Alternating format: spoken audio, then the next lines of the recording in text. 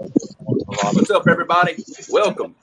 This is episode 39 now of the River 39. Rats? I believe 39, almost 40 shows. It's awesome. Y'all been hanging out with us this whole time.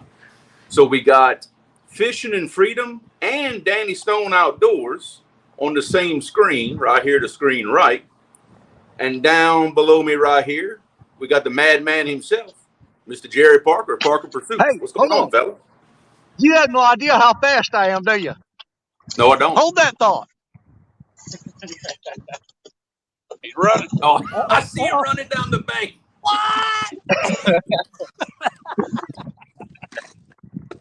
I can Oh, run. man. So in other words, y'all are throwing all y'all eggs in one basket today. Y'all are fishing that one spot. We just talked about that. Pretty I'm much. going to be peeling out in a minute. There's a diversion channel that I'm probably going after channel cats, but I'm going to lead these guys and head that way here shortly. Okay. All right. That works. Because All that's exactly the words I said. I said, we're putting all our eggs in one basket. Yeah. I'm not comfortable with it. Hey, that's what I did yesterday. When I went bumping, I left my anchoring rods, my anchor, my rope, everything at the house. I was committed. I said, we bumping and that's it. What's your water temperature down there, Jerry? It was 58 degrees. Holy crap. It's like Yep. ice water up here. Yeah. Yeah, it's 58 degrees where we were not, and that's fishing that water coming right out the Mississippi. So, all right, well let's see who's in chat with us. The first one, I can only go back so far on my phone. I know Mid South Mike was the first one in chat. I know that for a fact. Even though I can't see him, I know he was the first one. So what's up, Mike? Got Mr. Eddie Groves, got 922 Crappie Barbecue, 351 Cleveland. And out there, I see Mike in chat. Brian B. What's up, Brian B? Got QC Fishing in the house. Lance McCoo guy.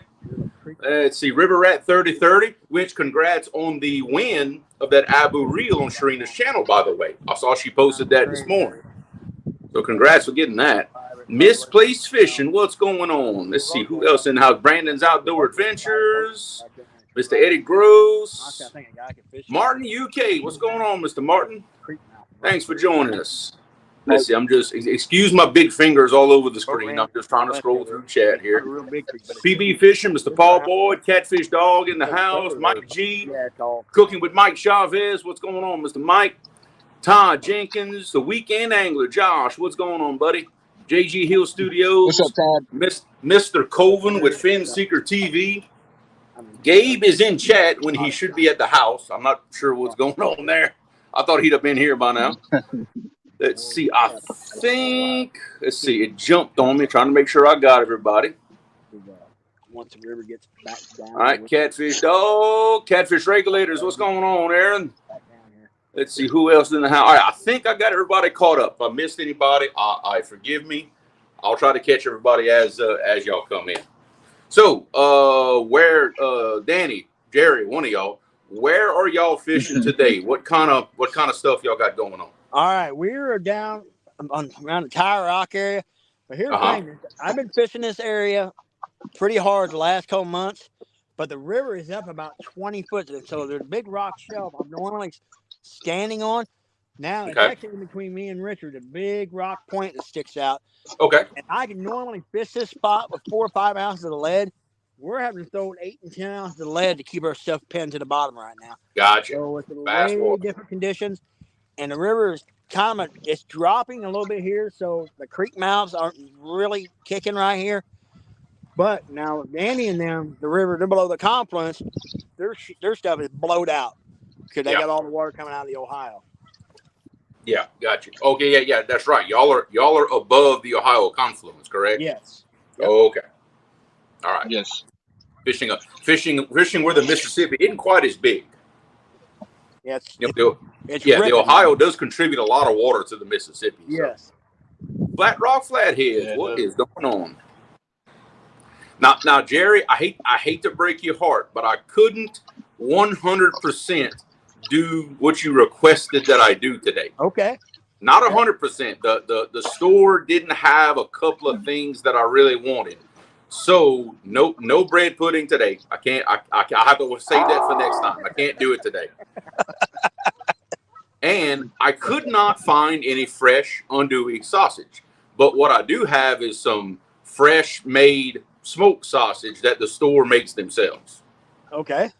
So we man. are gonna make the gumbo. I just got to change it up on you just a little bit. But my goal today, I'm kind of doing something with a gumbo that I don't care where you live, you can get these ingredients to make a gumbo. Yeah, I'm not using anything exotic, nothing that's not available probably anywhere in the U.S. To be honest with you. Yeah, I'm not using any of that weird stuff that we only have down here. Okay. So I figured I'd kind of take that approach. That way, if somebody would want to try this, hey, it could be done. Donald Knight Sr., what's going on, man? Welcome. Let's see. So what I've got, turn my camera down here. Basically, all I'm putting in this gumbo, I've got 3 really big chicken breasts. I've got my fresh smoked sausage here, and I'm also adding this in the gumbo. That is pork tasso. I love putting this in a gumbo. It adds a nice little smoky kind of bite to it. I love this stuff. It does wonders for a gumbo. But that's basically all I'm adding to it. I mean, you can go anywhere and get chicken breast and smoked sausage to make this. I mean, there's not a store in the country that don't sell these things. All right, let's see. It's sounding good already. Well, I'm going to go pack up because, like I said, we're putting all of our eggs in one basket. I'm not comfortable with that. I'm going to pack up. I'll either be in chat. I might try to pop up live, but I've got to do some fast driving. I got a little less than an hour to travel, and I'm going to get to a different spot so that we got a better shot keeping our streak going. So I'm out of here. You guys, I'll either be in chat or I'll come up live on the drive, okay? All right, that'll work. Be careful, Danny. Yep.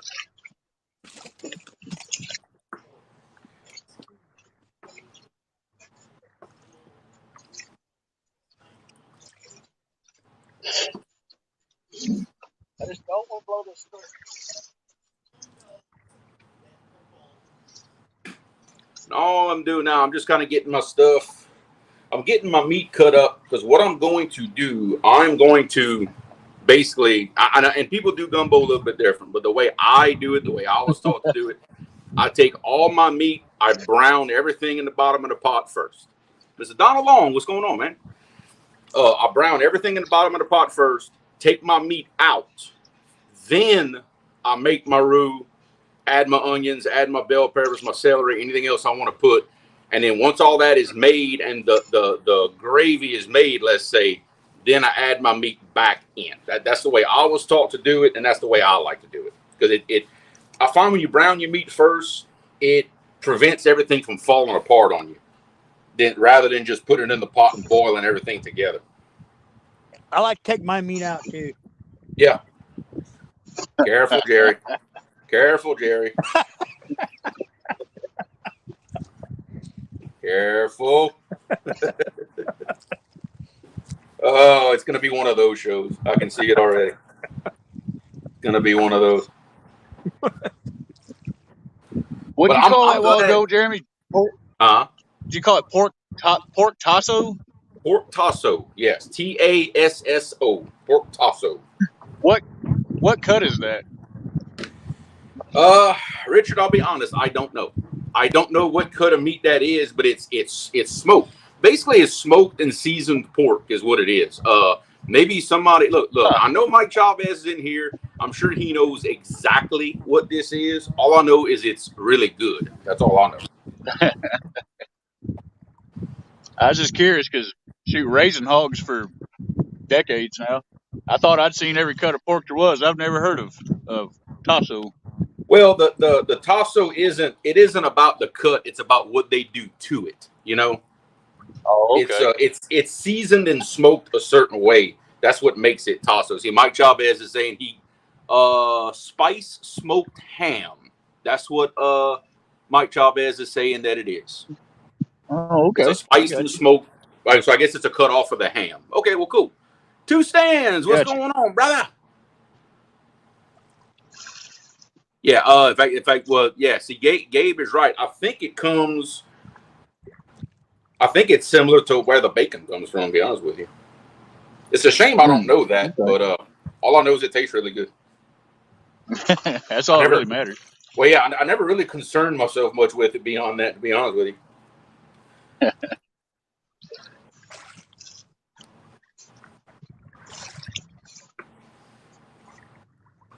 All right.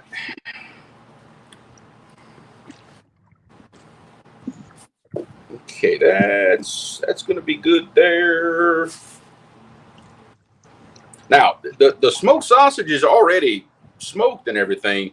I'm just going to brown it just a little bit with the chicken because it kind of helps.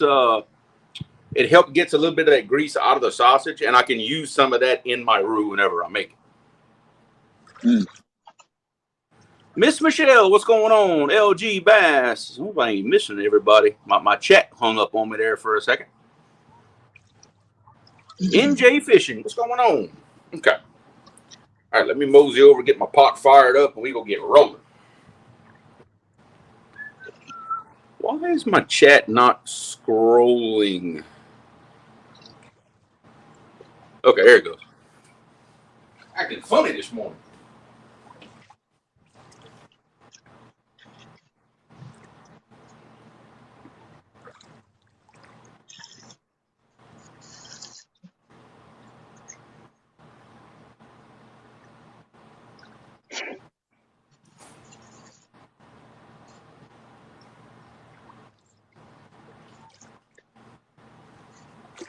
Yeah, Dad and Gabe went on a little fishing trip this morning. Just them two. They went to a little dam that dumps water off of a big lake into Black River, and they were actually going out because they caught a bunch of slicker there the other day, so that's what they were going after. No slicker, but they come back with 5 really big white bass. Really?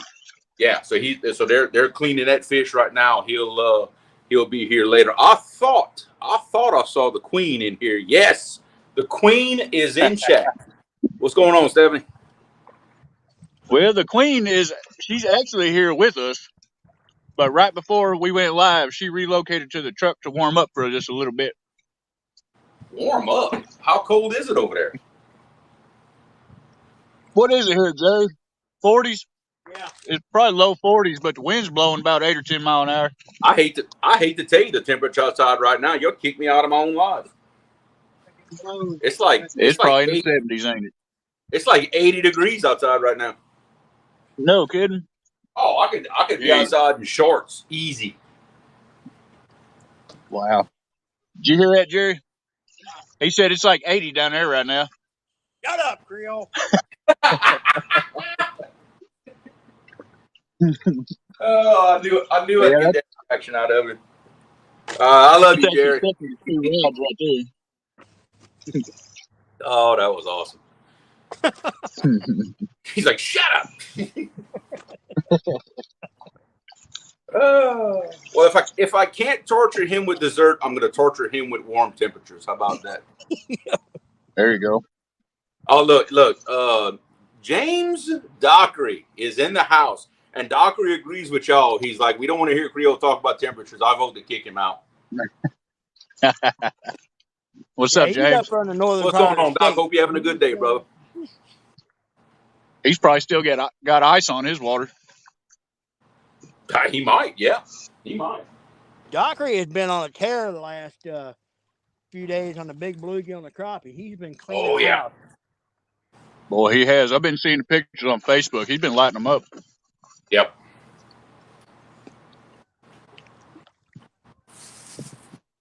Yeah, I need to because I know all of us, we're all keeping track all year of the total weight of all the fish we've caught so far this year. So y'all don't let me forget. I need to add mine from yesterday into our total. Yep. Okay, good. Yeah, we got a 10, a 15, an 18, and a 36.7. Heck yeah. And that'll jump your total up pretty good. Yeah, and Gabe got 3 out of the 4 of those. Really? Yeah, I only put 1 fish in the boat. Like I said, there's a big difference in. I'm starting to learn that what style of hook you use. between anchoring, between bumping, between this and that. And I'm learning that some hooks are great for anchoring, but they don't make a very good bumping hook. So but that's okay. I got plenty of good bumping hooks apparently, because that's what Gabe was using. Gabe was using just the standard triple city circle hook, the same ones I've always been using. He was hooking fish left and right. So now we know which are the best ones for bumping. Trial and error, man. Yeah, that's it. Trial and error. You find out what works best. That's why it's good to carry. I carry about 3 or 4 different styles of circle hooks in my backpack, just for different,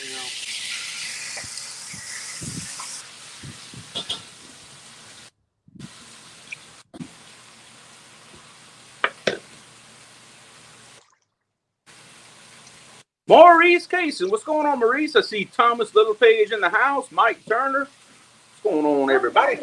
What y'all doing? We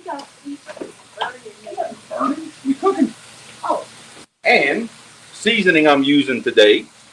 This one right here. I get this one from my local Walmart, but this Cajun Life all-purpose seasoning, I love it. It's pretty low on salt, and it doesn't have a whole lot of heat in it. It's to me, it's right about perfect. Fishing by Faith Outdoors, Glenn's Catfishing. What's going on?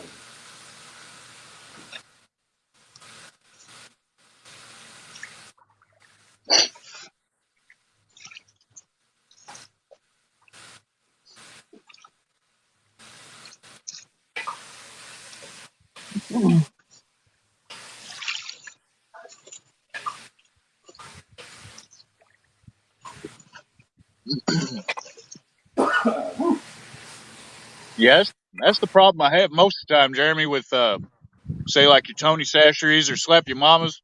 Yeah. Tony's is not too spicy at all, but it's super salty. Yeah, that's right. And Slap Your Mamas can get pretty salty, but it's too hot for most other people. So that's right. If I could find something right in between. Yeah, that one. Yeah, that one I like.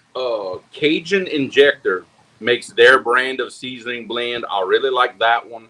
That Cajun two-step seasoning that was it Stale Cracker sells.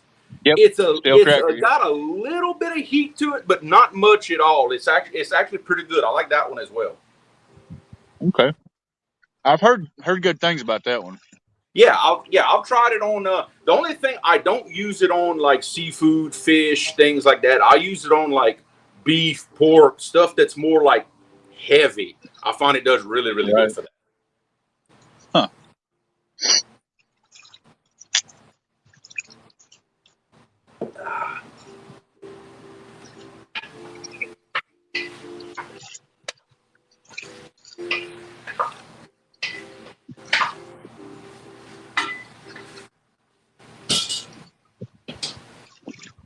But I basically, when I'm browning my meat, I brown everything to where you can eat it. Because I know I get asked that question. I was like, when do you know when to stop? If you can pick up and eat a piece, then you're good. But I'm not. No, I know some people do this. Some people will brown it in a separate pan. I don't like doing that because I don't want to lose any flavor anywhere. I like doing everything in the same pot. But as soon as I'm ready, I'm going to show everybody a little trick to make sure all that stuff that's stuck at the bottom of the pot comes out and gets in your gravy, and it cleans the bottom of that pot. It's a really cool trick. You got to get all that. They call it fond, I think. Get all that fond off the bottom. We call that the grimaces. You got to get all them grimaces off the bottom of the pot.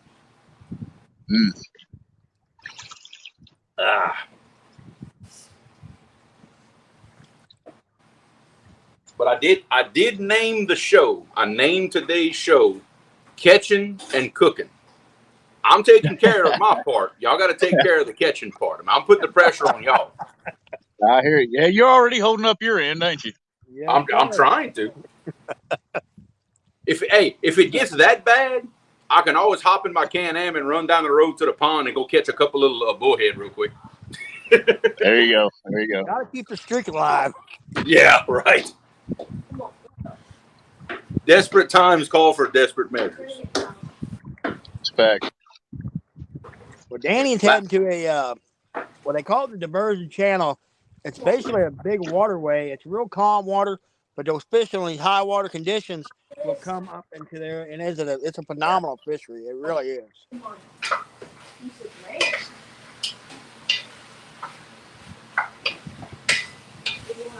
Jerry, where he's going to be right there, it's probably not even a mile to the Mississippi. I mean, you can see the Mississippi from there. Yeah. But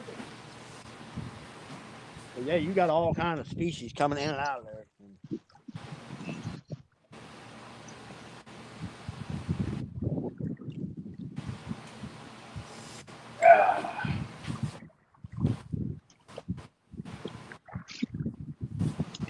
Yep, that's right, Mr. Tommy. It's called fishing for a reason. You might go fishing, but the word catching doesn't necessarily come along with it. That is true. But so far, 38 episodes without a skunk. So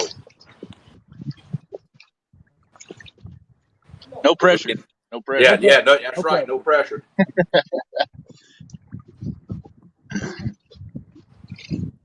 Miller time fishing. What's happening? What's up, Cody? Cody, how we doing?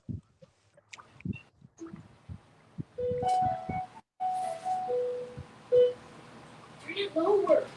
Sorry.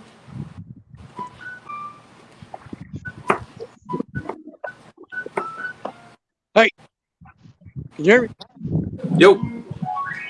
Man, I started pulling out of here. I saw something caught my eye. Okay. I may just go upstream from these guys a little bit because I got Eddie here. I think this is a little bit flatter instead of that deep hole down there. But man, I've got buffalo and carp rolling the top of the water here that I'm not seeing down there. Okay. What that spot I was telling you about, Danny? Look down here. Hey, look upstream. See where I'm at? Yeah. Oh no. Yeah, that's what I was telling you about, Danny. Yeah. Yep. Oh, Dad said he broke the end off of his cherry wood rod this morning. Oh no. Man. Well, That's ice chest sliding around in the back of the truck. That's what got it. Oh man. Man, that was a nice rod too. Dang it. That sucks. Yeah. You know what? I'm going to set up here for a little bit. If it doesn't look good, then I'll make the run to the other side of Cape Girardeau, Missouri. But let me get my crap. I'm going to set up a couple rods here for a little bit anyway. I'm going to stick you up in this tree until I get the rod holder down here. Hey, look at it. Tripod in a tree. I may not need a tripod. I'm going to give it a shot here for at least 30 minutes, maybe 40 minutes. Yeah, see what you got. I'm going to take off to the team and do some hard running. I was telling that Danny, that flat up there, that's on high water, that's a good spot.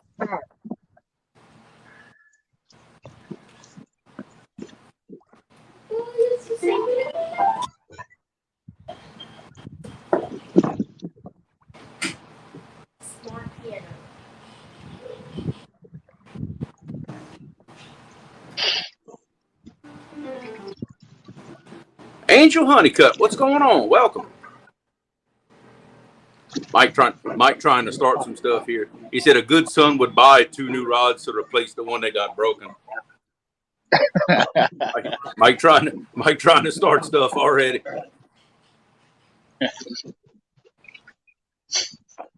Miller time fishing. We are doing a chicken and smoked sausage gumbo. That's what we are doing.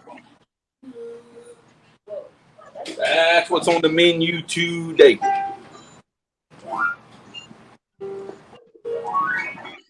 And we're doing it simple. We're doing it with just chicken breast and some good smoked sausage. Nothing fancy, nothing complicated, nothing that nobody can pronounce. It's easy. Easy. Turn that low up.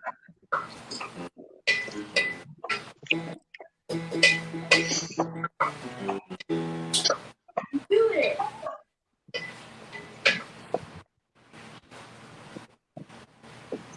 Listen to some deep music. But how am I going to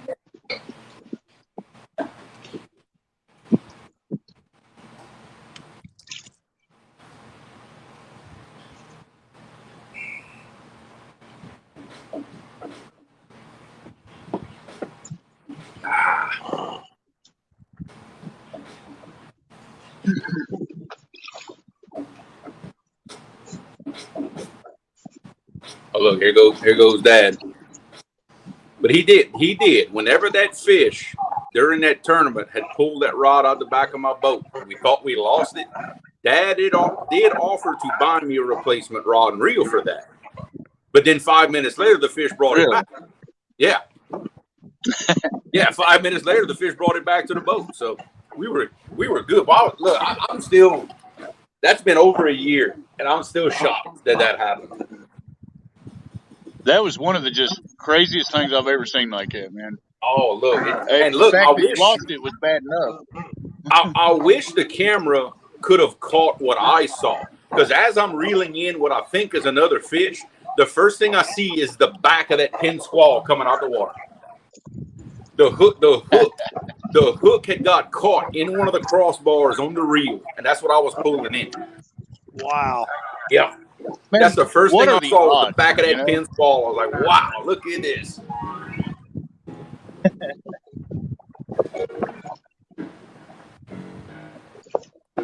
Yeah, the odds are like astronomical of that happening. It just happened to hook right there on that spot and getting that back. Well, that proved the theory about that spot that I've always had, is that those fish run side to side along the base of that big drop off. That's what that fish did.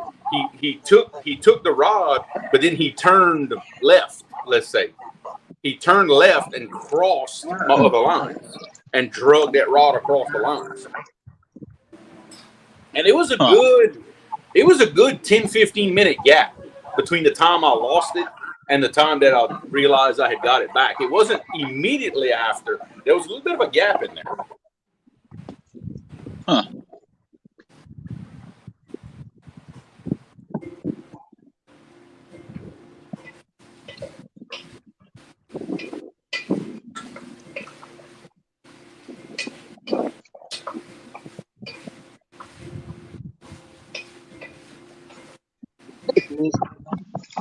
I was just fixing to ask. I wonder how fast you could get down here if one of your rods started going off. Yeah.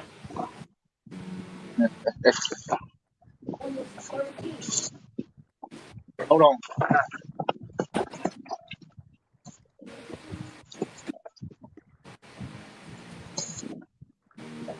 All right. So the little trick that I was going to show everybody for getting all that good stuff off the bottom of the pot. That right there. Any kind of beer, or actually anything alcoholic, it's the acid in this. It cleans the bottom of that pot. I use this to brown my meat. It works awesome.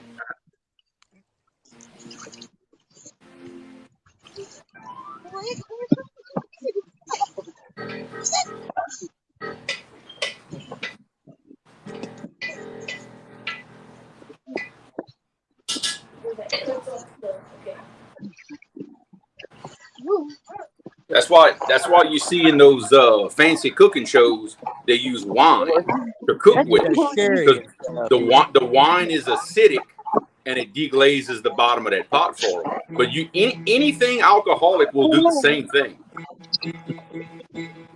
Caleb. Well, Steph's here. The gar ought to start biting. Uh-oh. Here come the gar. Here come the gar. Oh, here she goes. She left. She's coming after him now. Well, I'll tell you what, she got a long walk. Uh-oh. There she comes. Get that net. Y'all are fixing to see a live butt whooping.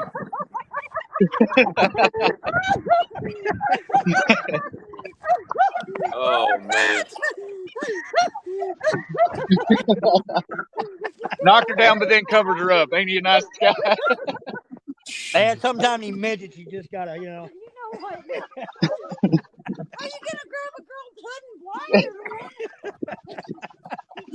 That is crazy.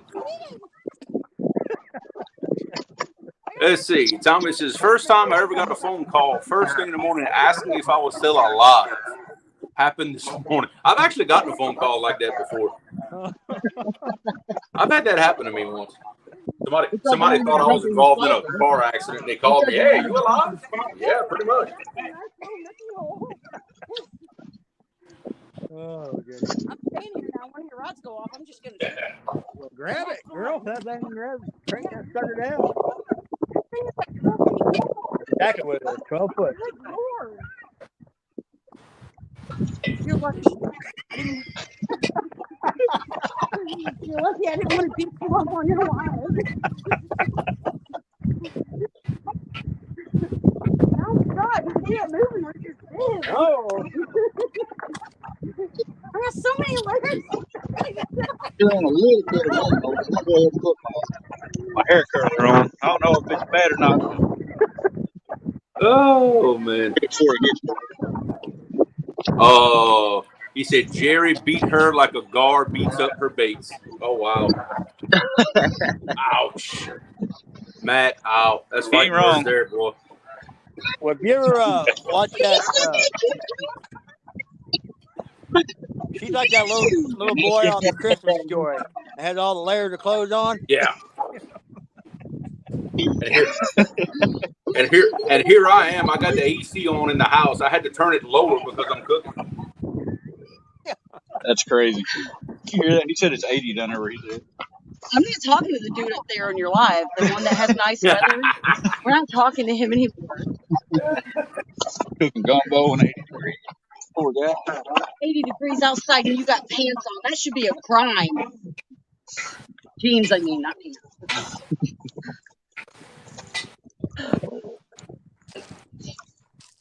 I don't know. It may be a mistake, but as I was driving out of here, I looked over there. Because I don't rely on electronics and stuff like that. But you ever look at a spot and just get that gut feeling? You know what I'm saying?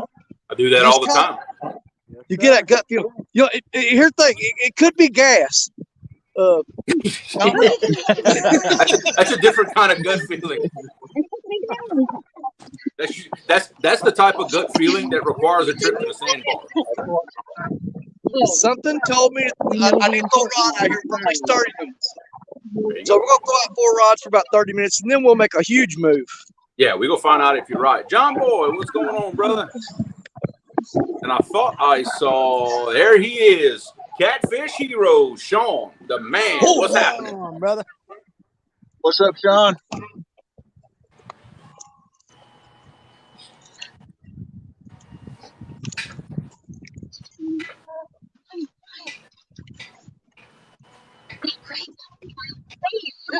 That's what he is.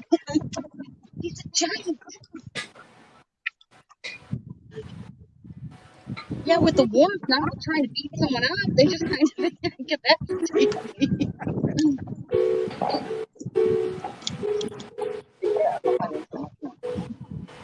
Well, I was going to kick you in the shin, Steph, but I would end up kicking the rocks. So. Hey, Jerry, I got this for you right here, buddy. This is going to be one of those shows.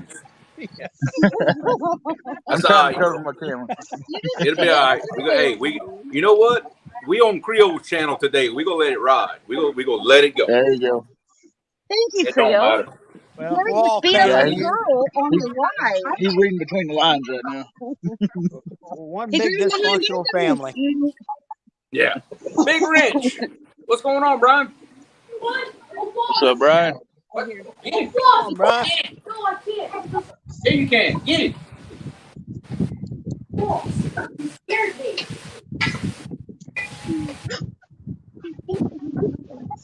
Now, last time Richard was down here, the river was way, way down. There's a point that sticks out about 400 yards, and it is completely underwater. Up there, a little piece of ground sticking out.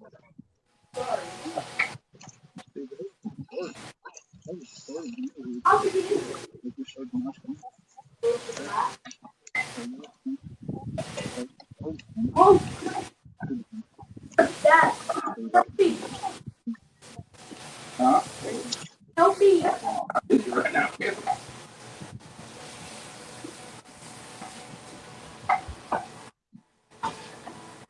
I need one of you.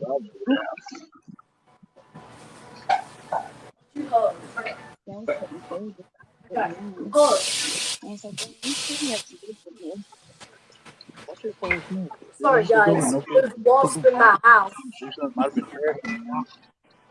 Yeah, we'll put the sausage in. That one's good.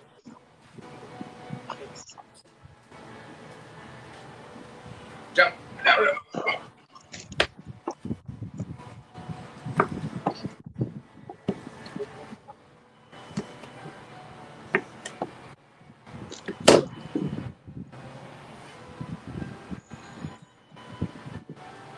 Okay.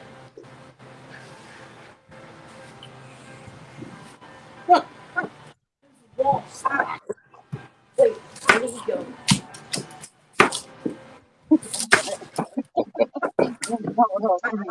He got stuck. Get it out there a little bit. Perfect. Eric, what's going on, brother? No, actually, it is, believe it or not, it is 80 degrees at my house right now. Like, I've got the AC kicking, like, keeping it cool in the house so I can cook. I'm telling you, it's warm over here right now. I know Jerry and him don't want to hear that, but it's the truth. He's tall. Yes, Rod. Dove about 30 foot off the bank, straight up. Yeah. That's calm right there. Big. So maybe, like I said, these hot water conditions, maybe the fish will kind of.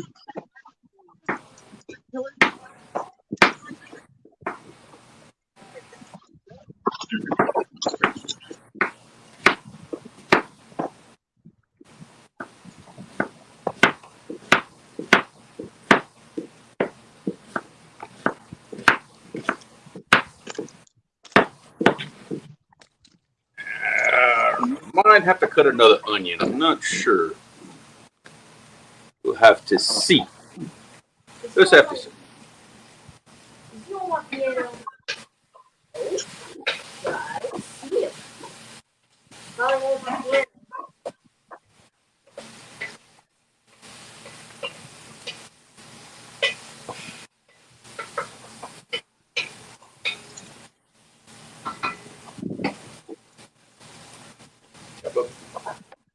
You have to kill the wasp first. Caleb, I'm cooking. But I'm jealous.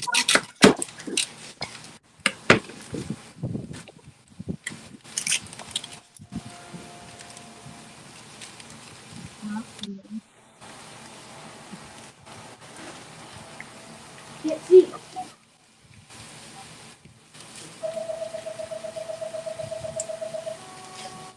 Caleb, please turn that off. Turn it off.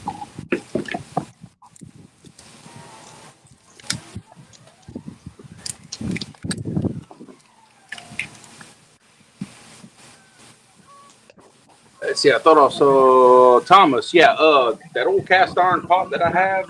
I think it's a 10. I think it's a 10 quart, a 10 or a 12 quart pot that I have. It's pretty big. Yeah, it's an old cast iron pot.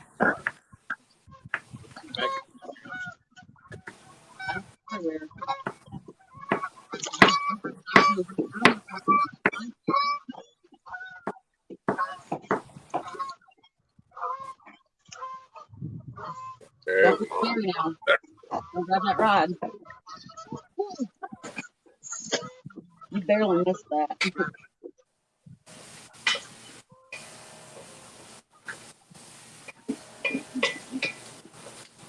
Yeah, baby.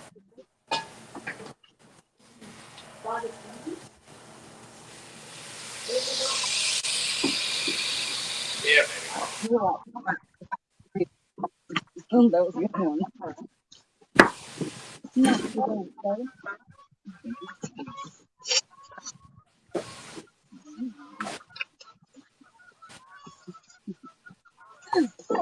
gonna try to move a couple.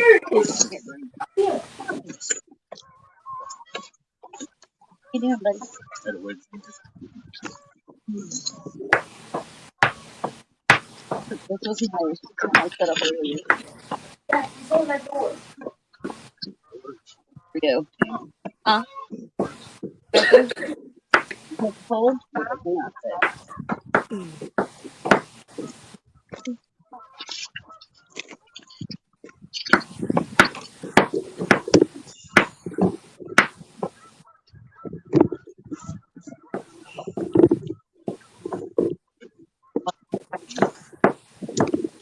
yeah. What is that? Dad, can I help? Mm-hmm. Can I help? There's a big spoon of stir. Oh, it's too hot. Well, you said you wanted to help. No, no, but nah. Oh, Like it he doesn't came make around, you all that those bad. birds over there got quiet.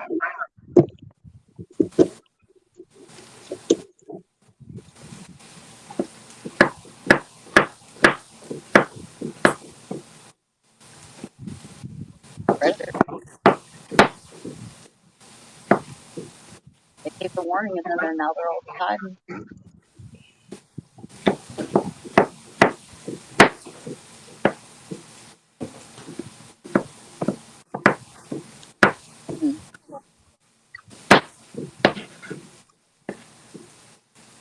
Okay.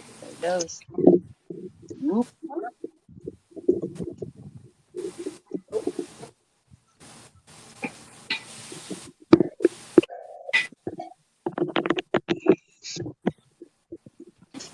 Mm.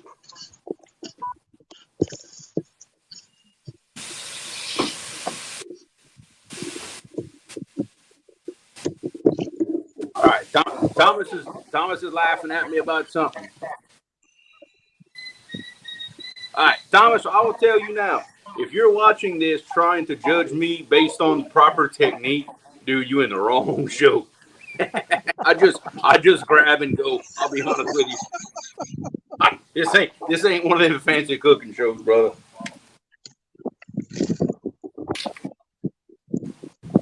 I just grab and go.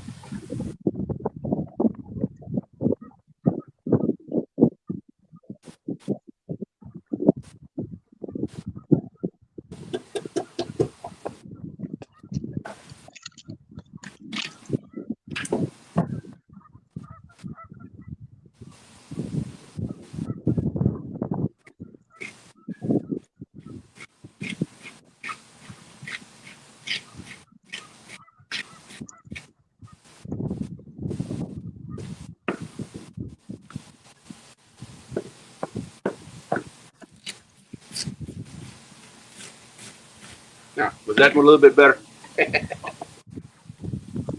Oh boy.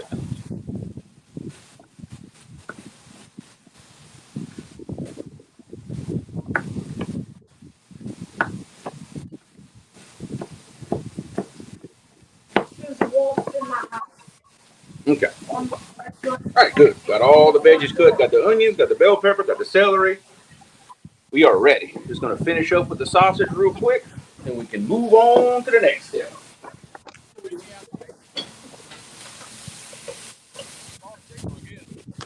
Hey, Jeremy. Yo. Richard's in the basement. Oh, okay. I got you. Okay. Now he is on the live stream. Okay. Got you. On live. Yep, got it. Thank you, thank you. Got it. I guess I lost signal. It shows me having 5 bars, but I looked over and I wasn't there no more. Yeah, I got 5 here too.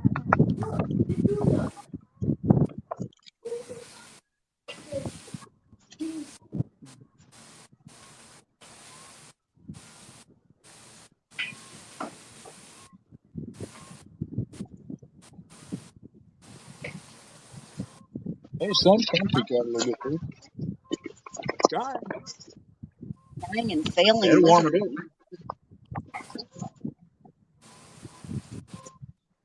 The wind laid down a little bit. Some of it be nice. Mm-hmm. Oh, there's a tree. Like a whole one.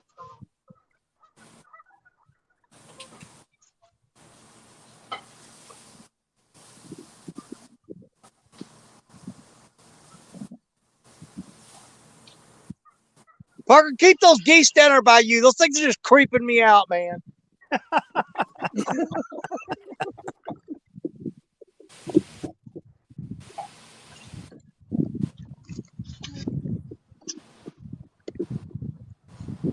buying Amazon.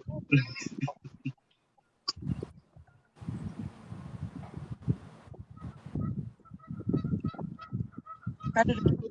Hold on.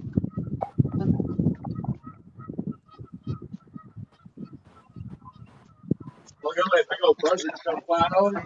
You got over all the geese touched up, duck touched up. There's usually several eagles hanging around this area.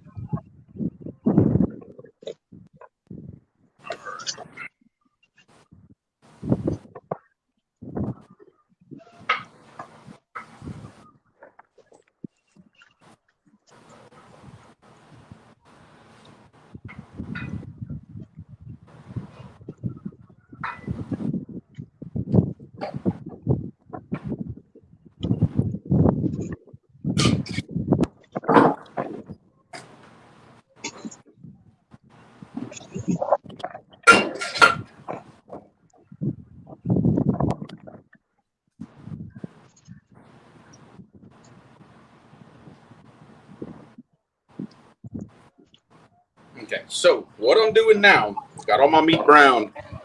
That pot, as of right now, is way too hot to start making a roux in it. So what I'm doing, I'm just adding my beer a little bit, deglazing the pot, and letting that pot cool down. Then we gonna start making our roux.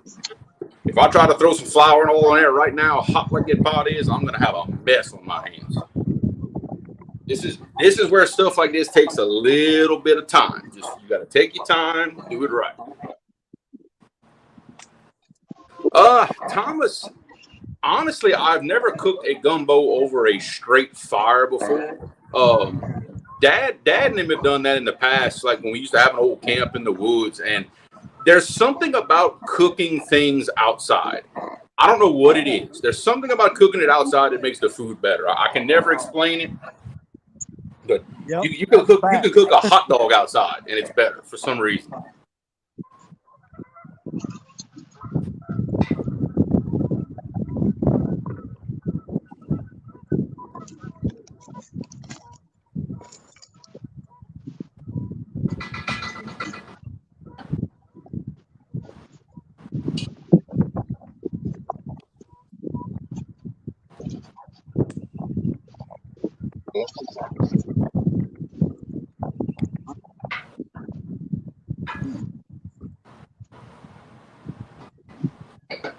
Yeah, just gonna let that pot cool down a little more.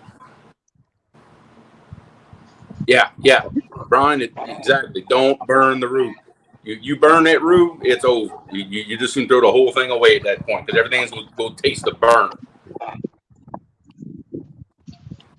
Now you can, for people with limited time, there's nothing wrong with getting the jar of pre-made roux and just spooning out what you need and putting it in there. Nothing wrong with that. For these live streams, I prefer to do it the long way, to show y'all how it's done. You're short on time. There's nothing wrong at all with using that jarred roux. It almost looks like a paste in a jar, but it's like chocolate colored. Nothing wrong with using that. If you're doing something like this on short notice, you press for time, there's nothing wrong with that.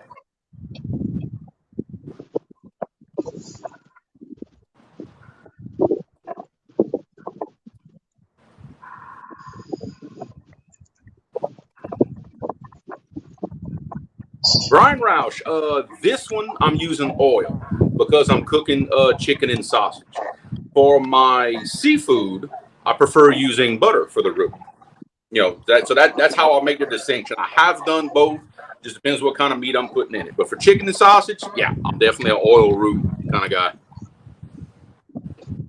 Okay, I'm gonna move y'all over here so y'all can see what it is and I'm fixing to be doing here. Hopefully I don't mess everything up.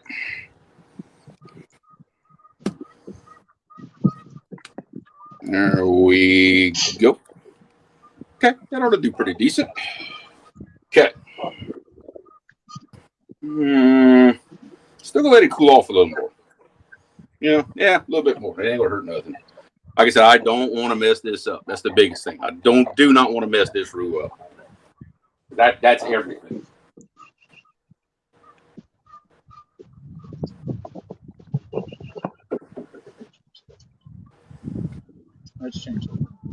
And I can't tell anybody how much roux you need to do a certain thing. We look in Louisiana, we don't measure anything when we cook. We don't. It's just we just kind of add till it just looks good and makes us happy. It's just how it is.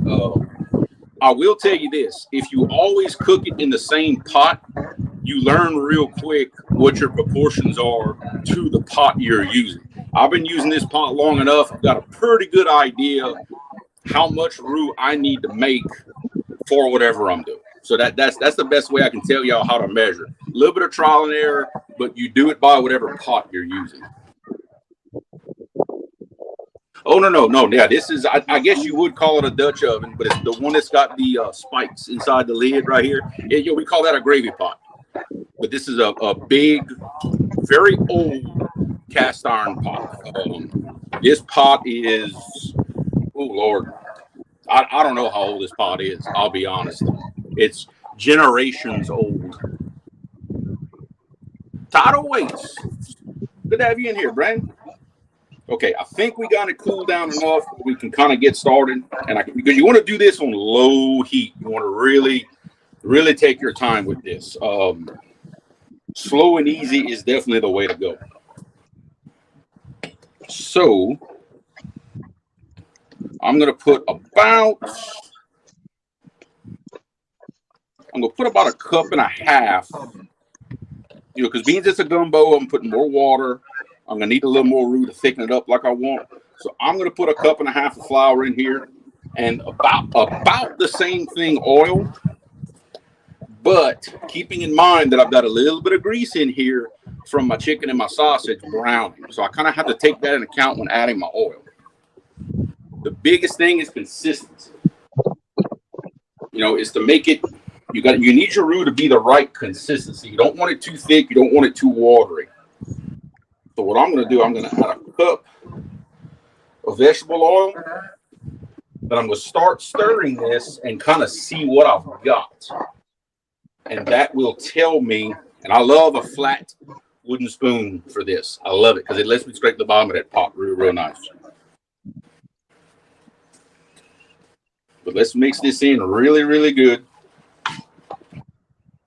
And let's see how this is going to do. So it lets me scrape the bottom of that pot real nice. Now, it looks like a mess at first. It really does. It looks like a mess. But just keep stirring it. Keep working it in there. Get all the lumps out of it. And you can see what you got.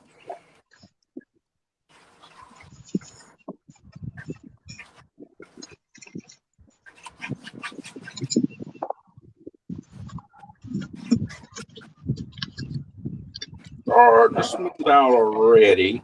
See, I only added a cup of vegetable oil to a cup and a half of flour.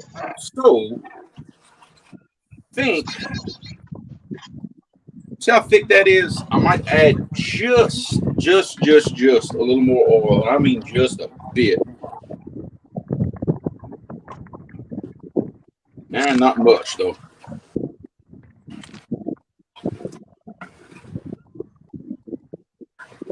There we go. Where it's a little more fluid like this. And remember, we use that after we brown everything. I use a little bit of that beer in this pot. Gets all that good stuff off the bottom of the pot and into the roux. Now, it'll fool you a little because I've got some of that grease from the meat in the roux. So immediately it turns a little darker than what it normally would be if it just be a straight up roux. Let's see. My good daughter-in-law just brought me 2 jambalaya plates and a chunk of I can't talk today. A chunk of chocolate cake. Take that. Yeah. Well, she told me she was going to pass by and get you some stuff. So snow sticking today. Oh wow! And to think it's 80 degrees outside at my house right now. Shut up, Creole. That's funny. He said, shut up. All right, let's see. I think we can turn up the heat just a little. Just a little, not much. The thing is with roux, don't stop stirring. Just keep, and all the roux is, not to confuse anybody, all the roux is a thickening agent. That's the only purpose of a roux, is to thicken whatever liquid you got in your pot. That's it. Roux does nothing, absolutely nothing for the flavor. Not really. No, I can tell you already, I turned the heat up too much. It's starting to stick a little too much. What's going on, Gabe? I'm making the roux right now. I'm making the roux. I'm browning the meat. I get the vegetables cut.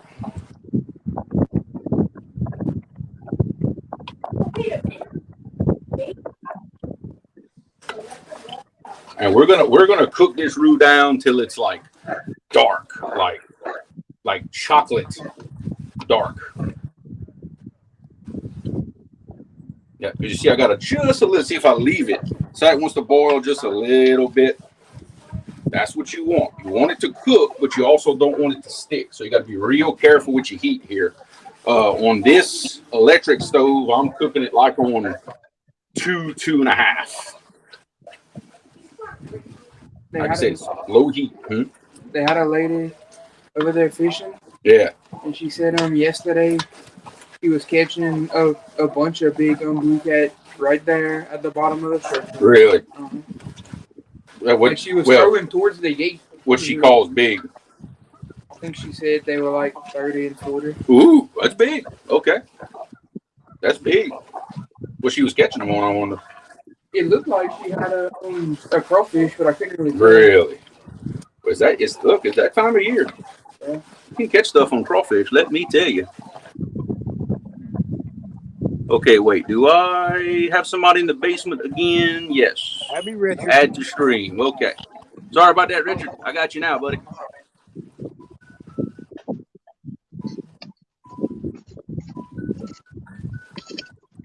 you hearing them good? Yeah.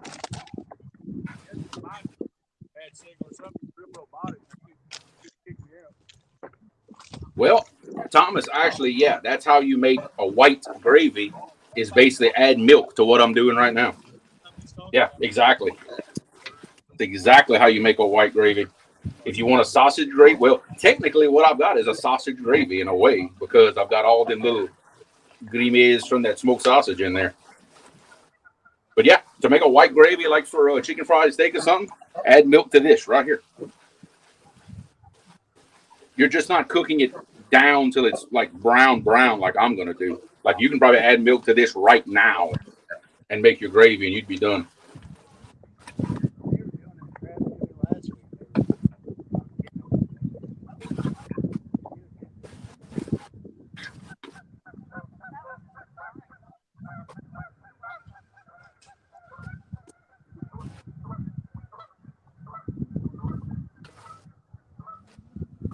Fish the bottom of the dam. Hey, hon, tired?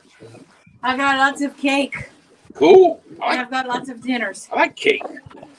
Dad is very appreciative that you stopped and gave him some Well, stuff. I just gave him some. Yeah, because he told me in chat. Oh, I gave him a big old chunk. That's awesome. The bottom of the dam, you'd have to tell me which dam you're talking about. If you're talking about like at the hydro and stuff, the water's still a little cold, just a little. But it's fixing to get right here in the next couple of weeks. But it was, Brian, it was trashy there yesterday. They were throwing some of them logs in there from across. It was trashy.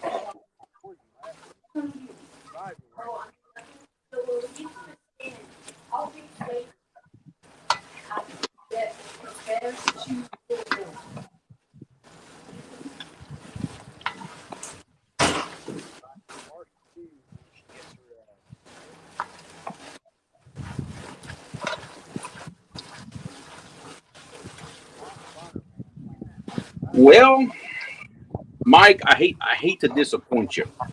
I do absolutely love okra gumbo. That's not what this is. But I'll tell you what we do. Okay, we do it a little different. We actually take okra that is smothered, like it's already been smothered and pre-cooked, and we will add that into a gumbo. It doesn't get the slime is gone. It's not slimy at all, and you just have that okra taste in there.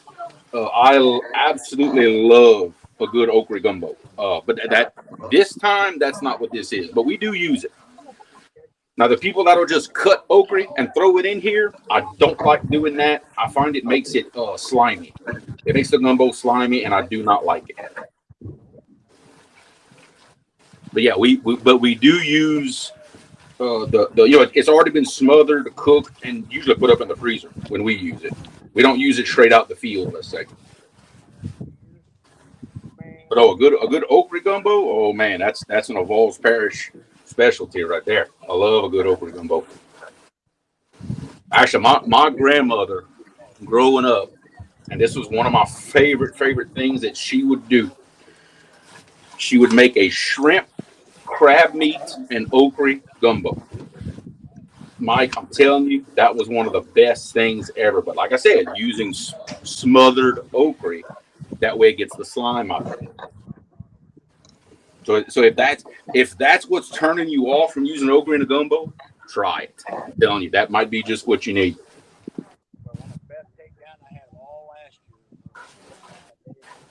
Because I'm like you, I don't like okra in many ways because it's slimy. I don't like that. What? My roux. Well, I think I put a little too much oil in my roux. I need to put just a taste more flour in it. I should have.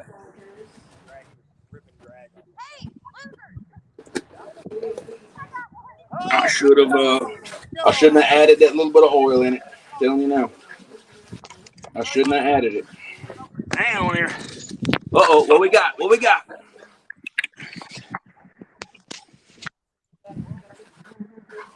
This week it should be starting to want to run good because all the boarfish will stop the legs. Really? Mm-hmm. Okay, well it's getting that time then. Steph's got one. We'll have to go try to catch. All right. We got a fish on?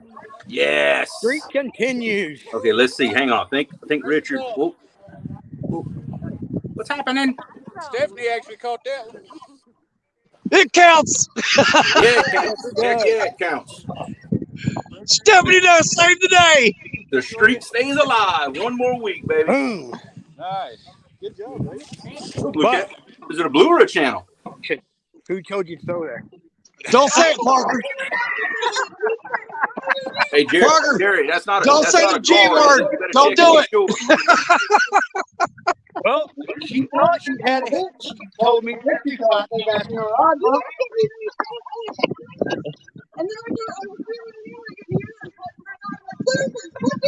Yeah, she did. She yelled out, "Hey, losers, I got a fish." And she's alive. Had a girl. Keep the streak alive.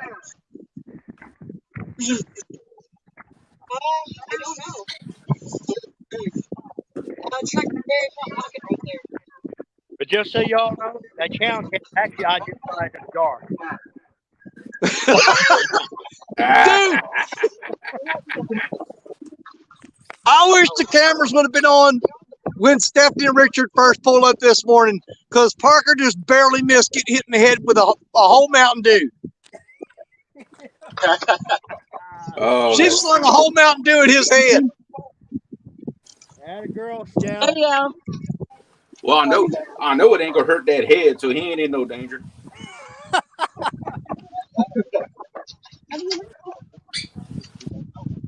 Had a girl, Steph.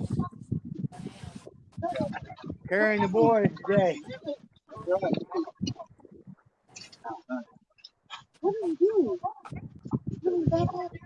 Oh yeah, that is Michelle. Absolutely, that is 100%. You absolutely cannot rush a roux. It's gonna take what it takes to get it right. Because if you try to rush it, you're gonna burn it, lose it. Bad things happen.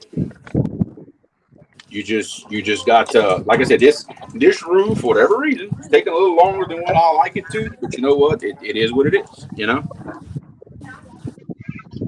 He ain't lying. I tried to rush a roo one time. That thing leaned back on his tail and punched me right in the mouth. Not that kind of roo. Oh boy.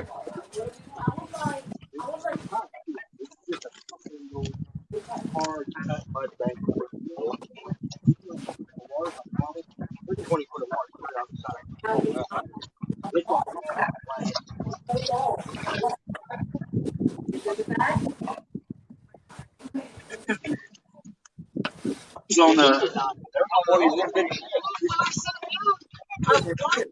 All right, Dad. Y'all want anything over there? No, I'm good. I'm good. Well, Mike, that's because I had to add a little bit more flour to it, a little more thin than what I like it, so it lightened back up on me a little bit. I just watched water can. I ate a fly head. Don't fly your hair. Take a trip back up here just moves up. The water gets up to 60s. We can probably go up here and catch some more. The only thing that sucks about this there, I do a whole lot. Dude, that's fishing off the bank where we fish every freaking cast. You might as well leave it out there because if you try to even think about looking at it to reel it in, it's going to get gone.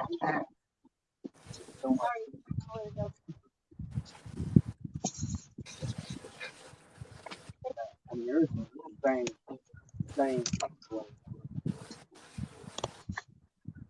Back in the Well, Mike, I'm one in right now, Oh, yeah? so yeah, I hear you. And this is all dug out. This is the kind of stuff you don't see on the cooking shows. Is how long it actually takes. When it was like record low, we was way out there. And it seemed like you see like old gearboxes and wheels and stuff off old equipment.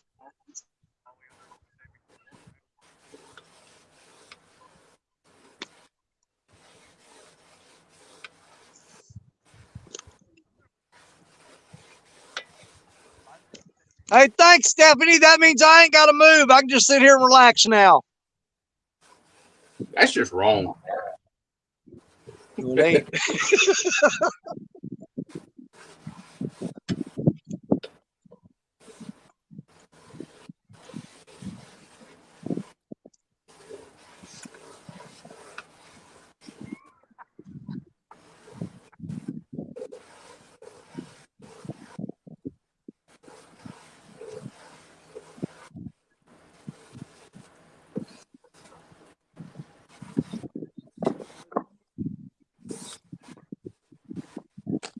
See, Brian, definitely for the cook. Those 3 beers are definitely for the cook. I can tell you that.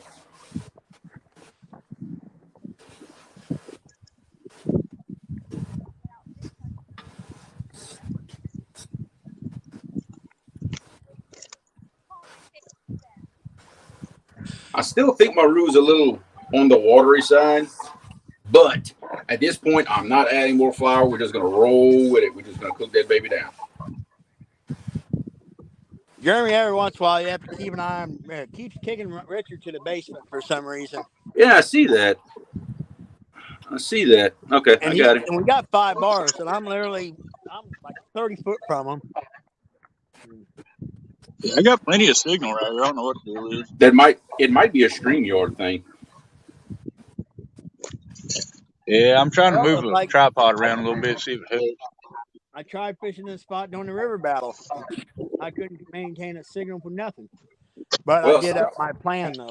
So I've got a spot like that where it's got good signal, but it's like it's inconsistent. It's in and out, and it'll do that. It'll kick me out kind of with no warning. Well, it was like last year when me, Danny, and Richard all fished down Trail of Tears. Me and Richard had 5 bars, and I mean we couldn't keep a signal for nothing. Yeah. All right, now we starting to make some progress. It's slowly getting dark.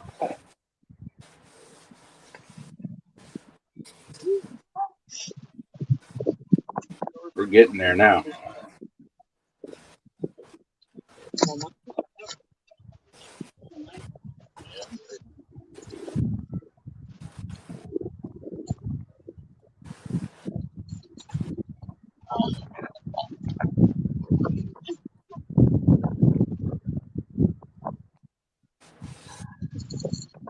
Oh yeah, it's getting there now. It's getting there.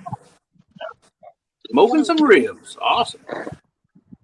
Nice. Bob Gaines, welcome. Is it too light? If you're talking about Maru, yes, it's too light for the time being. It's gonna get there though. It's starting to. I put a little more heat to it. It's gonna get there. Like I say with roux, you got to be so careful because man, it can get out of control on you so fast. Are you cooking with gas or electric grill? I'm cooking on electric. Okay. I always did we got electric too, but man, I always did like a gas stove because it's so easy to to make your adjustment.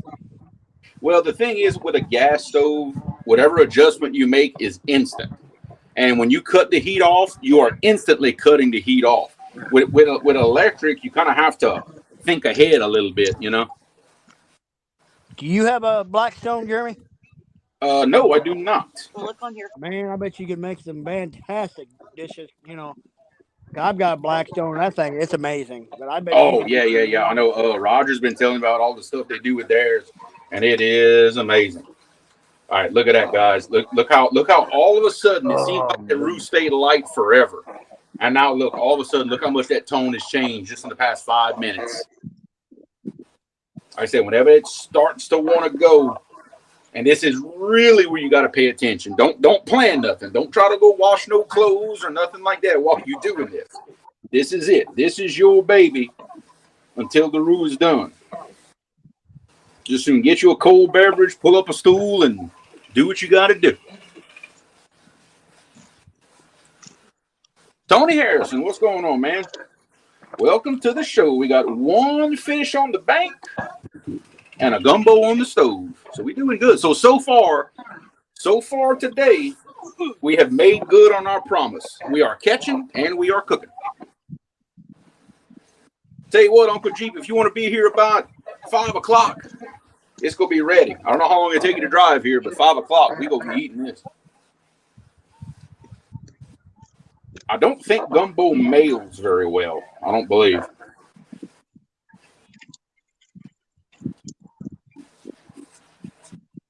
Oh, yeah.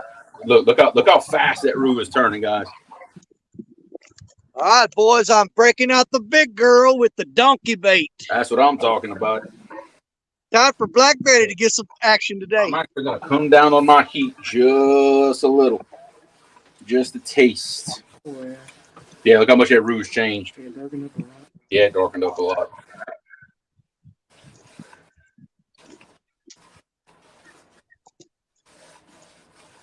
Yeah, it darkened up a lot. Yeah, it darkened up a lot. I'm gonna cook it to where like I'm fixing to lose it. To be honest with you, I want this thing as dark as I can possibly get it, as thick as I can possibly get it. But yeah, we're getting there now. And honestly, hi and muddy fishing. What's going on? Welcome. Honestly, I really could have put a little more flour in this. The roux should be a hair thicker than this, like consistency wise. So that's still kind of dripping off the spoon.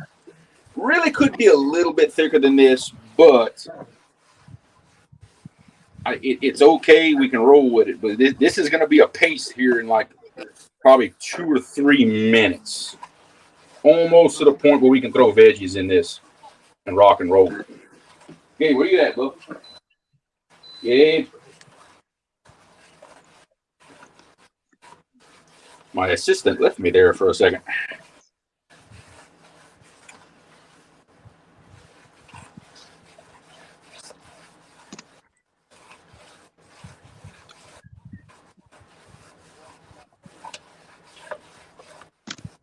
Oh yeah, look at that. Look how thick that baby's getting. Like I said, we're going to cook, and it is constantly sticking at this point. I mean, I'm having to even work my spoon a little faster to make sure nothing sticks and nothing burns. It's making just a little bit of smoke, which is fine. It's going to do that when you start cooking a dark roux. It's going to smoke on you a little bit. That's okay.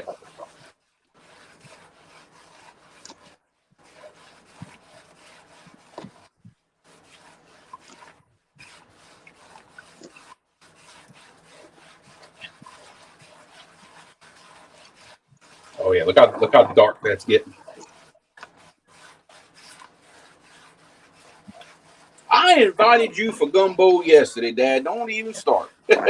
I told you yesterday I was cooking gumbo and you could come eat. Don't even start that mess with me. Yay. Well,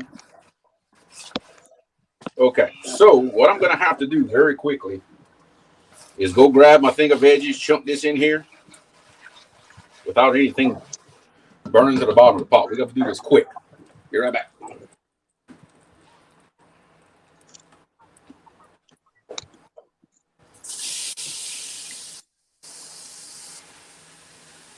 That's all my onions, my bell peppers, and my celery.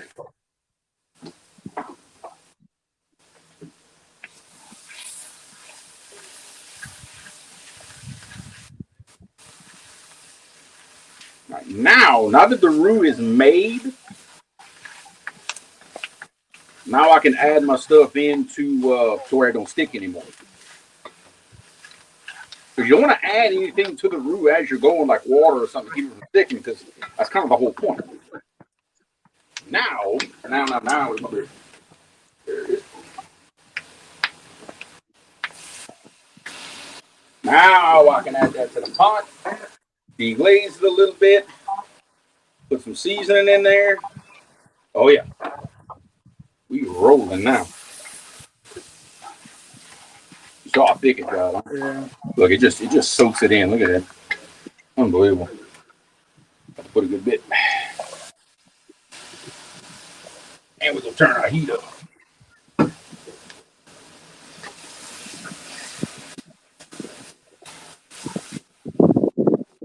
That just soaks it in.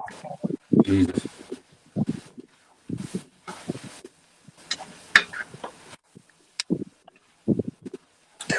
God, see, it soaks it up like it's nothing. All right, that's how it wants to be. Grab me another one out of the fridge.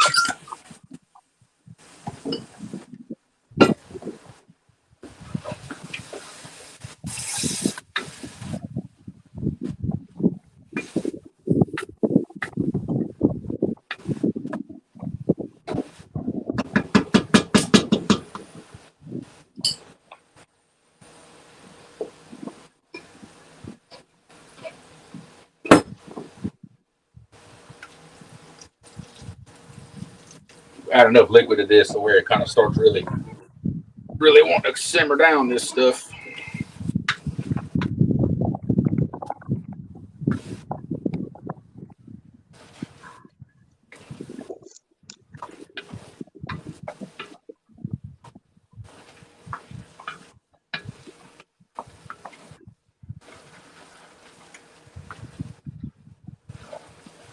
Let's see.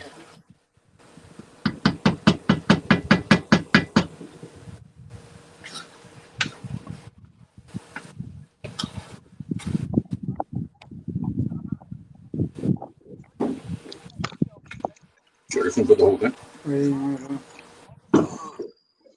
Just soon.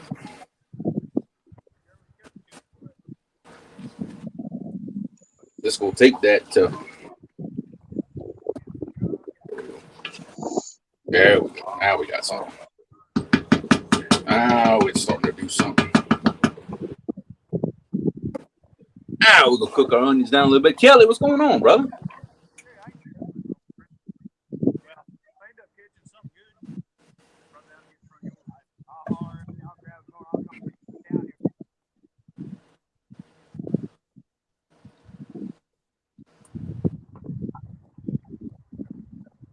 Well, guys, if y'all haven't hit the thumbs up yet, we'd appreciate it. We made good on our promise as of now. Catching fish, and we're cooking.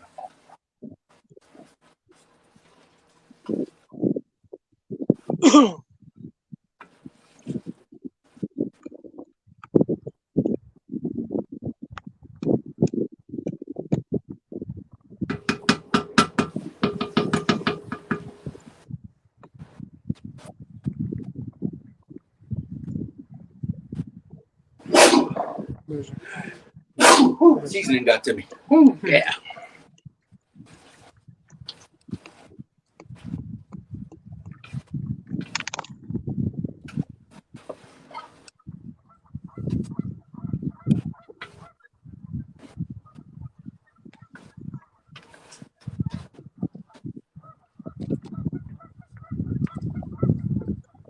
It's gonna be a thick gumbo, just the way I like it. And again, that's preference. Some people like a thinner gumbo. Some people like a thicker one. It's all about preference. There's hardly a wrong way to do a gumbo. The right way is the way you like to do it. I see you experiment with this stuff. More roux, less roux. You know, you do it how you like it. Because I guarantee you, if you cook, you have 10 different people cooking 10 different gumbos, that's exactly what you're going to get is 10 different gumbos. No two are going to be alike. I promise you that. I cook mine how I like it, and that's just kind of all there is to it.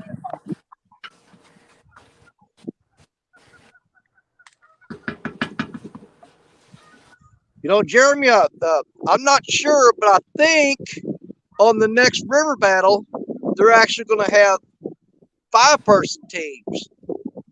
Really? Yeah, and I've already talked to Richard and Jerry this morning, but I'm pretty sure we've got our 5th river rat already. I think so. I believe. Yeah. I know who I'm talking about. Oh, I know exactly who you're talking about. Because it's the weekend person. Yeah, only person I know of that we've always referred to as a 5th river rat. Well, I'm pretty sure he's going to be on the team with us. Okay, I like it. I like it.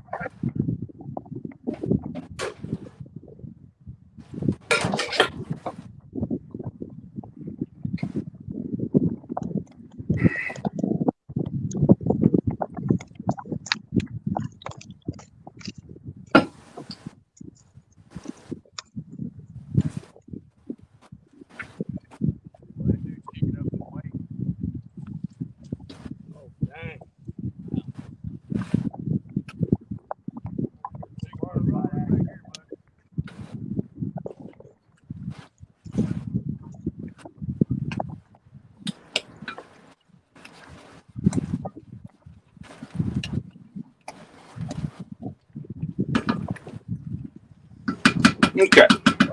Got everything browned up decent. Now we got to add a whole bunch of water to this. I need help filling up some cups, gang.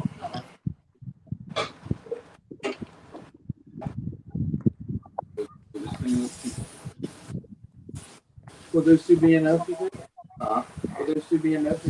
I'll be fixing them on it. I don't want any soap in it. I know that.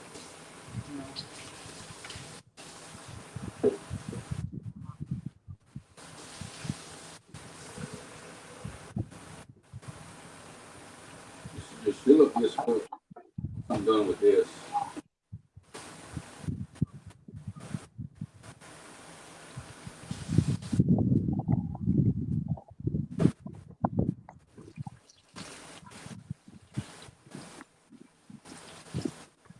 Yeah, you can definitely come with that cup. Definitely. All right, go ahead, put it in there. The whole thing? Yeah.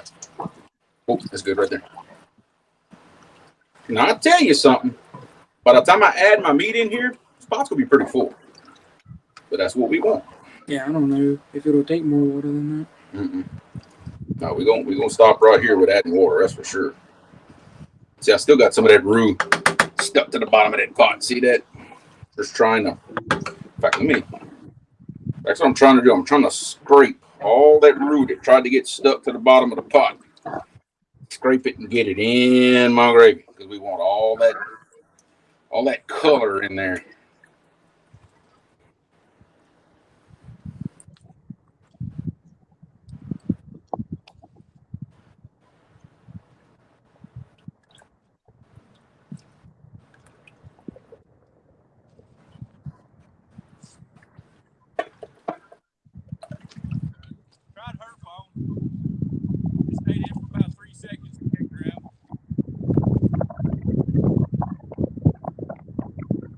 Flavor destroying water. But don't you forget, we got a lot of concentrated flavor in there. When all this is going to boil together, it's going to be good. That's what the roux does for you. It thickens all this up. And remember, I didn't use any other pots. I browned and I did everything in this same pot. So we did not lose a bit of flavor anywhere. It's all in the pot, which is where it belongs. I'll make sure all this is mixed as good as I can possibly get it. Get all that roux off the bottom.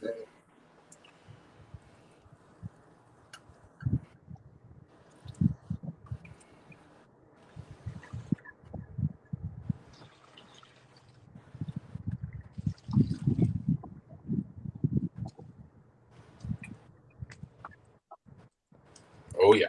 Very good. Okay, well, now comes the fun part. We just need to let this sit, let it boil, let it roll, let it do its thing.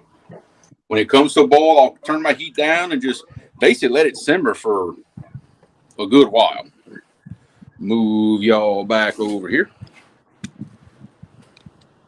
All right, cool.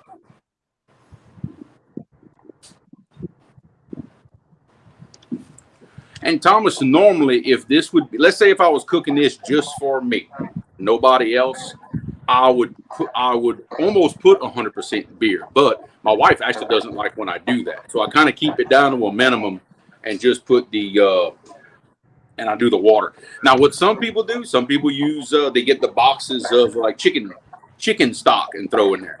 Hey, nothing wrong with that either. The way I do it, I don't think I need it. It blends it all together real well.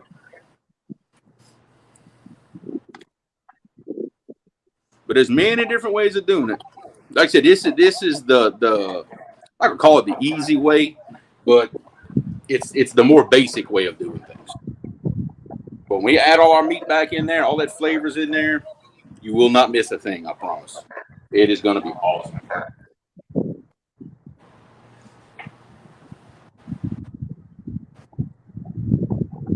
Now keep in mind, I put what I put in there, gave 4 beers. I put 4 12-ounce beers in there, so it's got a good bit. It's got a lot. That's what I constantly used the whole time I was browning everything. So it's got it's got 5. I'm sorry, it's got 5 in there that I used. So it's got plenty in it. I promise. You'll still be able to recognize that it's in there. Another thing I've done in the past is, depending on what type of beer you use, it honestly can go, you can add interesting flavors by using different types of beer. Like a Guinness, like a dark, something like that.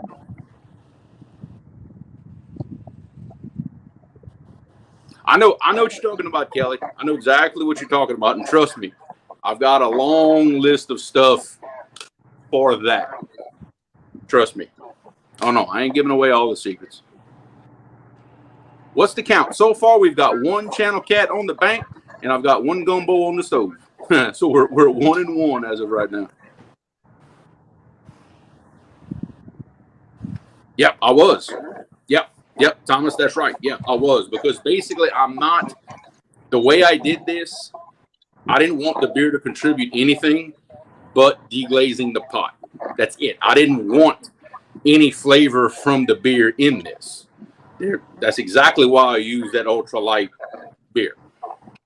Because like I said, when my wife eats this stuff, she does not like that beer flavor in it. So when I cook and she's eating, I don't use it. I use a very, very light one. That way it's, that way it's done. Well, Kelly, let me be sure. If you want me to advertise what y'all have in mind on y'all show, we can start that right here, right now. If that's what you're talking about. Brian, I agree. It's way too hot for gumbo, but I made this on Jerry Parker's request. I asked my River Rat brothers what they would like me to cook. Jerry piped right up and said, "Hey, I want a chicken and sausage gumbo." So I said, "You know what, bub? You got it." Ryan, brother, what's happening, Ryan? Good cat. Tony's is too salty. I've tried the Tony's no salt. I don't know. I'm not a fan of Tony's. I'm just not. I know that's what everybody uses, but I don't know. I'm not a fan of Tony's. I never was. I'm using today. I'm using this one right here, Cajun Life All-Purpose. That's what I'm using. It's great. It's not overly salty. It's not overly hot. That's the one I like. Yes. Yeah. See, cooked with beer on the Blackstone. Yes. I would love to do I don't know, kind of like a big pan seared steak, but smother it like with some Guinness, like a real dark beer. I bet that would be good. You know, with some big chunks of onion and stuff in there. See, I'm giving myself ideas. See, that's not a Cajun thing. That's just a good food thing. You know, when I cook live for y'all, I like it to be the traditional, you know, and not necessarily purely Cajun. It's how we cook things right here in the small area where I live. We cook things a little different than other areas do. Anybody else here from Louisiana can attest to that. You drive 50 miles, you're in a different culture at that point. You know, we cook differently. We do things different.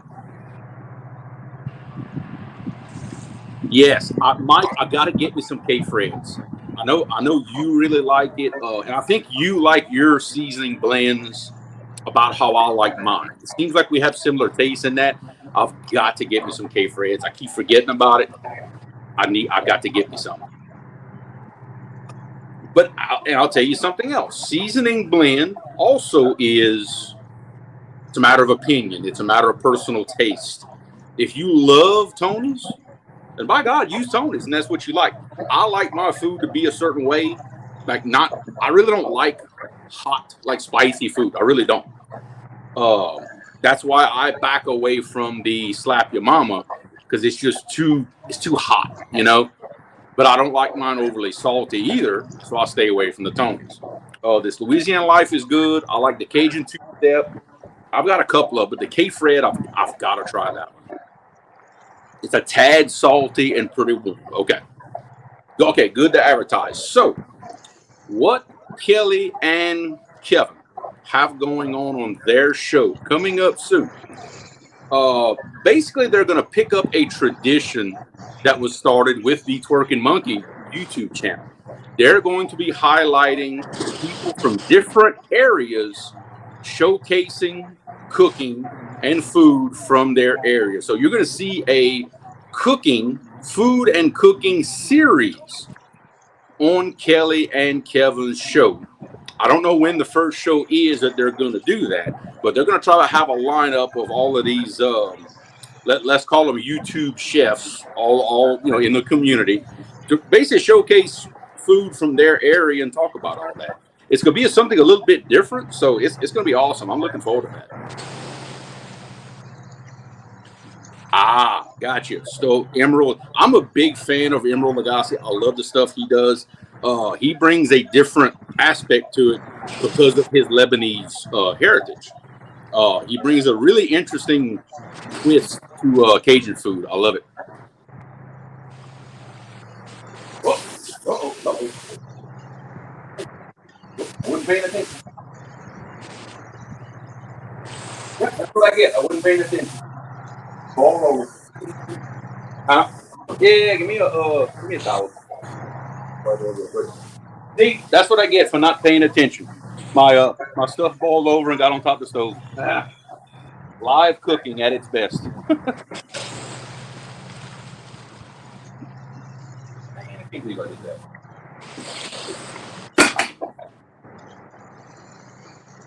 We're good. I can do that. I was trying to contain these. Breathe to a boy. But it happens. Look, I ain't perfect. I ain't no professional. Anybody who knows me can attest to that. I ain't no professional. No, there we go. Problem solved. Open the front door. Why is Richard in? Richard is not in the basement at all. That's the thing. He's not on screen at all. He gave up. If he hooks up, I'm gonna run down there to him. Yeah, okay. All right, that'll work. That's right. Now it's a cooking show. Now that we done messed up real good. All right, that's all it was. I had the lid sealed real tight, trying to build the heat, and it boiled over a little bit out the pot. No biggie. Like I said, we're all about reality on this show, and the reality is, look, hey, it's gonna happen. Misplaced. Hey, I appreciate that. Got a lot of wood in here. Yeah, he keeps losing signal in and out, and yeah. See, Mike, that's what I'm all about. Is like experimenting. You know, try something different. Gabe, I got a bunch of cooked sausage right here if you want some. That's that sausage from Cajun. That the one that he makes at his store. Oh, that's some good stuff. You know what I realized I don't have my venom? That probably helped because it's moved on. It probably helped. Yeah, I didn't even have my kitchen vent on. Lord have mercy. I swear I've never done this before. Jesus. There's something about being on camera sometimes that just scrambles your brains, I swear. That's a fact. That is a fact. Well, you know what'll fix that? A frosted beverage will definitely fix that. It'll get my mind right.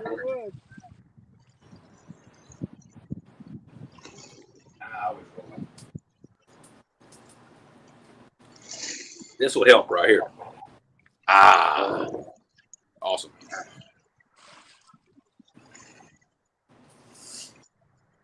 Oh, Gabe, I got some, look. Look at the broken couillons too. Yeah. On the 29th. Awesome. First official show of the mini cooking series is going to be Amy from 3+1 Outdoors is going to be our first show on the 25th of this month. Okay. Correct me if I'm wrong, but that's going to be awesome. I know she cooks up some really, really good stuff. And I know when Kevin and I were talking, there's a pretty awesome lineup of guests that are going to be involved in this cooking series that y'all are doing. Very excited. It's going to be awesome. I'm looking forward to getting some ideas from other people from other areas, you know. It's going to be cool.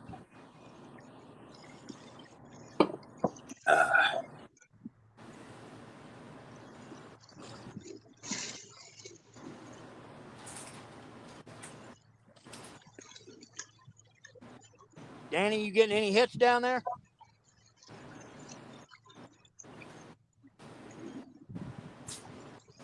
Awesome.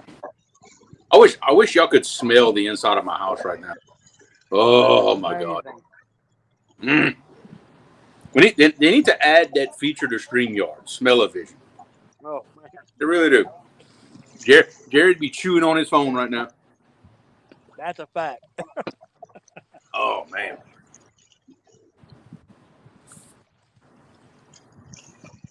Well, hey, that's what we got going on.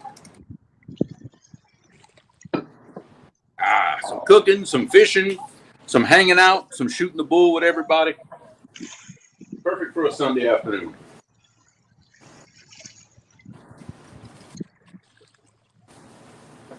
Now, I will say this, which is kind of strange because the reason I am cooking today is because the weather said it was supposed to rain today and be really nasty over here. So I told myself, I said, well, okay, I'm going to stay here and cook instead.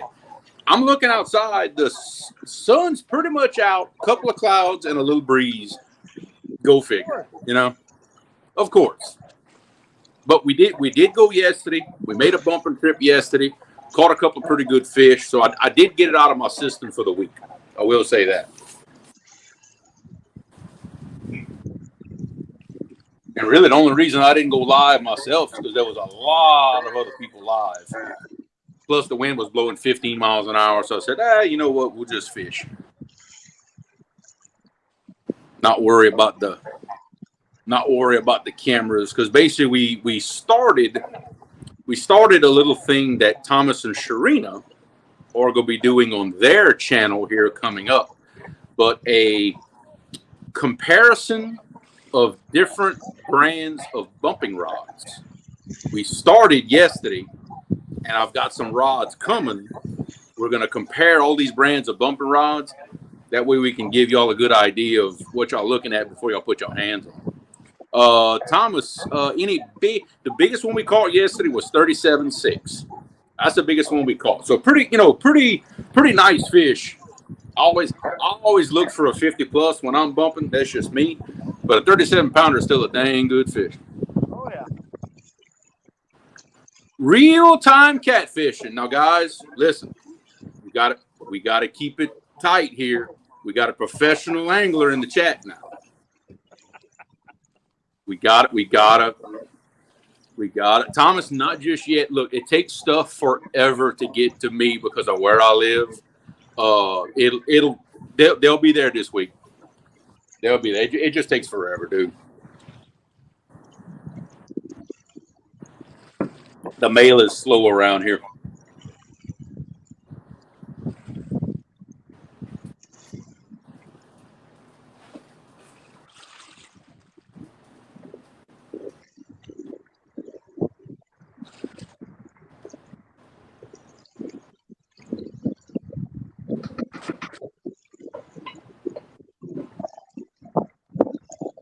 Gabe, I'll be honest. I'm hoping I left enough room for all this meat. Yeah, It's gonna be close. It'll be better. Mm-hmm. Yep. Oh well. Be all right.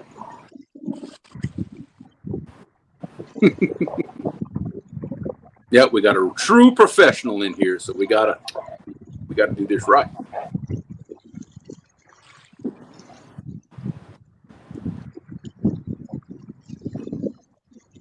Yeah, and look, exactly, Brian. How in the world it takes 2 weeks to get mail from somebody who lives 2 hours south of me? I have no idea. But that's where we are apparently. But Amazon can send me something in 3 days. Now you explain that to me.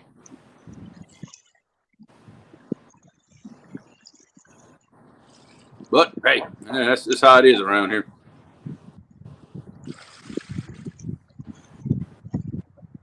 And the same thing, when I mail stuff out, it takes forever. It's forever for people to get it. Like, that reminds me, I've got some stuff that needs to go out. I keep forgetting about it, and yeah, I owe some people some packages. I need to get on the ball with that.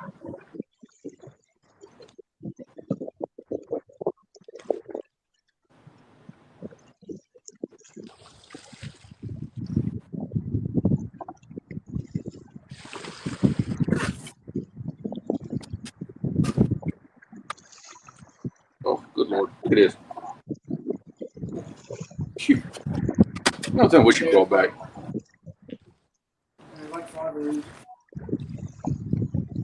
Oh, my God. All right, I'm going to show y'all this just to torture y'all. My wife went and helped some people this morning cook some some dinners, like for a benefit. I think it was for the local fire department, if I remember right. Look at this. This is some of the cake she brought back. This is homemade from scratch red velvet cake. Look at this. It's ridiculous, isn't it? Man. I see that. You got yours, Bo? That's called a cotton candy doll. That's awesome. Yeah, they got a little food stand down the road in the next town. They got all kinds of food, but they're famous for making these ice cream desserts in mason jars. And the stuff they put in there is just ridiculous. Yeah, that's just some of the things they make right there. It's a piece of cake in it. Yeah, it's actually a chunk of cake on top of some ice cream in a mason jar. And this one was a piece of cheesecake. Yeah, a piece of cheesecake. Oh my God.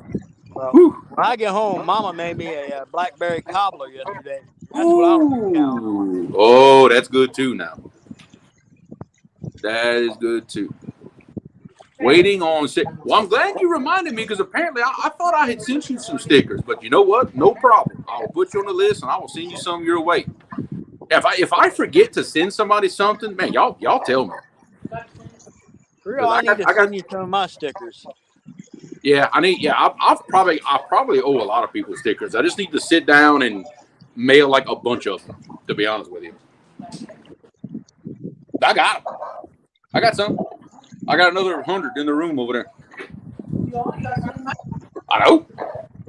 I just got to get off my butt and do it, I guess. Yeah, well. It'll be all right. Yeah, see, NJ, that's what I'm talking about. You throw a big old chunk of vanilla ice cream on top of that cobbler. Lord have mercy. Oh, yes, sir. Yes, sir. Man, About you put boy. boy, you put that on top of your head, your tongue will beat your brains out trying to get to it. Oh man. Oh, I love it. I did that last night. I mean, right out of the oven. As soon as I come out of the oven, boy, I threw some ice cream on top of it. Lordy. Painful, huh, Jerry? Oh. Just painful. We had made a shrimp scampi from scratch. Ooh. And I was already miserable. I like that. But I can't turn down no fresh blackberry cobbler. No. Oh, God, no. No. Absolutely not. That's good stuff. Catfish Dog said, dang, you just made me go to the freezer and get an ice cream sandwich. We love nothing more than to be a negative influence. We love it. Oh, we love it.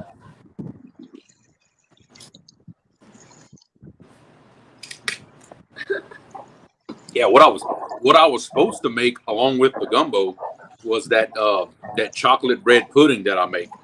They didn't have all my stuff to do it. It was kind of last minute. I'll save that for next time. So I can really torture Jerry. That boy likes to eat. Yeah. Oh yeah. You better believe it. Well, the sun was trying to come out. Now it's got overcast on us again. Oh, I know the weather fooled us today. It drizzled a little bit this morning, but by the time the show started, it was over. Yeah, when I first got out here this morning, it was drizzling on me this morning. Yeah.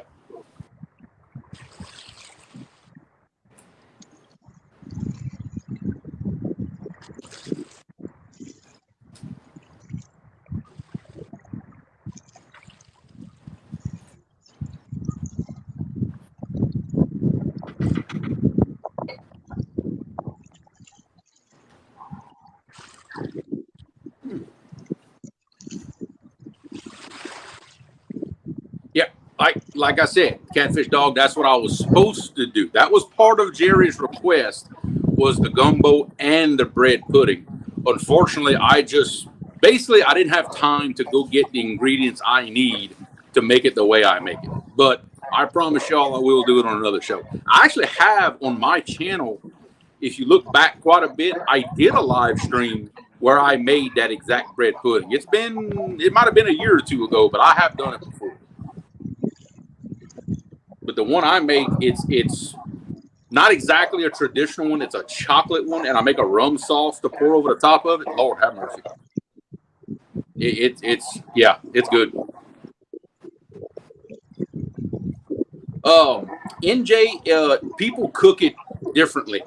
The way I cook mine, it's more firm. It's not runny like what some people's are. It just depends on where you get it from, to be honest with you. Bread pudding is kind of like gumbo. There's so many different versions of it. It just depends on which one you like. Like mine, you can eat it with a fork. It's thick. It's not runny. You can almost pick it up and eat it. You see, Thomas, believe it or not, I don't do that.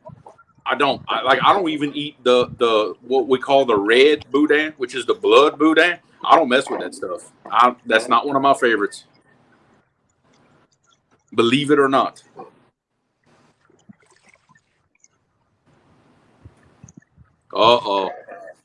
Jerry, you might want to read that comment I just posted.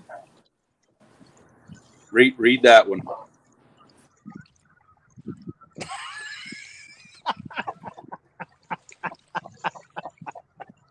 She was picking on me. I had to defend myself. Hey, I'm hearing a lot of this. I'm hearing a lot of that. But you know what? There better be a lot of that going on. You know what I mean? Oh, I know it. It just. Yeah, but the water being that high, I normally fish this area when the river's a lot lower. So I wanted to give this a shot because I've been on a roll here. I've landed some really good fish here in the last month, but like I said, the river has come up big time. So if something like this next weekend, I'll definitely be switching gears. Yeah. Yeah, I'm hoping my bumping spots kind of clear out a little bit. I marked a lot of fish there, but the problem was we had so much trash coming through that hydro. They don't want to come up and hit that bumping bait, so it's very hard to catch them bumping when it's trashy like that. You getting any hits, Danny? I've got a couple bites, man. They're just not hitting it very hard. Yeah, they don't want to commit. Yeah, I just missed out on one of that purple Uncle Lou rod. Here's the thing. He was pecking on it so hard that I should have just let him go a little bit longer. But since I ain't caught nothing today, that first fish, you always jump the gun on it. You know what I'm saying? You're getting patient. I understand completely. I did that yesterday with at least one or two of them. I should have kind of thumbed them, let them have it a bit before I tried to get them bumping. Definitely two I missed because it's my fault. I didn't let them have it because normally with a bumping fish, they slam it and hook themselves before you even know what's happening. Well, that in there definitely was my fault because he was really putting some pressure on it. He was banging on it. I just didn't let him get that hook turned in his mouth where it needed to be. Yep. And I started reeling down on him and I pulled it away from him. I'm like, man, that's and plus part of my mistake yesterday for missing some of those fish, I was using too big of a bait for too small of a hook. Yeah. And I think that's some of the reason why we had what we had going on, which us three here, we are going to petition Triple City Anglers to get us some donkey hooks. Yes, sir. There you go. We need donkey hooks. The time is coming very soon for start throwing the Gumbo. I would love to see that standard Triple City circle hook in a 12. I would love to see it. Yep. Man, that would be a phenomenal hook, for what we do.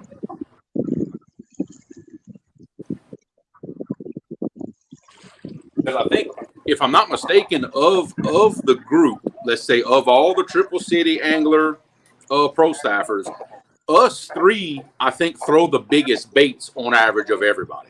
Yeah. Yeah. See, I've got some big 12-aught hooks, but I don't like them because the shank on them is about the size of a number 2 pencil. They're freaking huge. I don't like that big. Yeah. No. Yeah. That's the thing. You got to find a thinner wire, but a wide gap circle hook. Yeah. Yeah. Slightly offset, Yeah. I really think now the wire is just way too thick. I can throw them for sharks down in Florida, but I don't like using them on these catfish in Mississippi. And because I'll explain that to some of the people in chat. The reason we don't like that thick diameter wire is because the thicker the wire, the more pressure you need to set that hook. And it gets to a point to where you can't put enough pressure to get a good hook set on.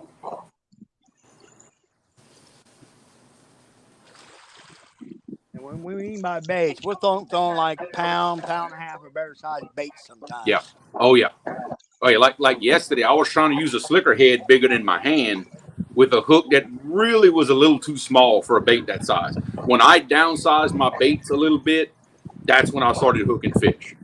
So it wasn't the hook's fault. I was just mismatching the size of bait to the hook. I'm talking to my dad. Mm-hmm. Is this the air fryer? Yes, it is.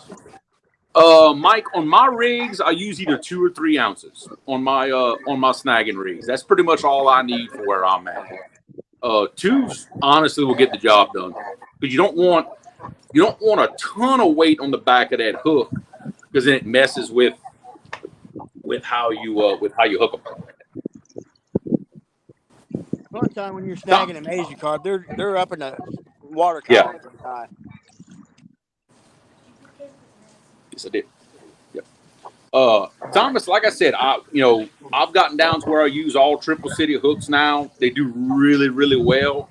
We're just trying to get us one bigger size, so those of us that throw those ridiculous size baits that we can do. Now, the Gumbo times are a pretty good size hook, but I think we use bigger hook yet though. And I can't quite figure out why. I think I know why. The Goober Time hooks, I don't have quite the hookup ratio that I do on the standard hooks. But I believe it's because the way I fish, I'm not fishing under my boat, but it's pretty close. And I fish really deep water. And I think those standard hooks do a better job of hooking them in the corner of the mouth than those Goober Time hooks. You know, fishing more, y'all that fish on the bank, y'all are fishing more flat. And I think that's the reason why. I think. That's the only difference I can find.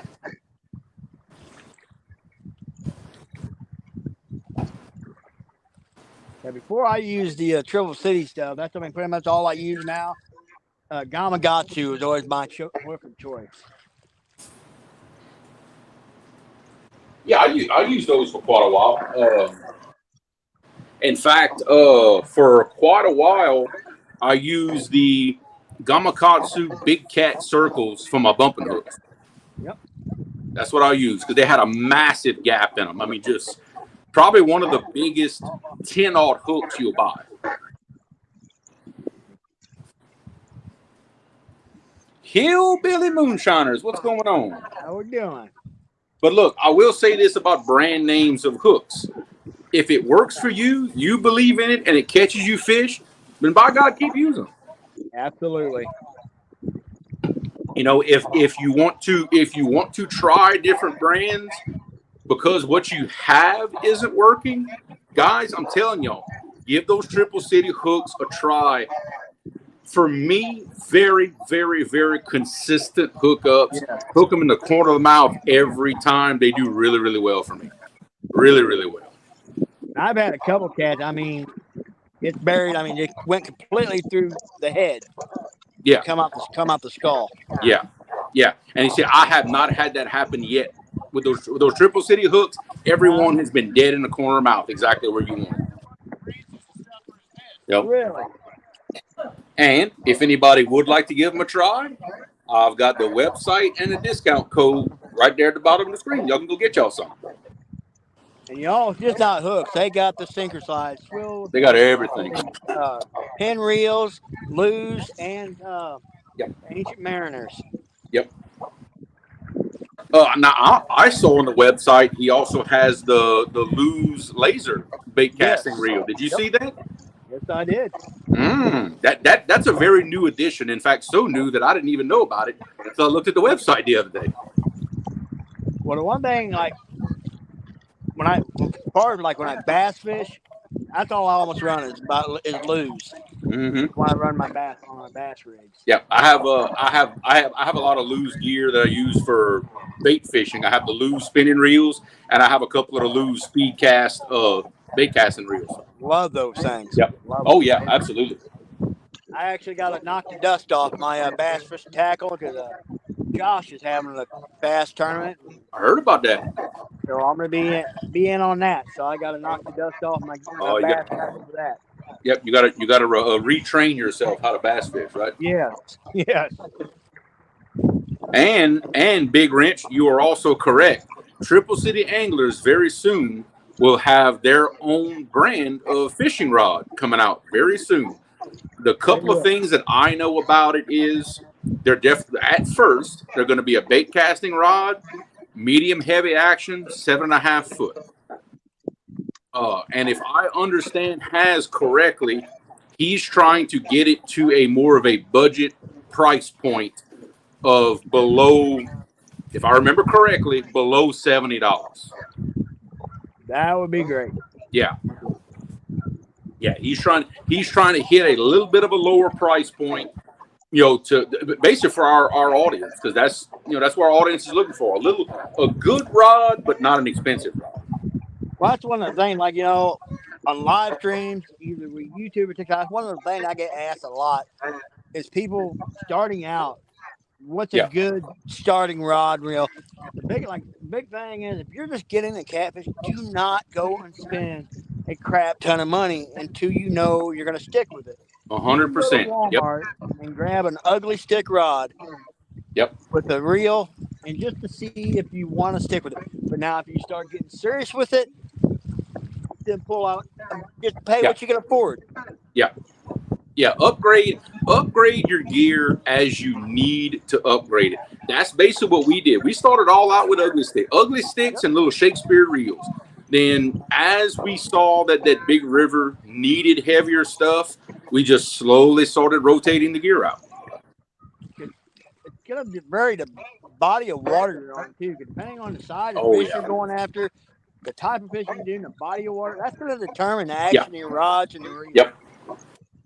Yep. And also, like for us, the size lead that we constantly throw, that determined more of the size rod that I needed more than anything else, because an ugly stick does not like 12 ounces of lead. I can tell you that right now. It doesn't like it very much. I'm a hardcore mad cats guy. Rod is in the works as we speak. That's what I'm talking about.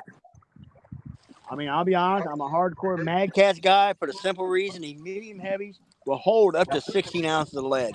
Yeah, they're on the heavy side of medium heavy. That's right. Because I tell you, I've got some heavy action big cat fevers. Those meaty heavy Mad Cats are only slightly lighter than those heavy action big cat fevers. I can tell you that for certain. Well, everybody probably realize with Danny and Richford, they can get away with like 5-6 ounces of lead. Minimum. It's usually 8 ounces. Yeah, that's like my minimum weight. I get that. Yeah, on average, that's probably what I'm throwing, depending on what I'm trying to do and what the conditions are. There are those rare times that I'm throwing 24 ounces or more. Not all the time, but every now and then. That's usually when I'm doing that. I'm in heavier current, and I'm trying to get 1 or 2 rods to go almost vertical under the boat. I'm using a lot of lead to try to pin them down. That's usually the situation where I'm using that much lead. I don't cast 24 ounces. You're gonna you lock. Can't do it. Yeah. Could you add a giant bait on top of that? Holy cow! Yeah. Yeah. Like I said, you're not gonna day in day out to cast 24 ounces of lead with a pound of bait. You need basically a fence post for a rod. Yes. That's about what you're gonna need.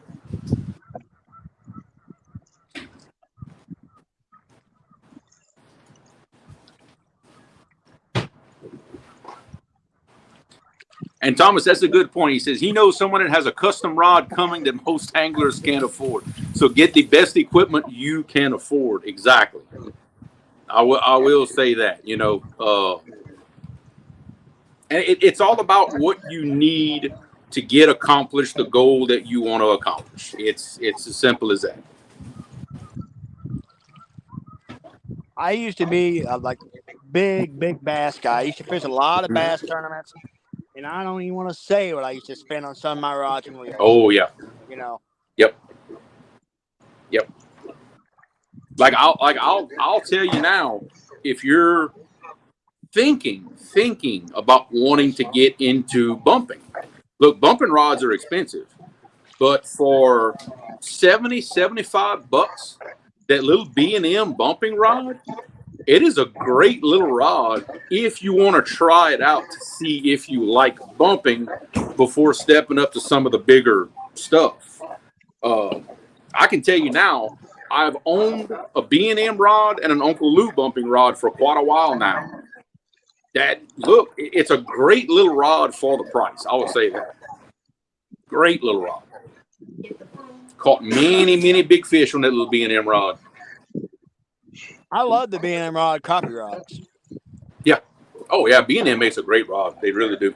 I tell you what, I called it one of my first high dollar rods that I ever had was a B&M Silver Cat Elite. Still love that rod. Still use it to this day. Yeah, when I was bass fishing, I was throwing like your G Loomis and stuff like that. And then your Fenwicks. I was a big Fenwick guy when I was throwing a lot of stuff. When I was big into the bass tournament.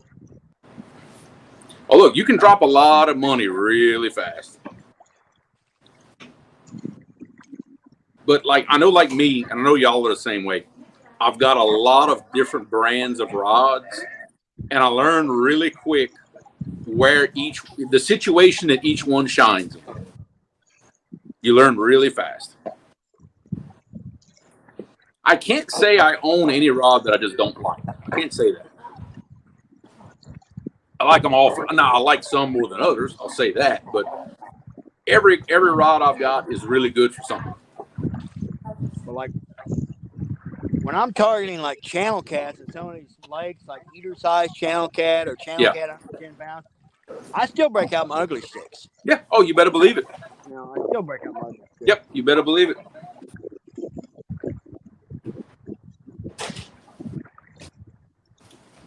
Well, my PB came off an ugly stick. Really? $60 freaking, and I actually I had that rod set off the side in some slacker water, trying to target some smaller blues and channel cat while I have my outside rod current, and that big sucker decided to hit that rod. And I had a little Garcia 5000 on it with 25-pound mono. Wow. Yeah. Well, to this day, our boat record, that 76 that my brother caught, that was caught on an ugly stick.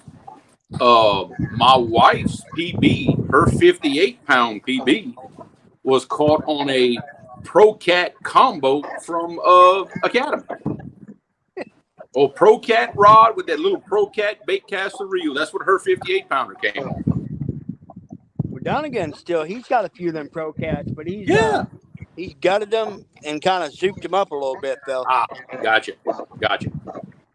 I broke the I broke, and back then I didn't know how to fix them, but I broke the I guess the anti-reverse pawl in the reel because it would still pull line and it would crunch because I think a log hung it and I had the drag tightened all the way and it just shredded it, you know.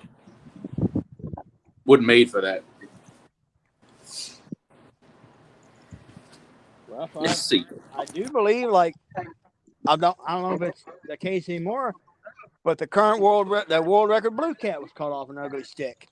It's possible. I know the new Mississippi state record, that 131, it was caught on an ugly stick. It was caught on an ugly stick tiger. Yeah. And that's literally a $30-$40 rod. Yeah. Oh yeah. All right. Give y'all a little look, see what we got going on in the pot here. Oh yeah. Check it out, Jerry. Oh, that looks amazing. Perfect. The roux did just right. And remember, a gumbo is going to be a little soupy. It's going to be, that's just how a gumbo is. But this is perfect for the way I like a gumbo. Heck yeah.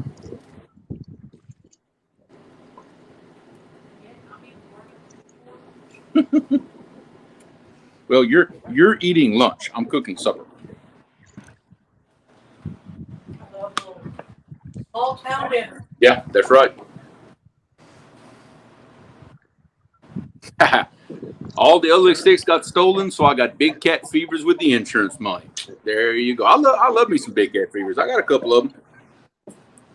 I love them. Great rods.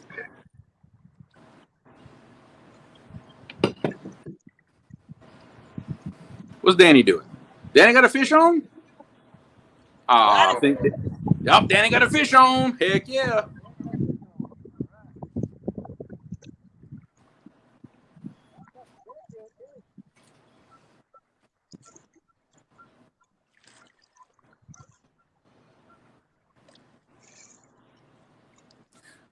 Jesse, a couple of suggestions. The pin squalls, great reels. That's the ones I love. You got the Ancient Mariners, and also you have the Luz. I think it's the Laser Cast XL, I believe. Triple City Anglers sells all of them, and I got my code running across the bottom of the screen. So that's a heck of a choice of bait casters right there. Me personally, I love my pin squalls. For casting distance, I think the Ancient Mariners might be the way to go. Yep, got another fish on the bank. Awesome. Parker, I thought you said you have blue cats up here. What's with all this channel cat crap? Hey, fish is a fish. It's still a catfish. I'm good with that. Now that is, look how that popped in there in his head. It's about to pull his eye out. Yep. That is, hang on, buddy. That's that Ernie the Hog Snatcher hook right there. Okay. Okay. So that one worked on him pretty good. Yep. He's been hooked before because that eye is just pretty much blind. Yeah. He's been caught before. I'm gonna get a quick weight on him. That's a clean little channel cat, though. Tell you what, if you'd be keeping something to eat, that'd be a good one. Yeah, it would. Dang good eater size fish.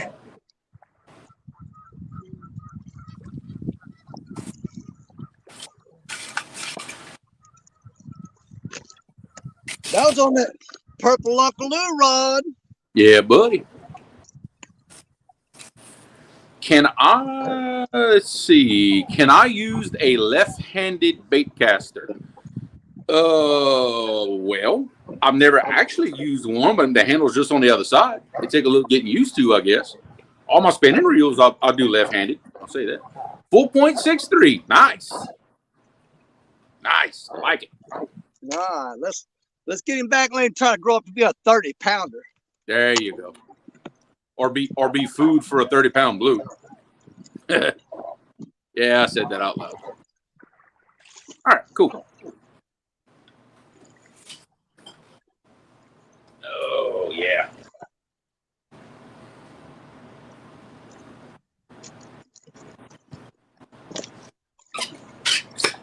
That was on Zombie Carp, boys. Oh, really? Zombie carp. Wow. I love it.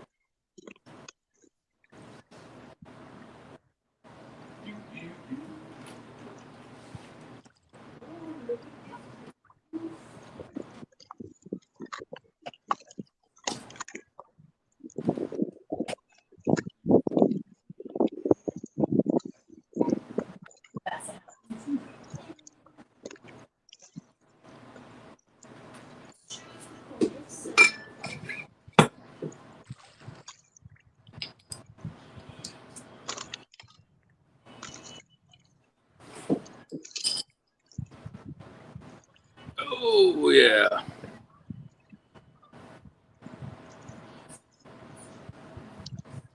A left-handed pin squall 30. Hey, dude, I appreciate it, man. I don't know what to say. We'll definitely put it to some use. I like them big old nasty reels. I love it. You can handle that game. A left-handed pin squall. You'd just be pulling with your right arm on a rod, and, like you do a spinning reel. Oh, yeah. I never used the reel this time. What we'll do, we'll put it in the lineup, but not tell Dad. That when he goes to grab it, just watch him. Watch him fumble around. That'd be funny. Oh, that would be funny. Oh, I know. Well, he might be in and out. He might not be watching all of it.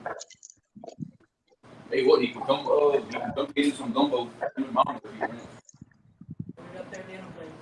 Oh yeah, that's true. Yeah, you got dinner plates too.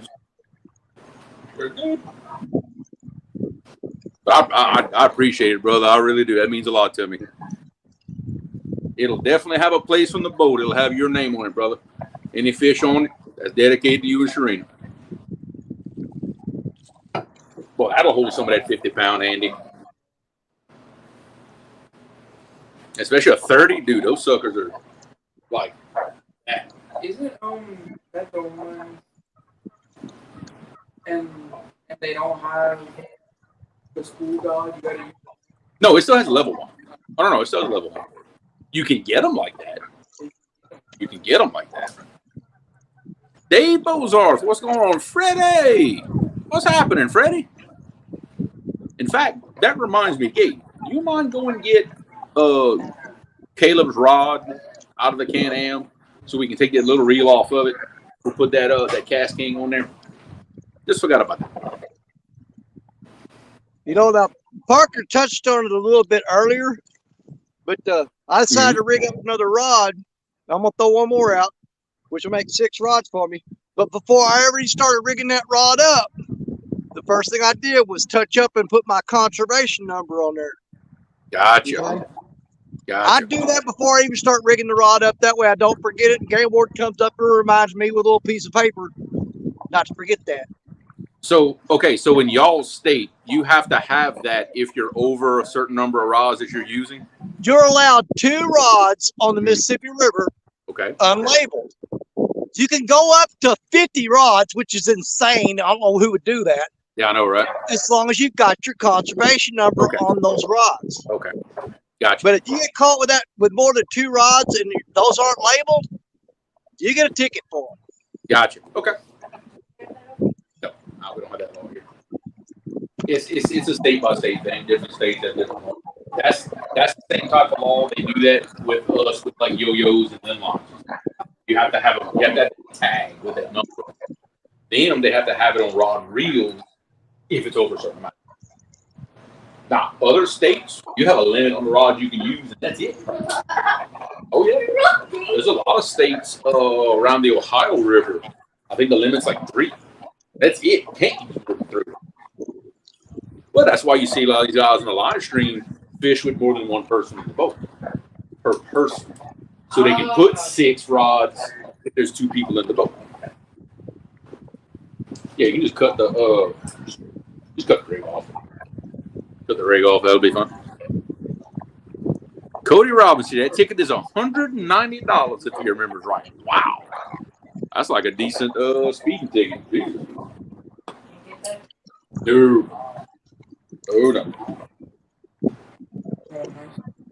Oh, I'm sure I can find one somewhere. I'll cut it out.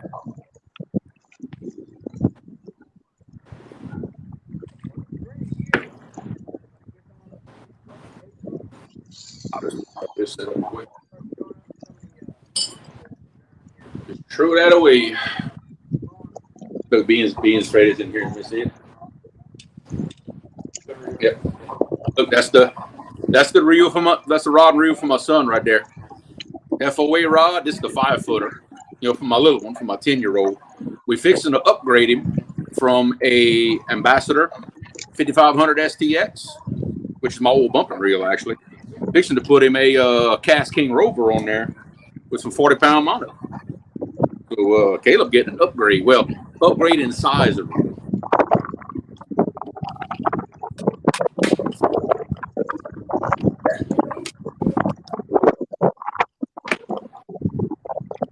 Yep, there you go. And this is also one of my old bumping reels. It's a Cast King Rover 60, and I put this aftermarket power handle on it. He's gonna like that.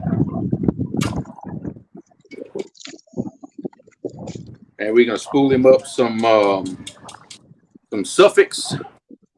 It's a 60, Thomas. That's a Cast King Rover 60 right here.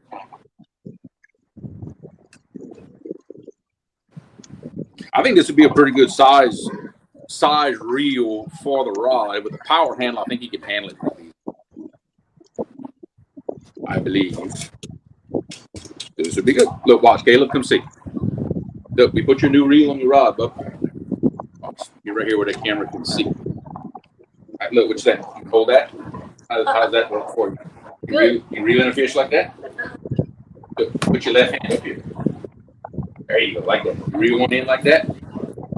Yeah. That'll work good, huh? Adam look like he's pulling one. Oh, I know. He's got his game face on. I love it. Awesome. We got to put some line on it for him. Cool. Cool. So big shout out to Freddie for that. Awesome little rod. And I forgot to mention this. While we were bumping yesterday, one of the fish we hooked, we gave it to Caleb on that bumping rod to let him pull in. Caleb now, my 10-year-old, now has a new PB of 36.7. Nice. Yeah. In fact, wasn't that on the B&M? Yeah, that was on the B&M bumping rod. In fact, that's the same rod that I promised I would send Richard as soon as I get my Black Horse rod in the mail. Same rod. It's still Let your son autograph that before you send it to him. It's still that rod is still catching fish. Yep. I'd love to know. That rod had to have caught a couple thousand pounds of fish by now. Because I've been using it for a while now. You fools. Like this.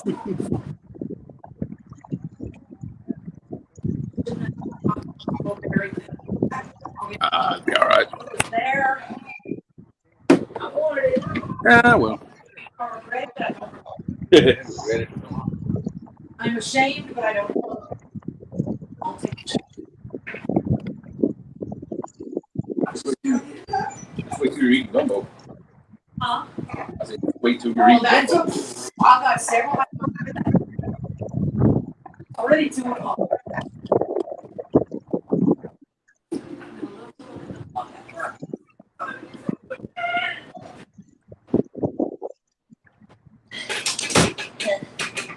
Oh,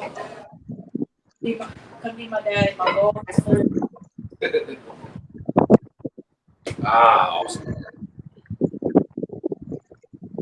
I tell you what I feel like doing. I feel like moving the party to the computer room so we can do some rigging and all that stuff while we're live. Okay, what is bumping? All right, very good question. We get asked this a lot.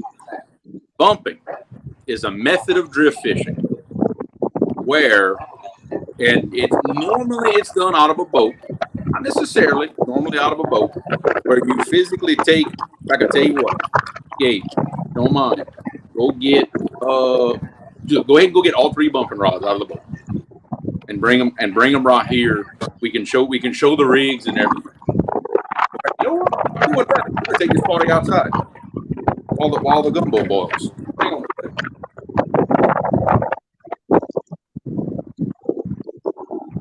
I can just bring this thing outside.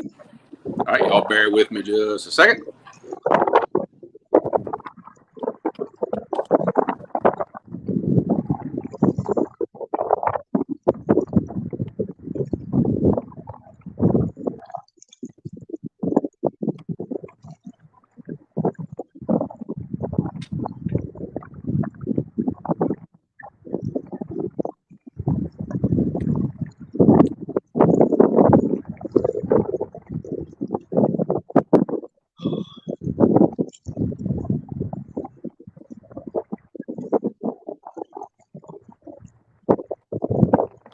Okay.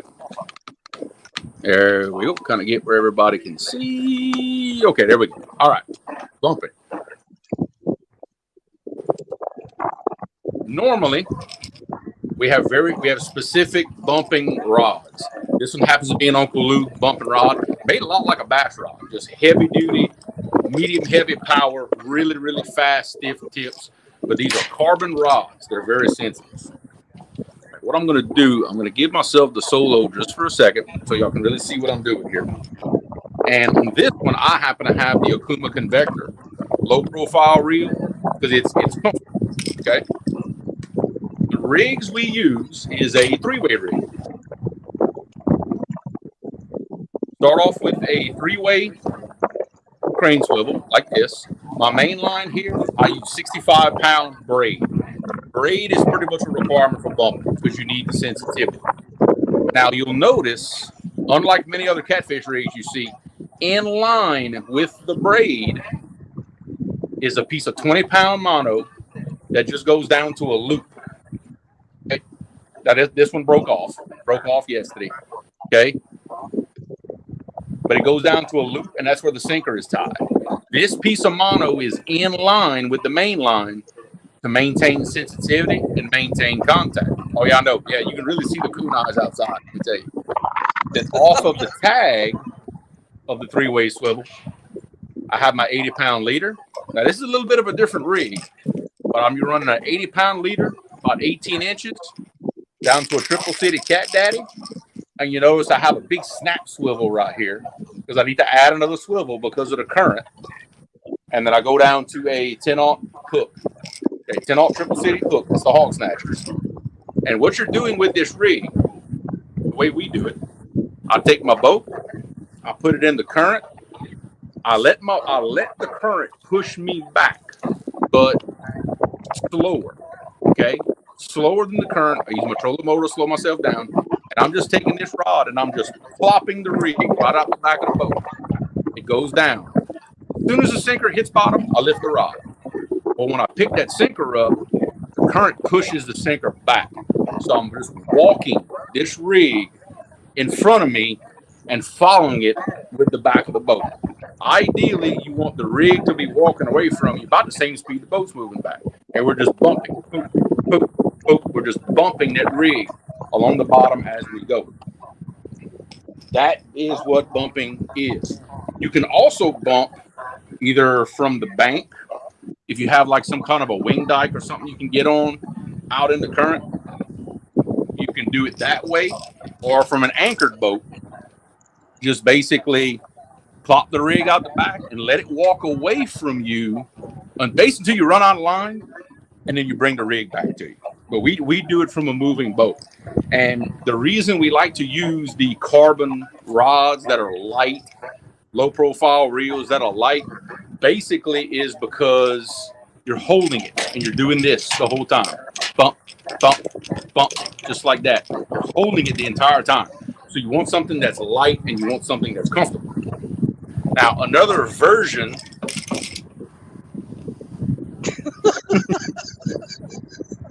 Oh my God. Yes, I have coon eyes. Yes, I have a lot of hair. Yes. Okay. I would kill to have a head of hair like that. What's killing me right now? I know that because it's way I'm jealous. too long. Don't feel bad. I'm jealous. It's way too long. Another version of a bumping rig, and this is the same thing. Okay, I've got braid going to my three-way. I've got my mono sinker dropper. Except the way this one is tied, this is a little more of the traditional rig that I used to run. Now the hook broke off of this one. Like I said, you're gonna break some stuff off. You've got the 80-pound, and I've got some inline rattles with some beads down to a second swivel, and then my hook is here. This is another way of doing it right here. Now, okay, you said Thomas, this is the Akuma Convector, 354 size. That's what reels these are. I've got two of them now. That's what reel this is. Now, you can bump from the bank. You can, but you have to find a spot where you can get out into the water just a little bit, usually like a wing dam or some rocks that stick out into the water. If you can stand right on the end of those rocks or any kind of point, and you can throw it out into the current and let the current take your rig, you can still do it that way. It takes a little more of a thought, on how to position yourself to bump, but it can be done off the bank. I know some guys that will do it. It is a little complicated. It takes a little getting used to, but it's a great method of fishing fast water, and especially a piece of water that's got a lot of stuff on the bottom, a lot of structure. It's a great, great, great way of fishing those spots that you wouldn't normally get to fish. And I can tell you for a fact, there is nothing at all like a big blue slamming a bumping rod while you're holding it in your hands. I tell you, that will it'll change your life. Trust me. It will absolutely change your life. Well, Jeremy, I think the point they were trying to make about your hair a while ago was it looks so good they want you to run your fingers through it to confirm it's not a toupee or a wig. No, it's not. No, it's no. This is definitely real. It's definitely real. They said run your fingers through your hair. They want to see if it came off. No. At this point, I wish it would because it is. I don't like long hair. It's all up in the way. It's. Oh, looks great, Fabio. Shut up, Jerry. Shut up. I don't want to hear you. Shut up. Oh my God. But bumping a lot of times is us big river guys do that a lot because sometimes that's the only way to drift fish an area. The current's too fast to suspend drift and things like that. So bumping gives us a way of covering that water effectively. Because I know there's a certain stretch of water that I fish. Had it not been for bumping, I couldn't fish that water. It's too fast. It's too rocky. Bumping is just another method of drifting, bouncing baits back. Hey, Jerry, can you hear me? Yeah. Hey, you see how his hair's hanging down in the front? Uh-huh. You know what that's called? That. It's a coon-ass mullet.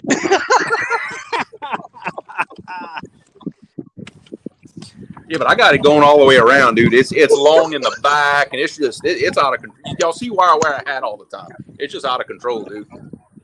And the wind's blowing out here, so it's 10 times worse. Hey, we're jealous, brother. Don't let them pick on you about your hair, because I wish I had hair that thick right now. Well, that's the one thing I don't have in my family is people that have receding hairlines. Thank God. I don't really have that in my family. Yeah, let's bring them inside because we can like re-rig them, and because we done tore everything up. In fact, look, the tackle bag to just bring the tackle bag and everything. Oh, I know, right? I don't know how y'all do it. My wife has very long hair. She just cut her hair, and it's still down to the middle of her back. I don't know how y'all do it.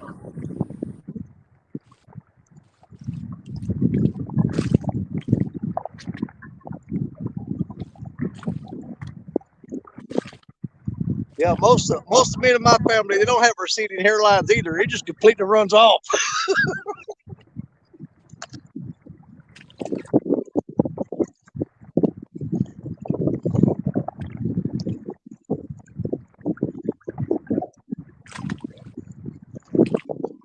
Yeah, I think receding would imply that it slowly backs away.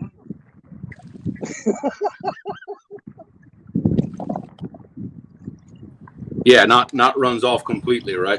No, it just took off running. It's gone. Jody, what's going on, Jody? Jody. You just missed it. Everybody was picking on me. You just missed it.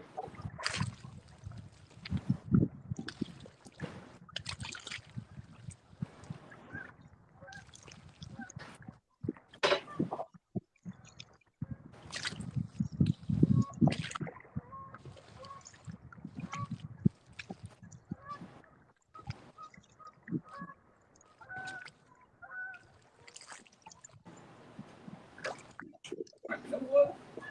Maybe we're gonna add the meat in. All right, you have to come help me with it.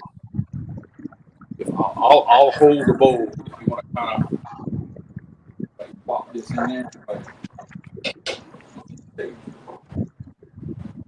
Man, I know I've seen Parker catch 30, 40, 50, 60, 70, 80-pound blue cats out of this spot here. I drove all the way up here to catch a 3-pound channel cat. You got to be kidding me.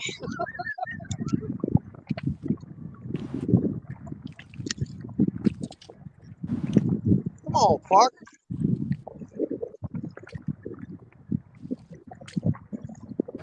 Just chicken breast I put in.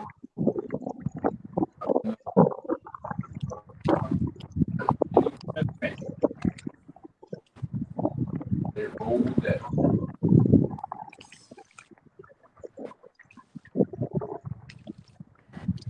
You got enough room? How much? Think it, man. Not much at all. Okay, awesome.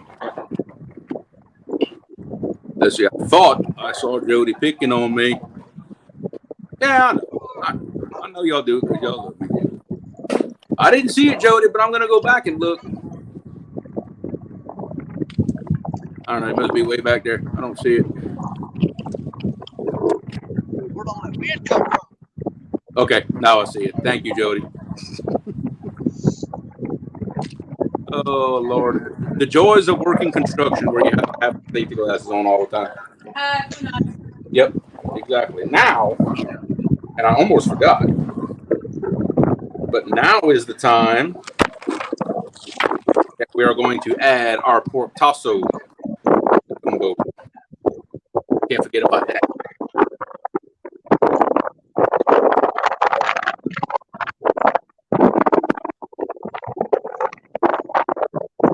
But it's there more for the flavor than anything. don't know what Parker's doing down there. I seen him tripping, like stumbling around. I don't know what he's doing. I don't know. I see the phone is looking at the ground. I don't know what he's doing. He's stumbling around down there. I don't know what he's doing.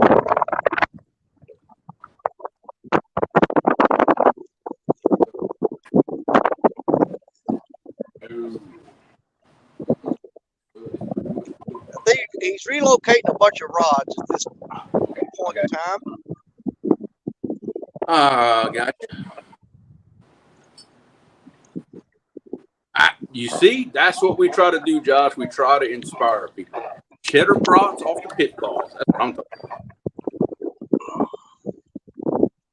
Okay. So what I'm going to do, I am going to move this party into my computer room while the gumbo just sits there and rolls. I'll be back in just a second. Alrighty then.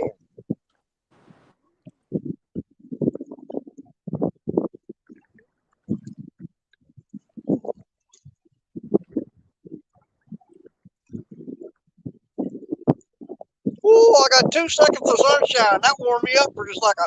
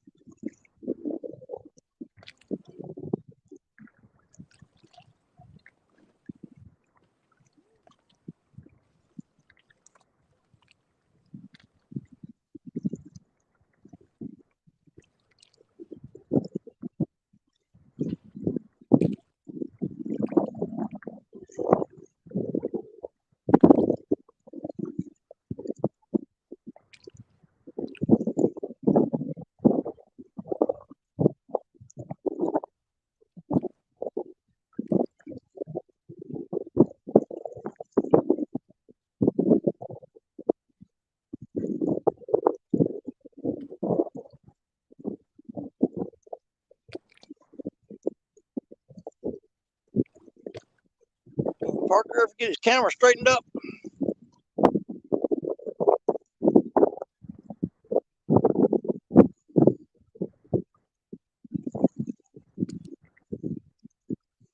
I ain't even been watching these rods.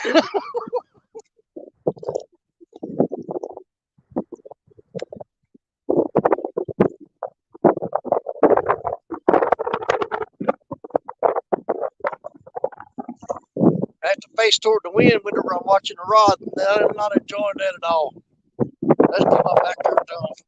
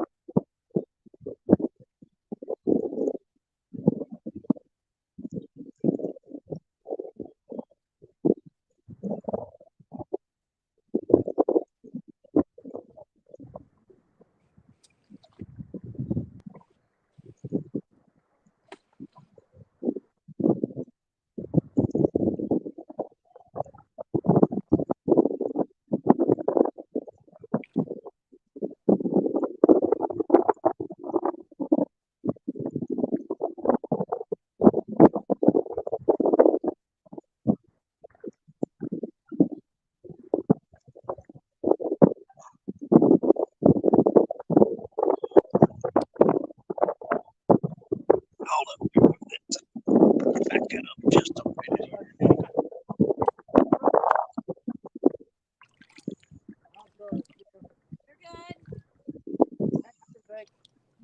We don't see that.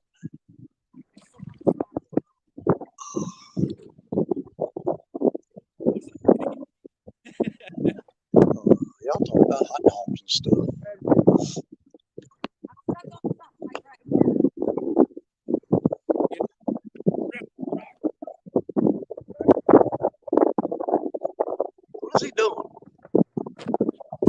Something going on down there.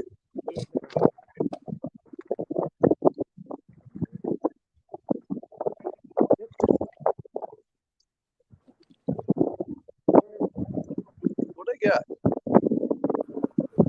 Here we go. I'll be back.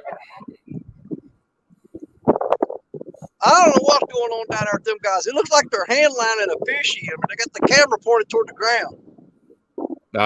Well, apparently they must be so busy fooling with the fish they forgot about the camera. That's okay. We'll get the Backwater right there, ain't you? I hear him. I seen Richard bring over and grab the line and start pulling them by hand. I don't know what they're doing.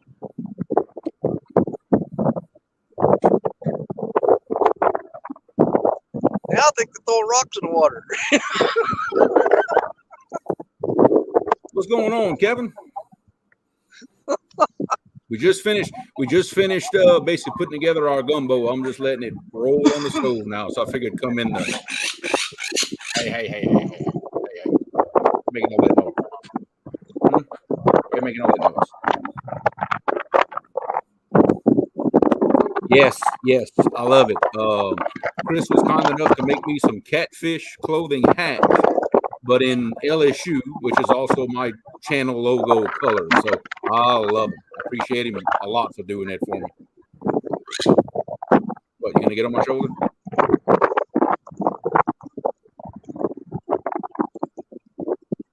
There we go.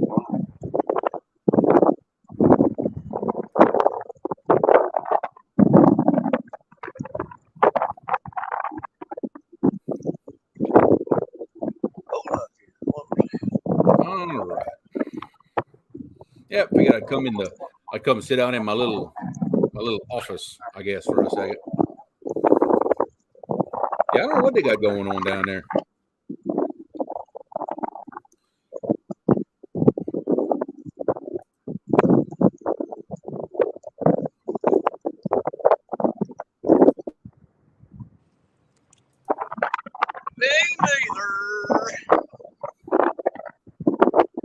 You got a lot of wind on you, Danny.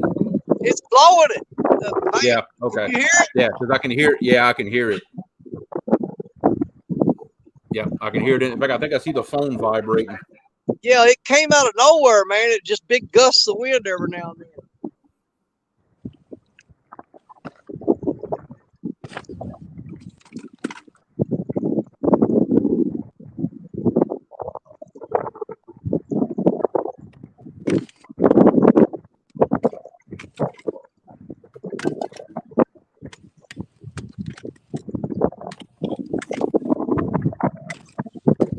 Yeah, if it wasn't for this wind blowing, it'd actually be quite nice here today. Hold on, I see the phone moving. Yep, that's something going on. We have a life on the Parker Bank. Yeah. Steve Mosley, what's going on?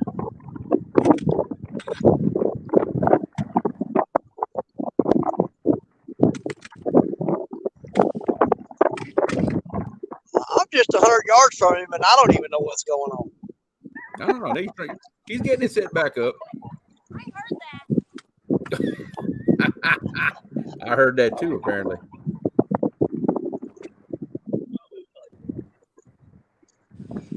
All right, there we go. Back in action. I mean, look. All right, time for one of them Parker monsters, man. Let's go. Yep, we got it. We got it going. Okay, this is better. Okay, we're better.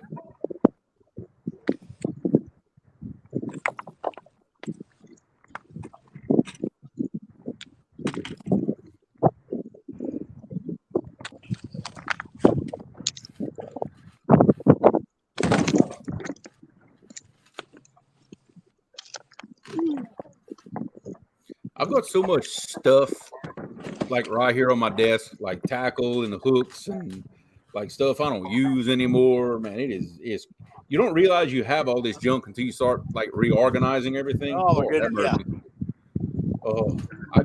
When we were coming back yesterday, an old friend. I hadn't seen him in years. We used to work together. He was on the bank fishing right where the boat ramp is. And I pulled up, man, we started talking. I haven't seen him since I started doing YouTube. I just started handing him like hooks and all kinds of stuff that I don't use anymore. I'm like, here, take it. Just take it, dude. What? Are you mad because I'm not talking to you? Huh? Is that the problem? A jealous bird. That's ridiculous.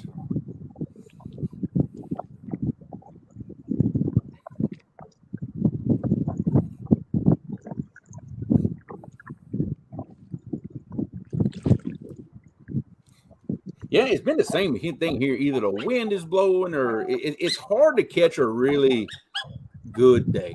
It's really, really hard to catch an excellent day. You just got to go. But in a kayak, yeah, I can see where it would be It is hard. pretty rough. Yeah, exactly.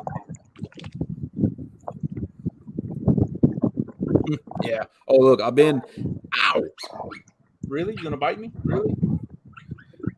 Yeah, I have been for the past week or so standing on the side of the road running a traffic control operation to get trucks in and out of a access road, and just the sun just beating on me all day. So yeah, that's where the kunais come from. We've been fighting that wind for a week. I've been trying to do work outside of a building on a swing stage. Yeah. And that work while that wind will come up, pick it up off the side of the building. Wow. Big money. No, I guarantee you it ain't big money, Creole. I promise you that. I just made a decision long ago to commit to being broke, but with a boat. That's pretty much what I did. I made a hardcore commitment to just be broke.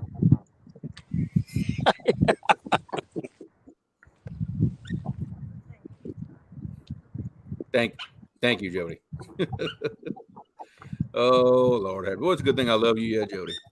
It's a good thing.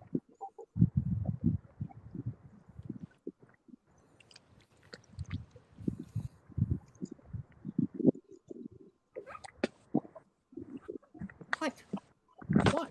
We got the elusive gar queen in her natural environment. She's sunning herself. Wait. Trying to warm herself. Wait, let's see if we can get a solo on that. Hang on a second. Yeah, she's in her natural environment. She's sunning herself. There she is. Trying to get her body temperature regulated. I see that. The dominant male is there posturing right now. See, you didn't know that, but gar queens are actually cold-blooded. They have to get out in the sun and warm themselves. Oh, she's very cold-blooded. See, I can say that because I'm like 800 miles away. I'm not down the bank from her. Yeah. I can do what I want.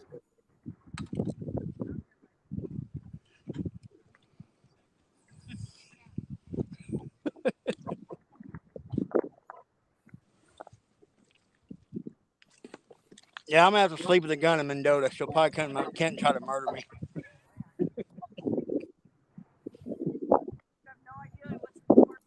Ooh, the bite is slow today, Sean. Slow. The bumping bite was slow yesterday. Just trash in the river, man. They didn't want yet, so we've been having to work for it.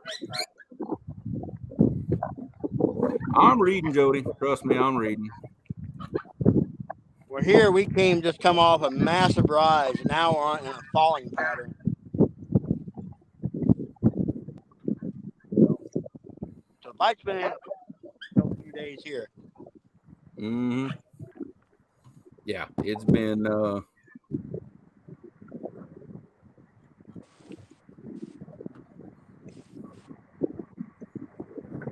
but I'll say it once. Anybody needs to settle anything, y'all settle it out of chat. That's it. That's all I'm gonna say about it. It's Sunday afternoon, ain't nobody got time for none of that. All right, I gotta hit mute. Got a train coming. Okay. Yeah, I got you. I see Danny must be checking rods or something. He's MIA for a minute. That's okay. Yeah, I mean, Sean, that's basically what we're they're out there doing it. I went out and did it yesterday. I must be passing by Danny too. Yeah, I see the same train passing by Danny. That's funny. Let's see.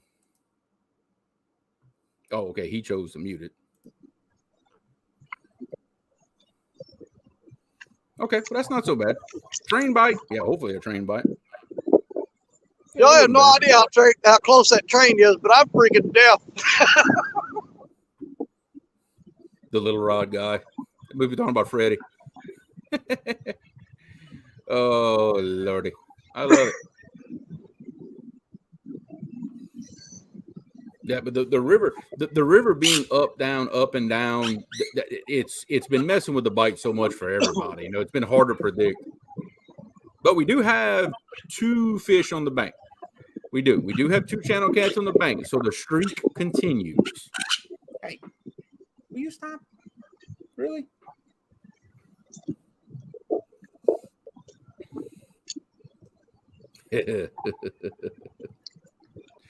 Oh, Lord have mercy. Look, like my grandma used to say, I'm going to make y'all stand in the corner and hold hands. Oh, that's awesome. Yeah, see, I can't hear none of that noise passing by. Jerry, you're good now because I can't even hear it passing by Danny. You're good.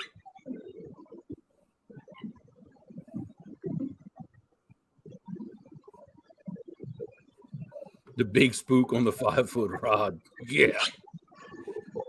I actually, yesterday, it's the first time I've ever done it. I actually put one of the big ones, one of the cat daddies, on my bumping rig and bumped with it. I tell you, I think I like it. I think it helps keep that hook a little further off the bottom. But what's funny is I actually had to shorten my sinker dropper because of that. Because I think it was holding my bait too high. So I had to shorten my dropper some to put the bait a little more down in their face. I think if they'd have been more active, I don't think that would have mattered all that much. But when they're slow, when the bite is slow, you got to make all those little adjustments. Because Gabe was getting bites that I wasn't getting. But his rig closer to the bottom than mine was. So as soon as I shortened that sinker dropper up, I started getting bites too. So that's kind of how we determined what was going on. Cold Creek catfishing. What's going on, Mr. Billy? Oh, wow. Now you got me curious, Brian. How big was that sucker? Those cat daddies are pretty big. Oh, man. That's awesome. Flathead season's fast approaching here. I'll be breaking out the big daddy spooks from Gumbo City. Jumbo 7-inch super spooks. Good grief. Before you know it, they'll be 18 inches long. Everybody keeps one upping each other. Jesus, that's big. On shark baits, you'd be able to hold shark baits up. I guess. Float a whole chicken with those things. Now, that's something else. A lot of saltwater guys probably don't use those spooks, but I guarantee they will work fire in saltwater. Oh yeah, I bet. I guarantee it. I bet they do. I can tell you just with the cat daddies, just having that spook on my rig versus Gabe with none, I was bumping with a 1 ounce heavier weight than he was, but yet our rigs were side by side the whole time. I had to have a 1 ounce heavier weight but you don't want to bump side by side. You want to be staggered. And yeah, so go figure. Well, Freddie, I knew you had some of them big jumbo ones. Because I remember you telling me that. I just didn't realize that's what Brian was using. I didn't know that. See, y'all don't explain these things in chat, you see. Killing me. I think Freddie's trying to compensate for something. Just saying. Yeah.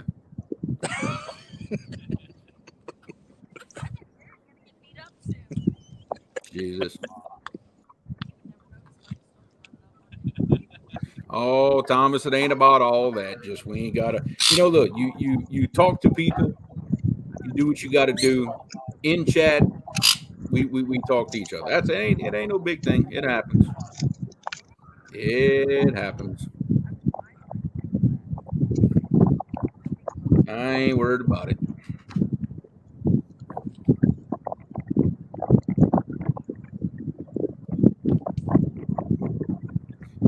I'm just gonna leave that right there. I'm just going to leave it there. I'm not going to acknowledge it. Not gonna touch that. Yeah. Yeah. There's so many things I could say, but I'm not. Yep. I'd be curious as to what color they come in. That's all I'm going to say. I'm leaving it alone. A size comparison pick. Oh, wow. Yeah. This weather break. It's one of those shows today. It's one of those shows. I may switch gears and fish an oxbow here in the next month for one of the shows for crappie, like Channel Cat doing one of our shows. Yeah. Crappie start firing up. Show you that, folks, the other species of fish that the Mississippi is well known for. There's some giant crappie in Mississippi. But you just got to get on that main channel and go find them.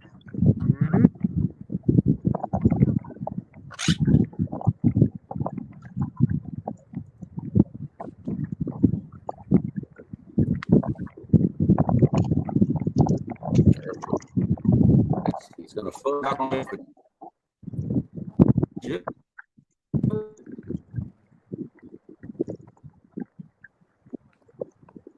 Yep, and we're back. Had to switch internet real quick. Brian, you're the one that typed it. I'm just saying, you're the one that typed it. You can't blame us for how we interpret things. I mean, you're not on screen here. You're not dealing with a bunch of mature individuals. I'm just saying. You're not. You feel like a girl. Uh-oh. And for those that don't know, Richard Cluck and Stephanie, Fishing in Freedom, they are like just down the bank from Jerry. And Jerry and Stephanie have been at each other this whole time. I'm just waiting for Jerry to get his. They're throwing Reese's Pieces at me now, but I'll take them. That'll do it. Yeah, that'll pretty much do it. But yeah, Jerry is gonna get his butt kicked live on camera here shortly. It's only a matter of time. Yeah, you can hear him cackling off to the side. You can hear him.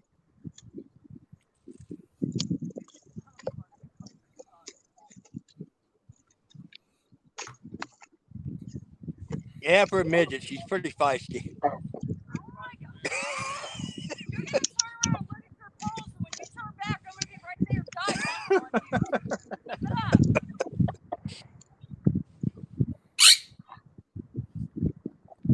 What?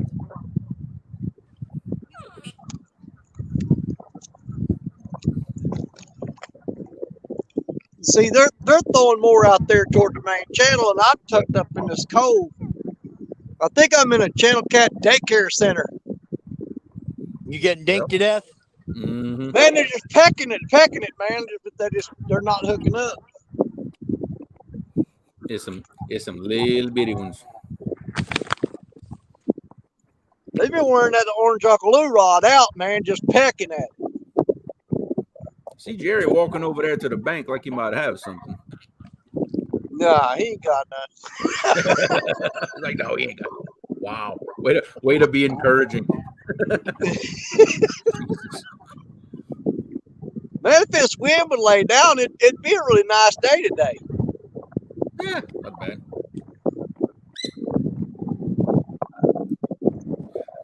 Joe, no, they're not too bad. It's a smaller bird, so they don't make that big of a mess. As long as you keep them a clean cage, it's fine. It's not too bad. They're very attention starved. At least this one is. You don't give him attention, he starts making noise like that.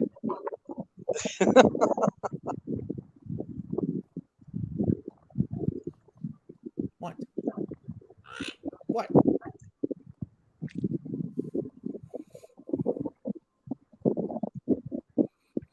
He's over there staring at that rod, so just have to kind of watch him and see what happens.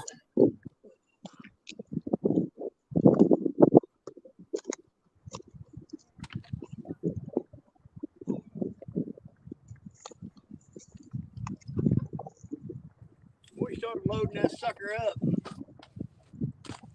Something's trying to get after it. Yeah, I had something starting to load one of my rods up. We started to load it up, and just whoop, let it go. Yep. Oh, I missed a nice one yesterday. We were bumping along, and I kept turning around because Dad was at the front of the boat, just trying to cast some jigs and fish. I was turning around, talking to him about something, wasn't paying attention. All of a sudden, I'm like, wait a minute, where's my weight? I couldn't feel my weight anymore. I turned around, I had slack in my line. A fish had hit it and come up. Dude, I reeled and I reeled and I reeled. I had him for like a second, and it was a nice fish, and I just flat out missed him because I wasn't paying attention. They'll do that every now and then. Yep. They'll hit that bumping rig, and all of a sudden you're like, wait a minute, where's my weight? I can't feel nothing. Then you reel down, and they're there. Yeah, you told me that, Fred, that you've kind of got a Creole edition spook, them big old giant, paper towel roll looking spook that you got. I do. I am partial to purple and gold. I will tell you that. I am partial to that. Got a cat that's the same way. Oh yeah, this one here, they love attention. They want to be. That is John Boy. That's a Quaker parrot. Little bitty.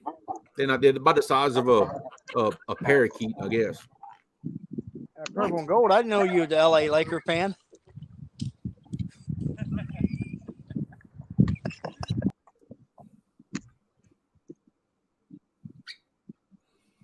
He should know better. He should know better. And we're just going to let him sit down there for a second and think about what he did.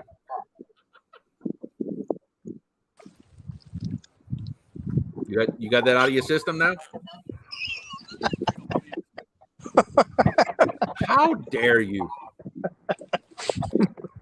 Now, okay, I will say this. Very famous LSU basketball player played for the Lakers. Shaquille O'Neal, one of the greatest. Yes, he did. He's an LSU boy. That's a big man right there. What? Oh yeah.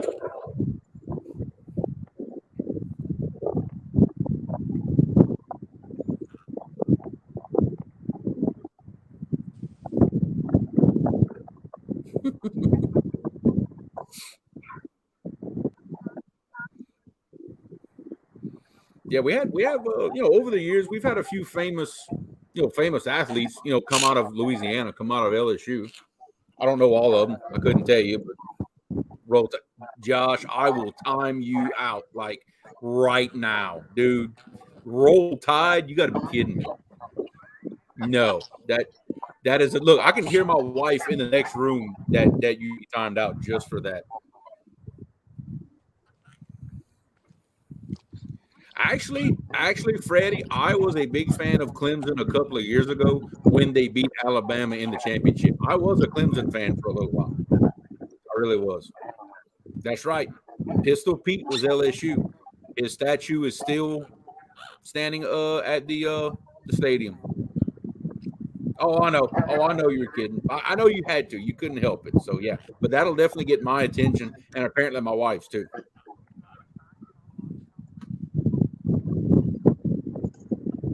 One of my favorite, as far as football goes, one of my favorite former LSU players was Kevin Falk. Played for New England for a long time. Love me some Kevin Falk.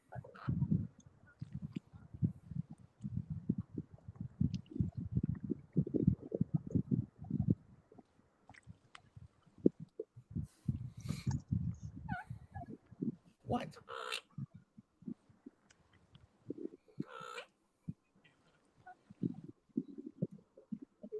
Yep, it's been a slow bite today, but hey, we're still out there enjoying the time. Oh, and Joe Burrow, yeah, everybody's a Joe Burrow fan now. We got that yo-yo water coming up, Yep. dropping, coming up, dropping. So it gets these fish in a funk. It was 70 degrees here Monday, and like this morning it was 38. It's down to 40. It's supposed to be 29 in the morning. Oh wow, yeah. I mean, so really, you're fishing a post front situation, which is not the best conditions to be fishing in. It's really not.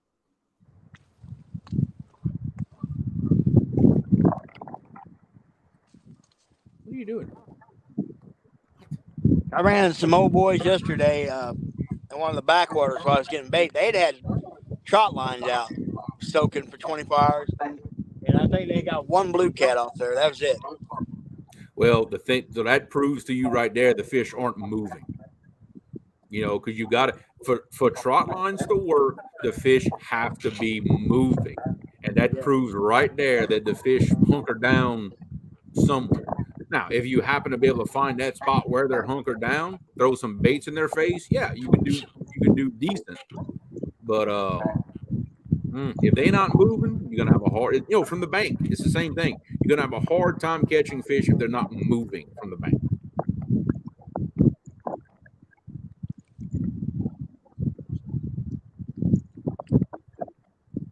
Well, according to the graph, I mean, it's all going to depend on if there's any rain up north, but we are going to be on a pretty steady fall for the next week or two. Here, it looks like. You see, we've been seeing that rise that y'all had a couple of weeks ago. We're in that now, and I think it's going to start. It's going to go back down a little, come up again, and then it's going to start a slow drop here after a while. Yep. We've been watching the river gauges, especially in the Mississippi, close. We've got some stuff with work going on that depends on the river being at certain stages to be able to do the work. So we've been watching it like a hawk.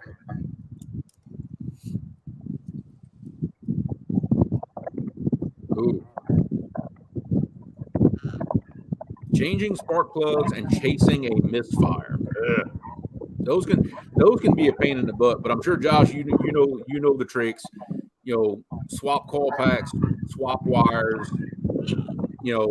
Just swap parts from one cylinder to another until the misfire moves cylinders. Because I'm sure you know all that. I'm sure it's on a LS motor of some kind. Josh is going to help me. I'm going to get a set of multi bars, and Josh is actually going to make them for me. Come on now. Yeah. I like it. We've got all the equipment, so I'm going to take actually a few things I'm going to have to go through with the boat and make sure she's river ready. Yeah.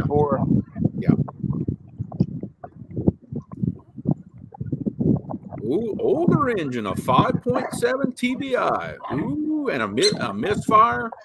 Yeah, you better look at that distributor pretty hard. Look at that distributor, carbon tracking, new cap, stuff like that. Yeah, you know the drill, bub.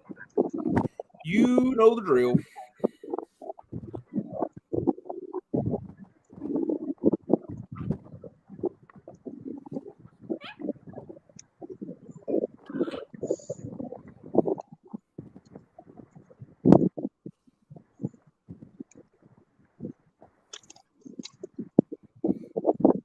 I see Danny kind of rebaiting and moving rods around. And I tell you, y'all give me just a second. I'm going to go stir my gumbo real quick. I'll be right back. All right.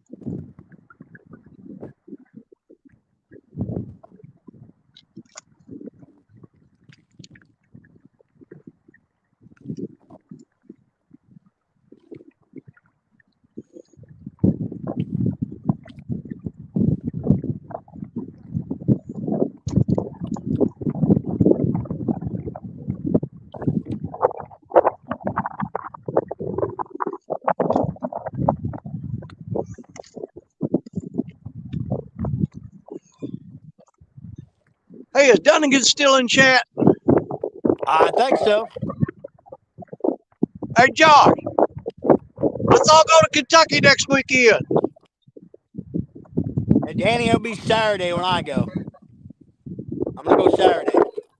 Well, And that's next weekend, you knucklehead. well, hey, Dunnigan can't this weekend. You can't. He's got his bass tournament he's hosting. Oh, that's right. That's cool. That's cool. Well, I'm actually in a bracket for Sunday to fish that thing. Well, then I'll see you in Kentucky on Saturday then. Yes, sir. Hopefully the dang weather stays good and warmed up a bit. I hope you ain't talking about weather like today, because I don't consider this good. Yeah, I don't think it.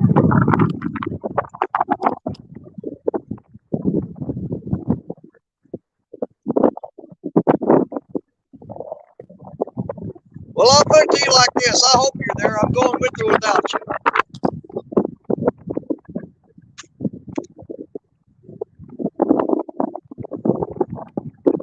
Yeah, I got to make a run by Dunn's and pick me some skipjack here up. Yeah.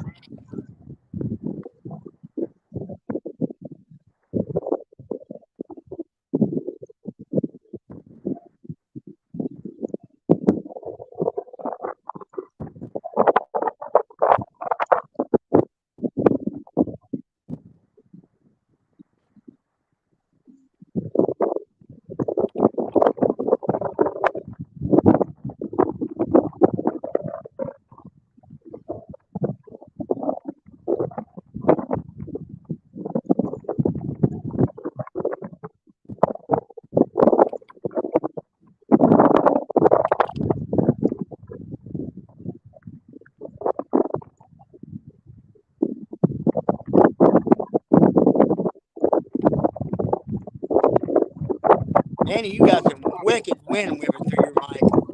I know it. You got one of my patent hair curlers for your speaker? Why is mine? Is it real windy on there? Oh, yeah, it's popping. It's popping pretty good on it. Really?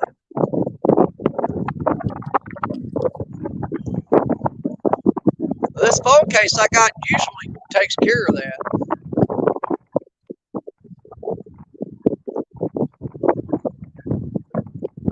Yep. You were good. You were good for a while with the wind noise. It's not horrible, but I can definitely hear it. Well, if I get my big fat head up here, it blocks it a little bit. Yeah, it does. Uh-oh. I ain't gonna lie. Jerry's running. You put that big old pumpkin in front of that phone, it stops all that noise. Jerry's running. Is he getting hit? He sure took off like he meant business.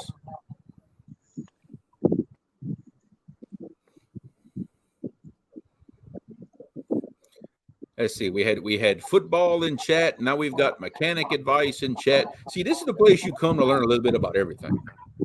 Yep. I love it.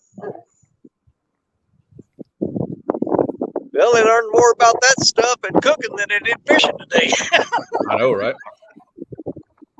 Hey, be all right, though. There wasn't a whole lot of fishing lessons. Well, maybe on what not to do. Hey, today was a lesson in fishing patience. How about that? Yep.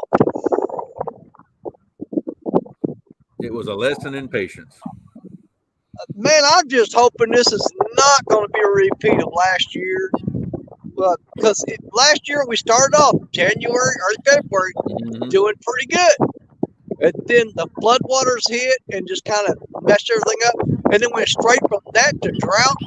I cannot deal with another year of that. Well, I don't think you have to worry about the drought problem this year. It's just the up and down, up and down, up and down. It's going to move those fish around a lot. That's the problem. Yeah. Well, I mean, we started out last year with high waters with trees floating down, trash and all that stuff. Yeah. And it went straight to drought from there. Got 2 fish, Mr. Donald, 2 fish, 2 channel cats on the bank. So no skunk today.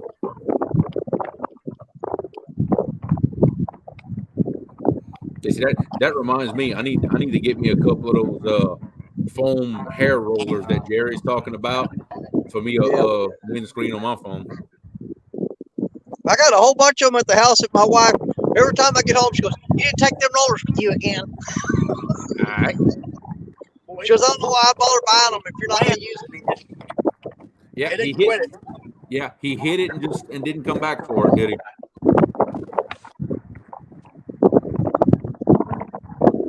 I'm kind of scoping out that campground across the other side of the river over in Illinois.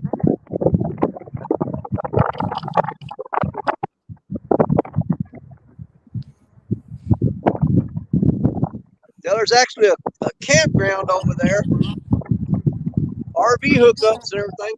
But I'm liking that little sand beach down there, right underneath them high voltage power lines. Yeah, that's actually a natural gas line. That's what? That's a natural gas line. Are you freaking kidding me? Yeah. Well, let's go punch a hole in it and light it so we get some heat. Well, when we was kids, we used to, the ladder, used to be a ladder, they got it chained off now. But we used to climb and we used to walk that pipe back and forth. Kids, we'd go to Illinois. Wow. And that power plant down there, that's Green Power Plant. I did quite been a little bit, but I used to do a lot of work in there. Scaffold and stuff. So I'm guessing there's not a warm water discharge off of that? No. Well, that sucks. Yeah.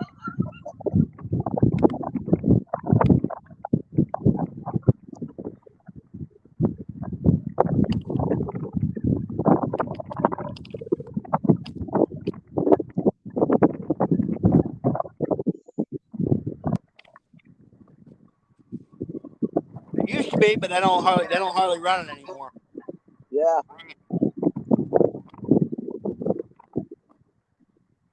Now, and if you go the opposite way, like you're looking at that building and stuff down the river, I get fish going there. There's a nice little wing dico, like little dico there.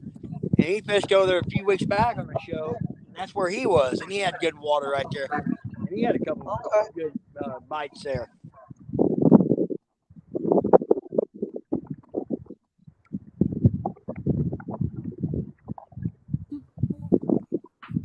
Getting my stuff together. I just soon spool me a reel with some line while I'm at it. There you go. I got one of these. I got Pisca Fun sells this, like that little rig you put a reel on and put the spool. Man, I love this thing. I need to get one. I'm old school. I take a dictionary or something, and I'll put my spool on the other side of it. Put the line inside the book, and then I put something heavy on top of the book, and I reel to keep tension. That's how I pull out of my reel. Hey, a pair of Crocs, and you take a pencil and put it through the spool, and you put it through the holes in the Crocs and hold your feet on it. That does work.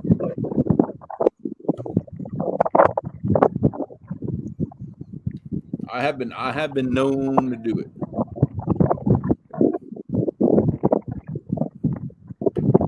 Well, that's a nice thing, like a spinning reel. You can literally throw the spool on the ground and just spool it that way.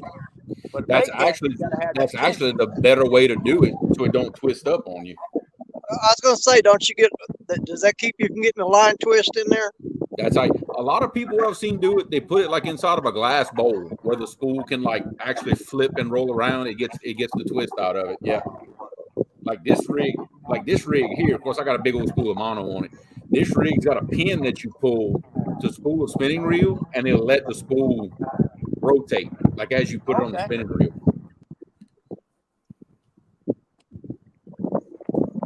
Yeah, I need to get one of those. Much as I spool reel, like especially my rear rod, at least once every 2 months, I'm re-spooling everything. And when you're doing it that much, it really does pay to get these big spools aligned. You know, these 1 and 2 pound spools, you save a lot of money.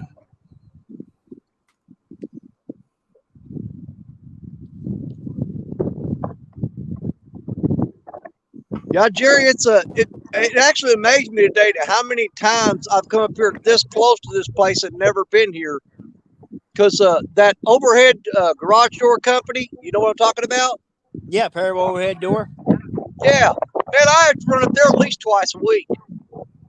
Oh wow. There's a lot of them. You got side here, you got Red Rock conservation area, you got 76 conservation area, Star Landing, all have bank access and it's public. Wow. And that's what I'm saying. We're going to be back up here in May, all of us. This ain't that far from Trail of Tears State Park. No, it's not. No, it is not. If the river is right, it might be, especially if our service is sucking, it may be an option, you know? Yeah.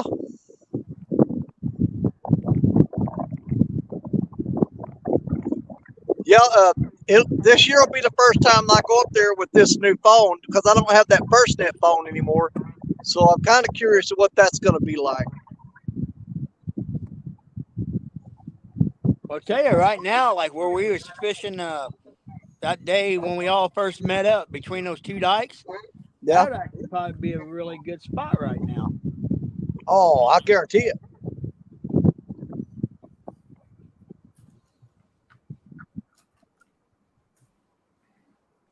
Hey, do you have any idea how many people are bringing boats on that weekend? Not a clue. Not a clue. I'm sure Richard can haul his up, and Yeah. I'll probably haul mine up possibly. And I'm sure Chad and D, if they come, we're going to. I'm sure Chris and Telly will bring them too. But then again, I don't know if Chris and Telly feel comfortable not getting out on the Mississippi with their boat or not. We'll get them out there. Oh yeah, Don Johnson. This is the Piscafun spooler tool. In fact, I'll turn it where you can see. Yeah, it's the Piscafun spooler. It'll take a 1 pound spool. You just have to kind of, persuade it into going in there.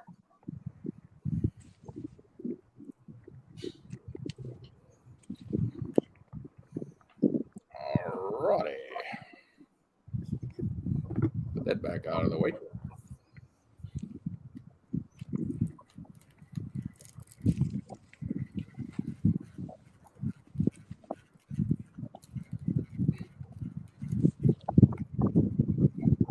Put the reel on there and just wind it up. I love this thing.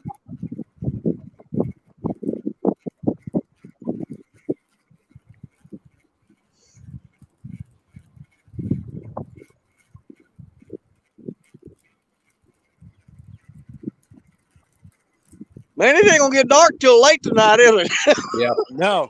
Yeah. Hey, I love this time, and if I remember right, it's gonna stay this time from now on. We're not ever going back to the other way, I don't believe, if I understand it right. We ain't never going back. Ain't no going back now, buddy. Change messed me up this morning. I didn't know it changed last night. Yeah. I got every clock in the house was saying one thing and my phone was saying something else. Well, I got on the road, was driving here like around 5 and got on close to 6. I'm like, where in the heck's the daylight? You know, I get here, it's pitch black yet. You know?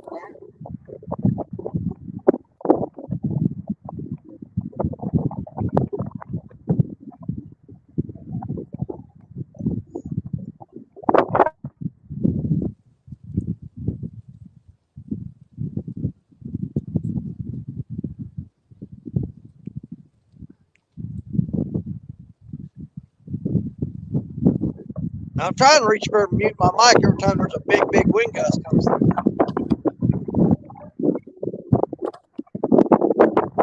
I had a couple of them extra foam hair colors in my backpack I could have gave you.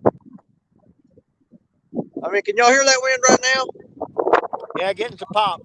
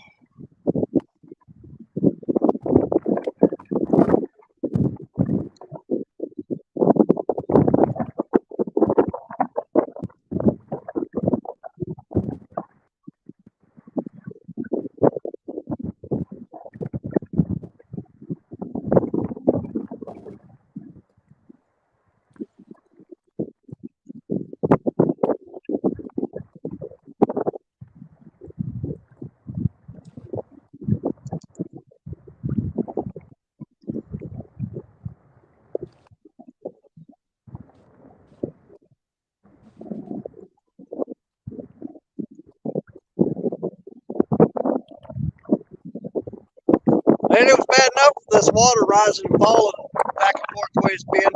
This cold snap this week, I think it's got these catfish buried up in the mud. Well, I was kind of excited Monday. You know, got 7 degrees, because I was having a day like this, it'll get these suckers fired up. But then it Yeah, just that bottom short fell leg out wasn't it? again.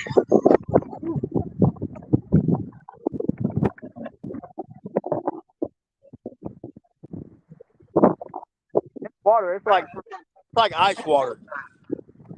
Yeah, it's freaking cold, man. If you fell in it, just forget everything. Just get in the truck, turn the heater on. Mm-hmm.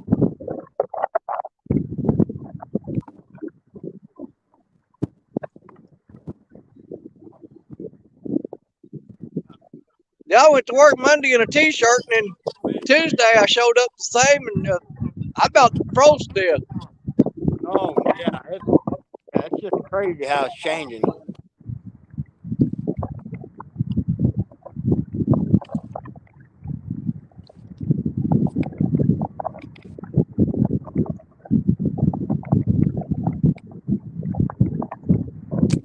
When Stephanie attacked me earlier, I almost grabbed her by the skirt of her neck and dunked her in the water, but I wouldn't give you that mean.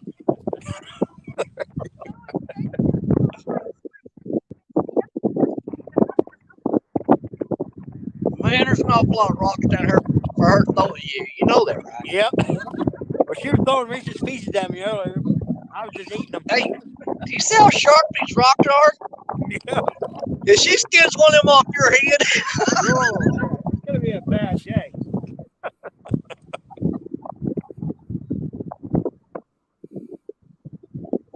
Somebody's got a fire going. I can smell that wood smoke. Okay.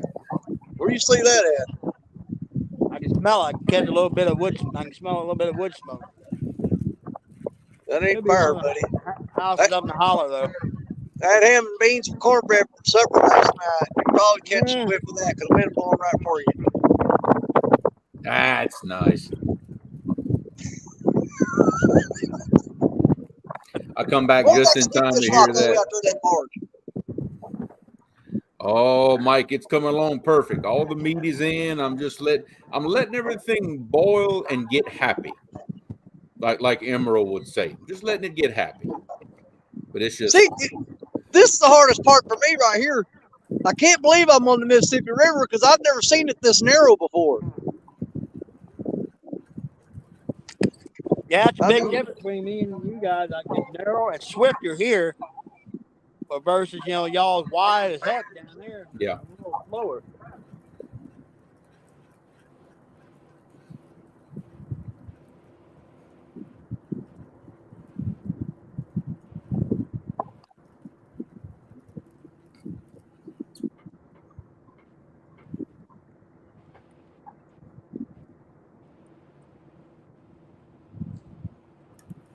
Yeah, it ain't no wonder you catch them big fish all the time. They're all crammed into this little narrow spot. Yeah. Me and Richard, it's a mile across there, man. They got time to spread out. Hey, that's how it is down by me, man. They got some wide spots down here. Yeah. Well, this is like a bottleneck. The fish come through here and they get all crammed up and elbow to elbow, and Parker's throwing out there catching them. Hey, Danny, look who's in chat. Look your buddy. Oh, Lee Evans, what's up, brother? What's happening, Lee?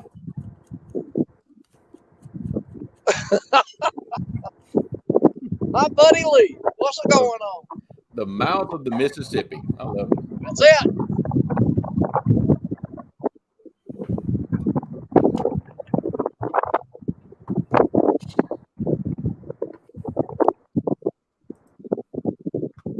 But hey, it's the number one rule of thumb, Parker.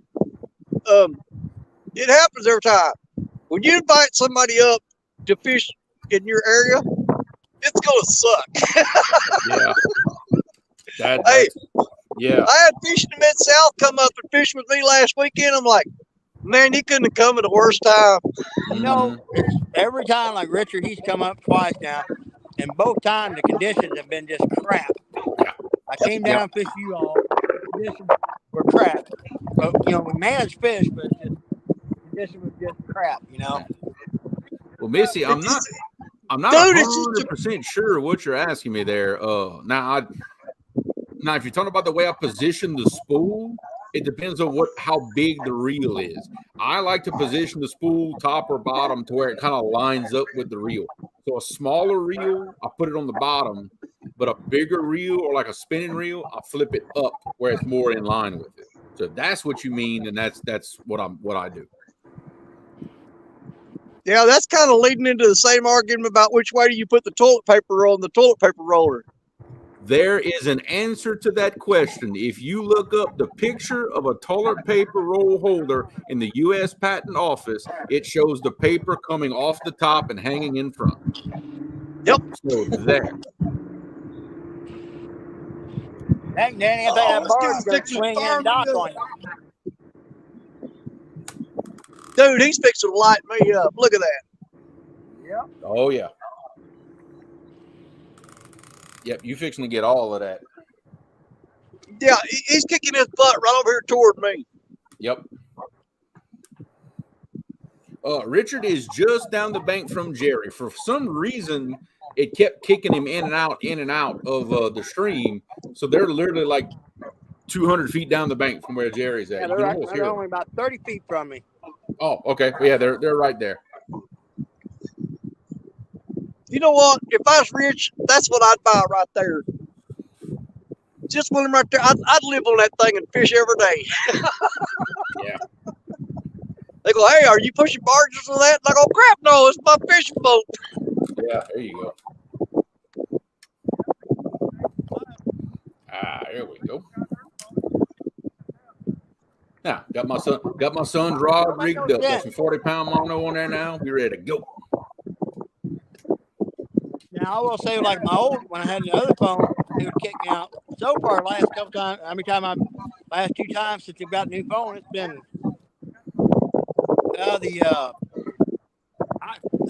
Pro 14 Pro Max.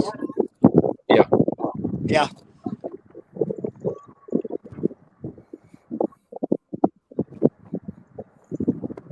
I wonder how many rod holders you can mount on the side of that thing. A lot. I guarantee you, Pontoon Jody would have one every 2 foot on that thing. I was thinking the same thing. Boy, can you imagine the rods you could run on that thing? Man, Jody'd be so happy. Oh my God. Could you imagine running up and down the deck trying to get a hold? Oh, goodness. You need a whole crew just to man the rods.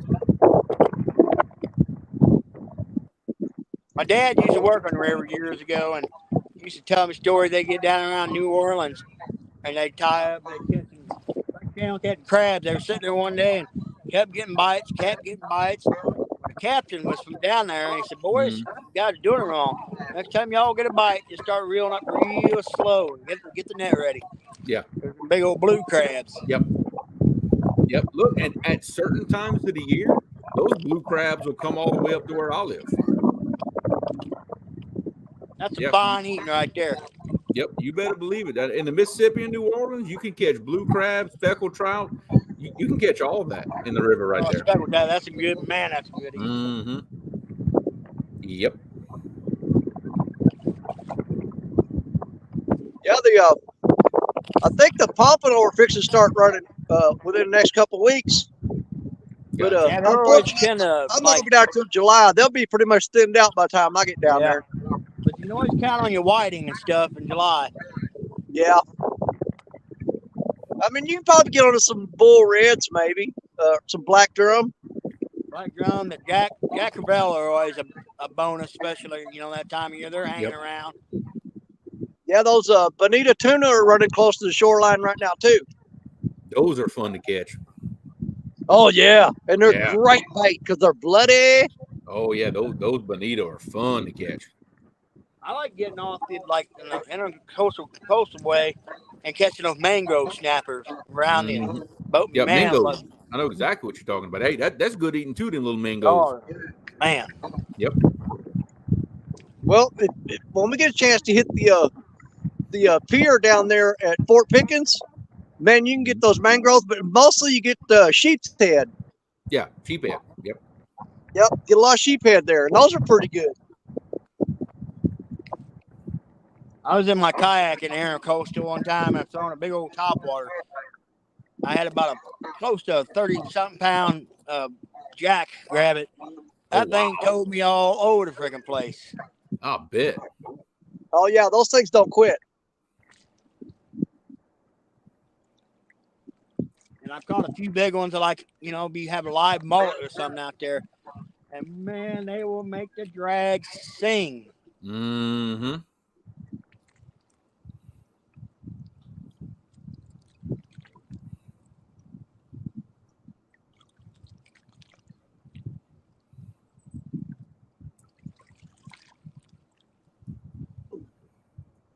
The shark bite's been really good down in Florida. I've seen there's a lot of guys I follow on Facebook. They've been lighting the sharks up lately. Really?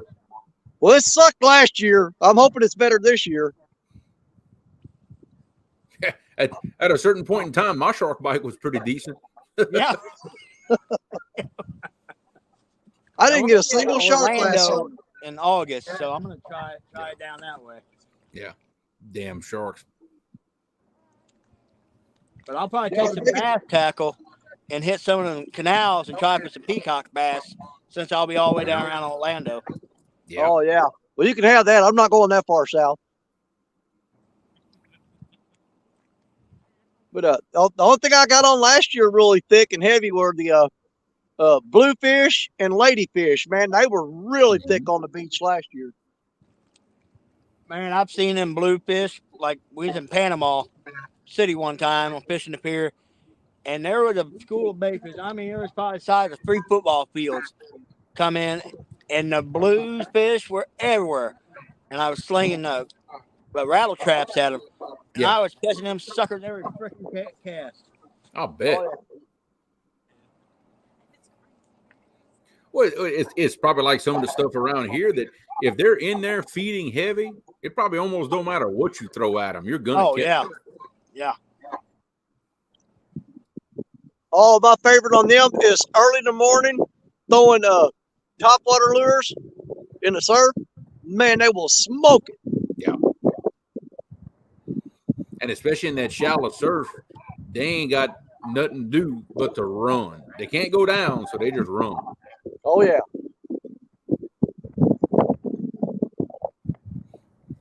NJ, I believe so. I think the bluefish they're talking about is the same bluefish you'll see anywhere up and down the coast. Yeah. Yep, they're saying. They are talking about the same thing. Now the bluefish in the panhandle and up in the Gulf, to me, they don't get near as big as the bluefish on the east coast of Florida.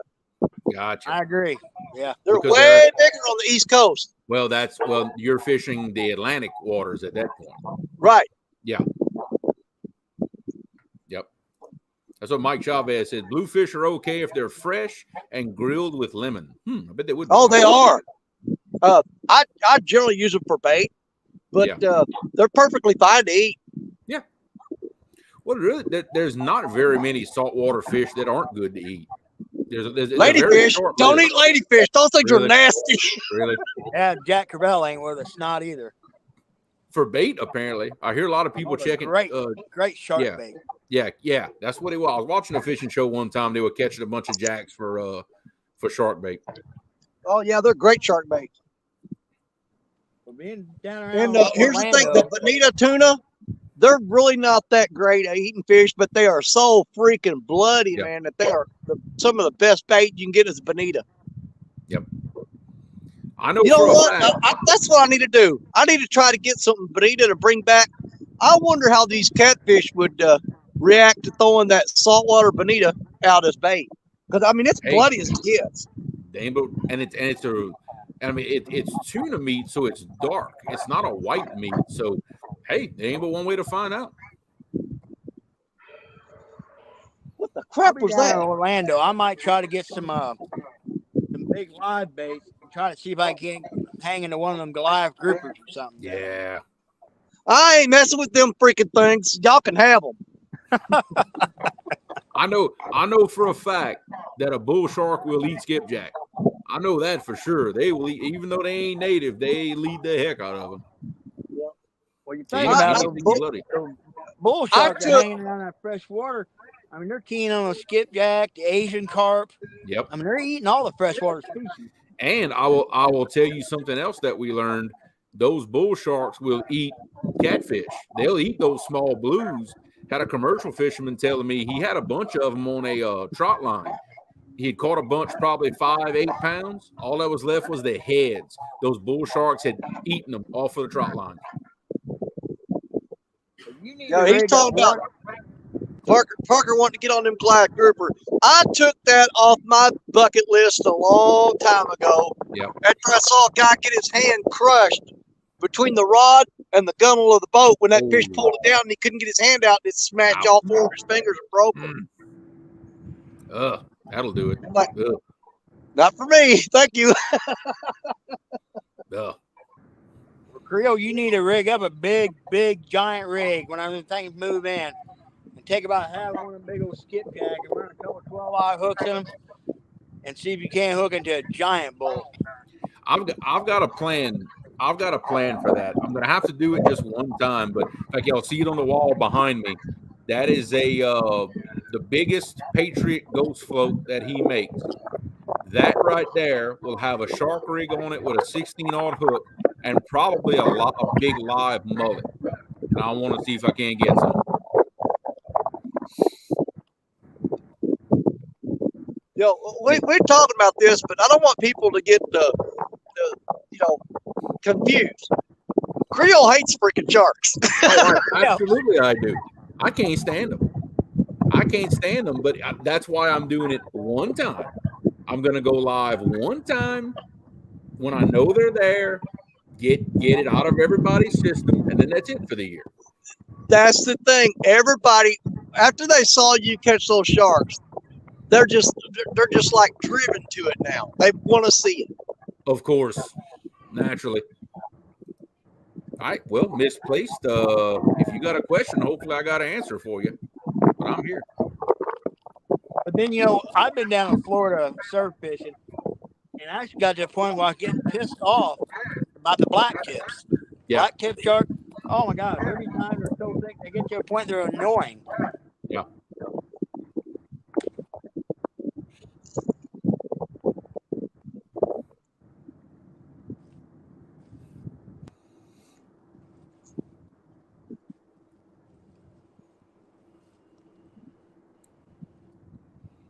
Yep. Think about them black tips. They wear me out because anytime I hook into one of them, I know I'm going to be there minimum 15 minutes, and sometimes 45 minutes to an hour getting that thing in. Yeah. I had keep in mind that the bull sharks we were catching were basically pups. They were, 3, 4, maybe 5 feet long. They weren't very big, but man, you talk about take a rod down. Holy smokes. Oh man. I caught like a 5 or 6 foot black tip on basically a heavy action bass rod. Yeah. I was fishing for whiting, and the dang thing grabbed a chunk of shrimp. And I don't know how he didn't shear that leader. Yeah. I thought I had a big red or something until I seen that fin pop up. Mm-hmm. And I was standing about chest deep in water, and there was people all around me. Man, people were scrambling getting out of that water. Yeah. We hooked one. It ended up cutting the leader. I couldn't get him to the boat, but we must have had a pretty decent sized bull shark, bigger than 4 foot. He hit that medium heavy mad cat so hard that he bent the tip just below the butt of the rod. Because on my boat, my rod holders are a little above my motor for my boat. They're higher than that. He bent it so far down that the tip of the rod was hitting the top of my motor cover, which is below the butt of the rod. Dang. Yeah. Yeah. I've never seen that mad cats get hit that hard. Yeah, I've got to retake my shark course this year too. I've heard of people pickling certain types of fish and canning them. I've never done it. I can tell you now. And I'm sure only certain types of fish would allow that. Imagine like catfish. I don't think you can catfish because imagine it would just get mushy and fall apart. Oh yeah, I wouldn't Maybe even try that. That just sounds nasty. yeah. Maybe somebody else in chat can give some advice as to maybe what you could try. I know there's certain types of herring that you can pickle it and can it and it holds up. I don't know what else you would try. To be honest, it'd have to be a pretty firm type of fish. Like NJ is saying here, like tuna, it's a much more firmer type of fish. It'll hold up to it, or like salmon, something like that. Yeah, certain types you can. I would get, but catfish, anything that we catch freshwater, I don't see it holding up very well. Now I do know a local gal that pickled white bass around here, and it is fire. Okay.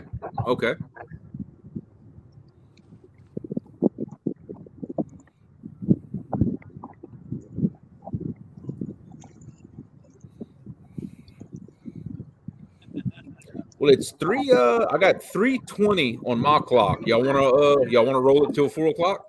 That sounds good. 4 o'clock sounds good. Yeah, we'll roll it till 4 o'clock. We'll keep the conversation going in the meantime. Okay, I'm gonna freshen some baits up, I think. Yep. So.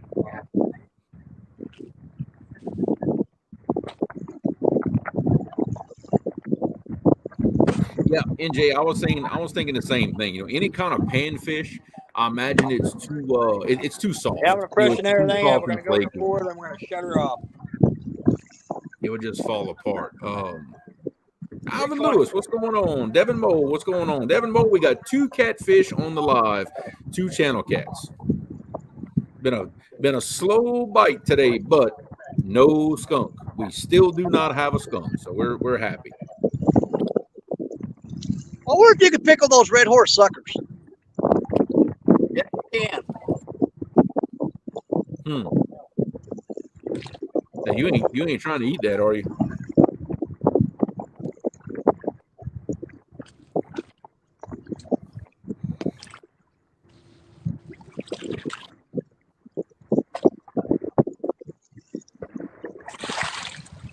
Yeah, I might as well check it out, Blue Rod. They've been pecking on it for forever long ago. Now they just quit, so I'm sure they probably got that bait down about nothing by now.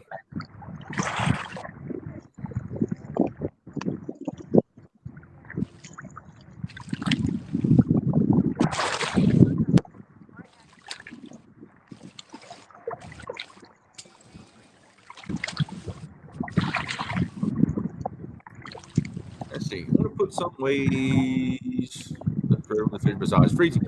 Now, I know also there's certain types of fish that you can basically pack in salt. And pack in salt, I want to say you vacuum seal them. And if you put enough salt, it'll just preserve itself like that. I've heard of that. But yeah, vacuum sealing and freezing is the preferred way to do it. But hey, it's all about trying different stuff.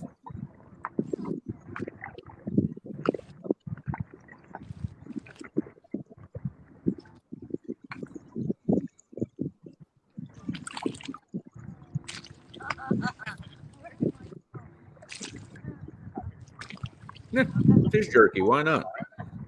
With certain kinds of fish. Don't see why that wouldn't work real good. Now that was a whole creek chub when I put it on there. That's all that's left. Yep, boy, they nibbled that thing down to nothing. They got it down to the skull. They got everything but the hook. Everything but the hook. That's what them little ones will do to you.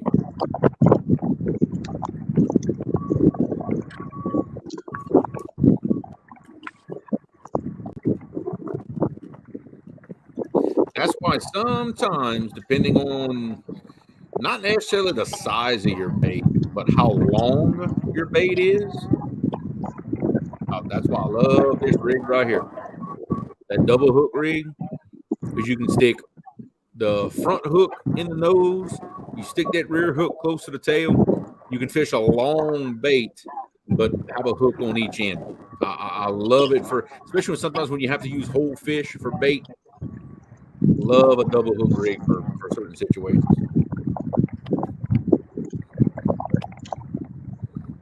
And all it is 2 hooks snelled in line with each other. That's probably, I don't know, about an 8-inch space right here. I had just tied this to show somebody on a live one day. You can space these hooks however you need for the bait you're running. But this one right here happens to be about, I guess they're about 8 inches apart, something like that. I know it's hard to tell with the camera. I was kind of holding it forward there. Double hook angling. What's going on, man? It was good to have you watching us. Appreciate it. Yeah, because these are 2 10-aught triple city hooks, so it makes it look a little shorter than what it really is. Yeah, I had tied that up one night on Roger and I's show. Somebody was asking about it, and I had the stuff sitting on my desk to do it.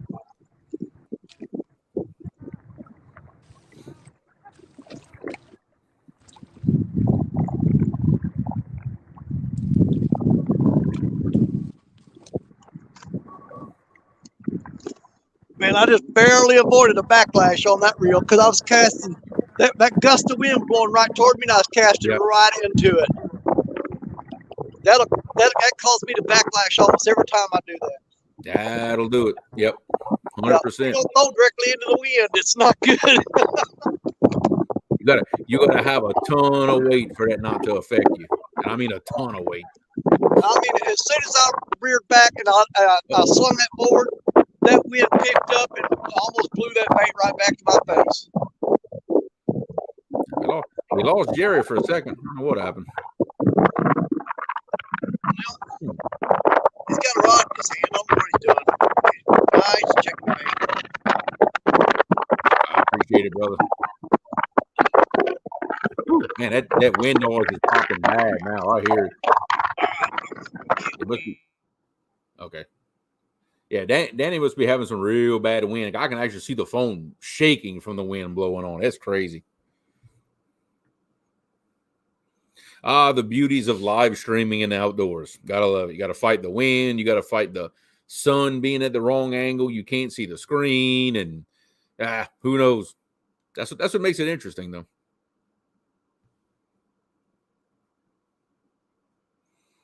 Let's see. I was talking about something else in chat. Okay, nope, never mind. Wasn't what I thought it was. But it's been it's been a tough day fishing today. But hey, still managed to put 2 fish on the live, so I'm happy. I knew it was going to be tough because man, we tried fishing yesterday. I went up on Mike Greenwell's live yesterday morning, and man, it's me on there. Greenwell's fishing, and Pam, she was on there. None of us caught fish yesterday. Wow. I did release 9 blue cats yesterday, though. Because you go back and watch that, there's an old man pulled his boat out of the water and come up riding the levee behind me. And he goes, "Hey, you want some catfish?" And I kind of looked at him and he goes, "I got a whole boat full of them." And I go, "You know what? Yeah, I do. I want them." And I went there and I put them on the cooler. As soon as he drove off, I turned them all loose. They swam off happy. How big were they? Dude, I think the biggest one might have been 5.5, 6 pounds, maybe. So all either side about fish. 3. They're perfectly good eating fish, man. But here's my thing, I mean, I know the guy. I love him to death. He's a Vietnam veteran. Mm-hmm. He's 82 years old, but he just will not throw them fish back. He'll throw them in the boat, and he'll take them in town. If anybody wants them, he'll give them to them. If they don't, he throws them in the trash. And, he offered to me, and I said, yeah, I'll take them. And every one of those fish swam off safe and happy yesterday. There you go. He doesn't watch YouTube, so he'll never know it. Yeah. As far as he knows, I took them home, cleaned them, and ate them. And look, Dad and I have done that before out fishing. We go out fishing with the goal of, hey, let's catch a few to bring home and eat. Well, now, of course, I'm running that big boat with that live well. we'll catch the first one, put it in the live well, then go fishing, and naturally, because you're trying to catch small ones, you catch all big ones. They're too big to bring home. Well, at the end of the day, all you've got is that 1 eater size fish still in the live well. We decide, well, look, we ain't going home and cleaning just one fish. No, turn him loose, you know. It ain't worth my time to clean one fish. Now, if I got 3 or 4 or 5, you know, good eater size, yeah, I'll make myself the trouble, but not for one. Well, a lot of the older fishermen around here are of a mindset that you just don't throw fish back. You know, you take them home, and if you don't want them, somebody will. That's what they're, you know. But there's times that they get out there and you know, that fish laying in that boat, skin dries out on it and everything, you know, they died and people don't want them. Then they want to throw them on the side of the road. I thought I heard somebody knocking on my front door. So read that comment, Danny. That's funny right there.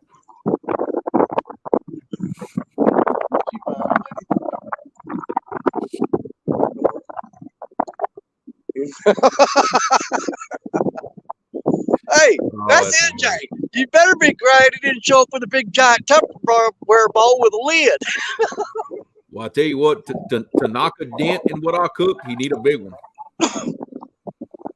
I got that big old black pot full to the brim. I got some kid folks like that, man. I'll tell them, yeah, I'm cooking a big old pot of ham hocks and beans. They'll show up with them big old 3-pound butter bowls with a lid and just scoop. I mean, I'm gonna just go out and scoop. I said, quit picking all the ham hocks out of it.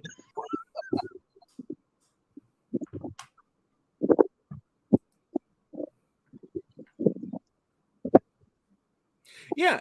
Again, it's all about where you fish. Okay, some places the population is hurting, and catch and release is the way to go. Other places, like look, where I fish is a good example. We have an extremely healthy population. Nothing wrong with keeping some small ones to eat. Nothing wrong with that at all. You know, and yeah, overpopulation can be just as bad of a problem. You know, because then your quality of your fish is going to start going down. But yeah, absolutely. There's nothing wrong with always keeping some fish to eat. That's the thing about right here in the area we live in. I'm going to say 75 to 80% of the people who fish, they keep them. Yeah. It's not like a, you know, 20% of people. I mean, there's a high number of people keeping them. And for them, I've heard them say it. Oh, there's more fish in that river than you'll ever be able to catch. That's not true. Hey, it's not true. Ask anybody on the Ohio River about that statement right there. Yep. They'll tell you you're wrong. Yeah. Look what the commercial fishermen are doing to them. Yeah. Yeah, exactly. If you think, if you get to the point where you think that resource cannot be depleted, that's when you're going to learn a hard lesson. That is the wrong. I mean, we're lucky. Very, very, very, very few big fish get kept around here. Very, very, very few. You know, everybody around here understands that if you want to keep fish to eat, you don't want those big ones. You just don't. Even the commercial fishermen, they do not keep big fish because nobody wants them. You know, it's simple as that. Doug Talley, what's going on? It's been a slow bite, but they have managed to catch 2 channel cats. So we do have 2 fish on the bank earlier in the stream. And Lance, yeah, you're right. I saw that picture of that guy that had that pickup truck just slap full of blue cats, trying to say they're invasive, which I find the term invasive fish depends very highly on what fish you want to be there. It's very easy to say blue cats are invasive if they're messing with the fish that you actually want to catch and you don't like blue cats. But those of us that want to catch blue cats, well, they're not invasive. Is such a I can't find the right word, but it's a very subjective term. You know, it all depends. But no, to take that many blue cats out of those waters, man, and you know that ain't the only time you've done that. You know, so that's definitely, and they had some big fish in there too. I don't know, to say a catfish is invasive. I don't know. I have a hard time with that statement. Very, very, very hard time with that statement. But that's me. You know, if the Department of Wildlife in that area has determined that they're invasive, I mean, what are you going to do? You know, around here we say the Asian carp is invasive. You know, that's our opinion, and that's the federal wildlife opinion of the Asian carp, is they are an invasive species because it decimates the bait population. They're out competing shad and other bait species. That's the problem. But Mother Nature adapts. You know, Mother Nature adapts, and I think it's been proven these big catfish are starting to figure out that they're bait, because they've done studies on this to show that now that's a big part of their diet is Asian carp. Yeah, like Mike says, the state of Maryland says that blue cats are invasive. A part of that, I know in the Potomac River, they tell people not to keep fish out of the Potomac River. And I think that's part of maybe why the population is what it is, because you don't have a lot of people keeping them. They're just in there. But that's going to affect the quality after a certain amount of time if you're not keeping those smaller fish. It's definitely going to affect it over a certain amount of time. Yeah. Y'all don't even have blue cats in New Jersey. Yep, don't even have them. Yeah, because of pollution. That's right. Yeah, they recommend that you don't keep any. I know Haslam said it all the time that they're not supposed to keep any fish out of that Potomac. It would probably do the Potomac some good to get some of those smaller fish out of there and get their quality even better. There you go. There he is. My phone had died. Oh, well, that'll do it.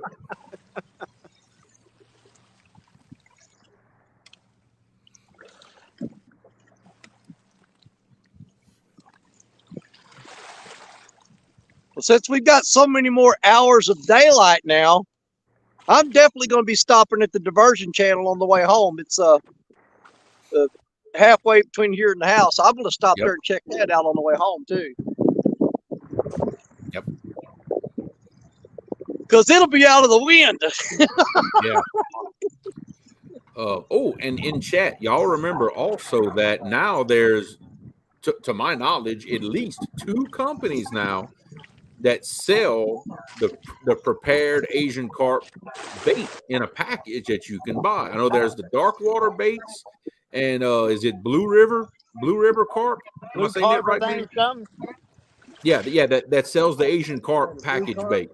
Yeah, something. I don't know.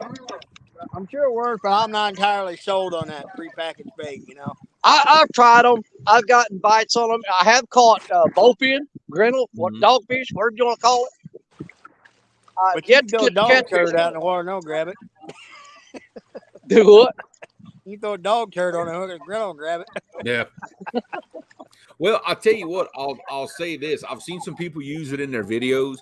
It seems like where they use it, where the Asian carp are not native and invasive, it catches fish. I think for us, where we've got so many in the water, you're better off with the fresh ones versus the packaged. Yep. But hey, that package deal could be like the chicken. It's a great plan B to bring with you if you don't have fresh bait. Yep. Definitely. Yeah. Yeah, because Lance, Blue River Carp. That's right. Yeah, I know it was something like that. Yeah, because I think he infuses it with oil. So Asian carp is oily as it is, and his process makes it even more oily. I mean, look, I know Dieter used it in one of his videos, caught some fish on Douglas it. Used it. And he caught some fish on it. Yeah, definitely. Absolutely.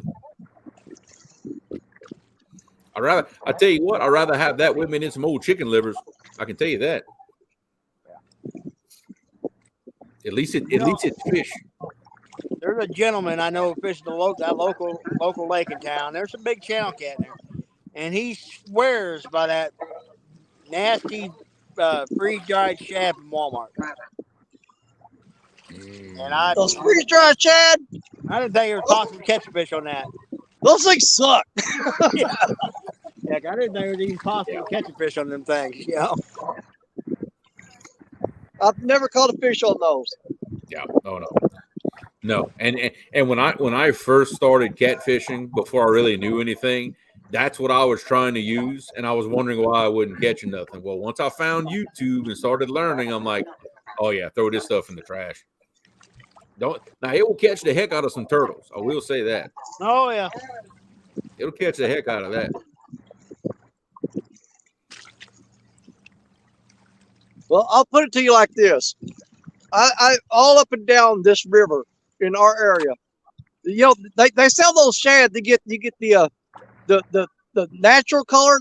Then they got some that are pink dyed and some that are green dyed. If you would only seen how many times I found where people have dumped the whole bag out and left it on the ground when they got ready, because they tried it and go, I'm not taking this crap home, and they would just dump it on the ground and leave it there. Exactly. Nothing beats natural bait. I mean, you can mess with it all you want. Natural bait. You know what's real torture? Where you're sitting here with a cloud over your head, the wind's blowing, it's cold, and you look 2 miles up the river and the sun's shining. Oh, You know it's warm there. Oh yeah. Yeah, look, I'm 2 miles away. Chicken breast catches fish. I know that irritates some people to hear that, but chicken breast catches fish. Okay, it's just simple as that. It catches the snot out of fish. Yeah, it catches fish, and anybody can get it. You can stop at any store and pick up chicken breast and cut it up. But yeah, you darn right it'll catch fish. I like chicken thighs. That's what I use. Yeah. A little oiler, a little tougher. That's what I use. Chicken thighs. Yeah. And look, NJ, I'm the same way. I would have never thought to put a piece of chicken breast on a hook ever. But I saw it on YouTube. I've tried it. I've caught many fish on chicken. Look, it's won me one tournament for sure. The first couples tournament, chicken won me that one. Now, it seems like I won 2 with chicken. I just can't remember what the other one is. And there's big fish caught on chicken. Yeah, Jerry's got some massive fish caught on chicken. Me, myself, I have never caught any real big fish on chicken. Jerry has. Go figure.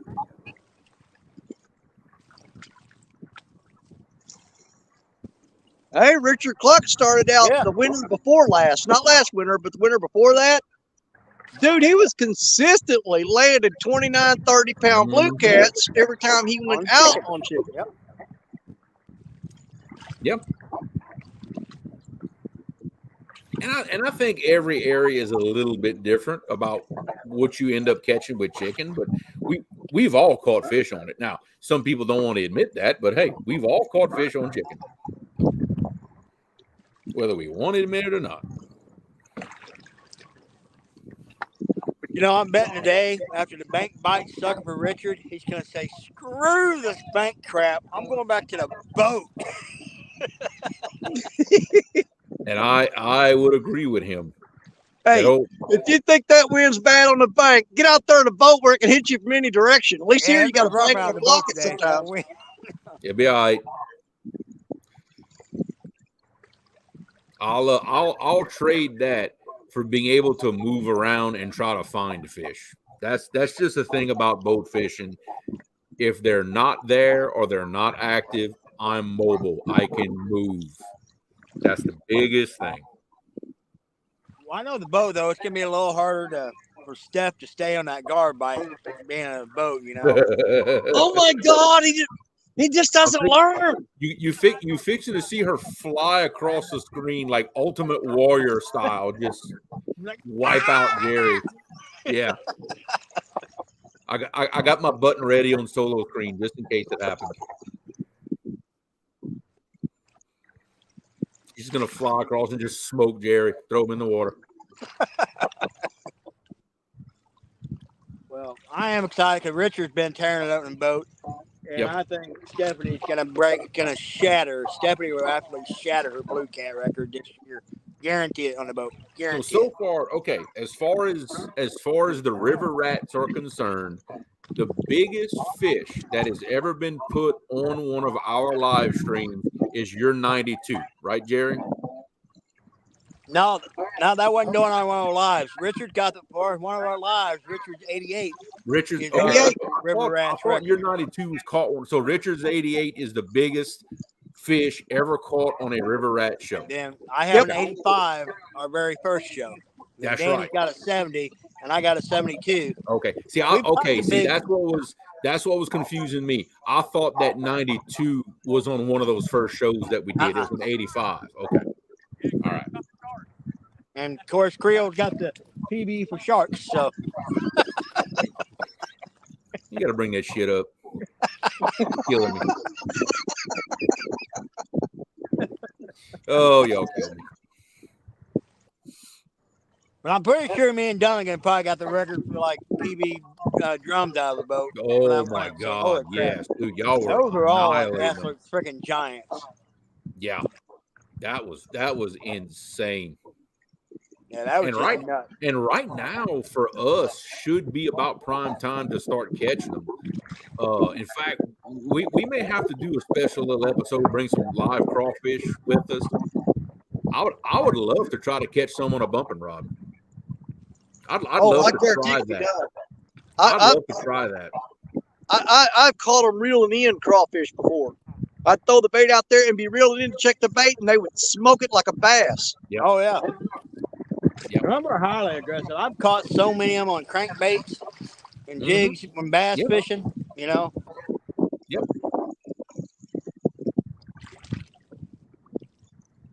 It always sucked on a bass tournament. Big old gas for goo to grab it, and you think, oh, man, I got the big bass. And can you see that flash of silver? Like, oh, man. Yeah. Then it comes up, you're like, really?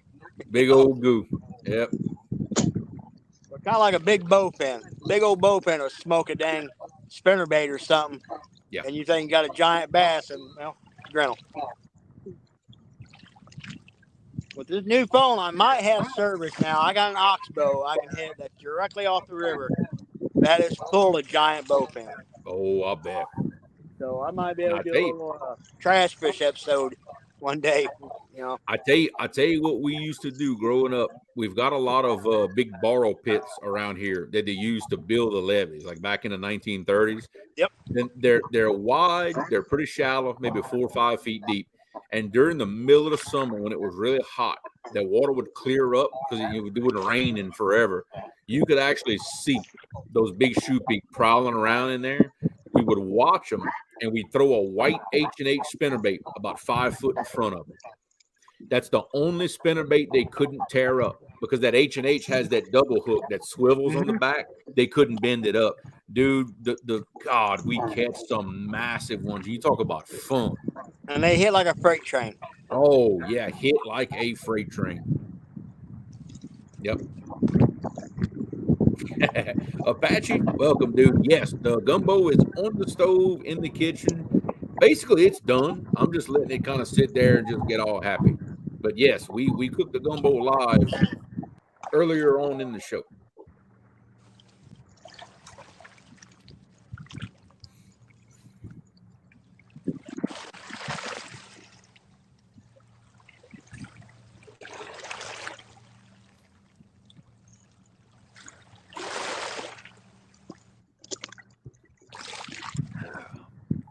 Yeah, the weather kind of straightened out next day. So we got a local lake that's just had a big shad kill.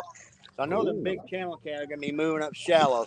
Yeah, I might have to go try to harass them one day this week. Yeah, we're gonna do a couple of shows here coming up that a little something different. We're gonna get in some of these oxbows and we're gonna drag some baits with planer boards in some of these oxbows. There you go. Like I said, I'm gonna once the crappie start really fired up, I'm gonna hit some of these ditches that's connected to the river. Yeah. And try to show y'all some of the big old giant crappie that come out of the river. Yep. Joe, I was talking about like you're half crazy when you tell there's giant crappie in the river. There's some big old crappie in the river. Yep. Joe, I was talking about bowfin. We call them shoepeak here, but I was talking about bowfin. That's what I was talking about. Dogfish. Yeah. Mudfish. It's got a bunch of different names.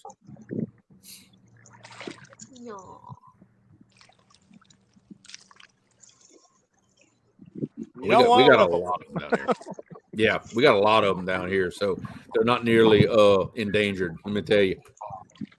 Oh, they're definitely not endangered up here. Cause man, No. the bar pits and burrow pits, they're full of them. They're full of them. I always, especially during the summer, I find them in some shallow water, 3-4 foot deep. And I mean, in the middle of the summer when it's 100 degrees out here, you'll actually see them prowling in that shallow water. Well, they're actually an air breather. They can breathe air. Yes, they do. They can. They're capable of it. Come up and sucking some air in and go back down. And you see, gar can do that. God awful, unhospitable environment. Yeah. See, gar can do that too. Yeah, gar can actually go up in air. Yeah, because they can be in conditions where other fish can't. Yep.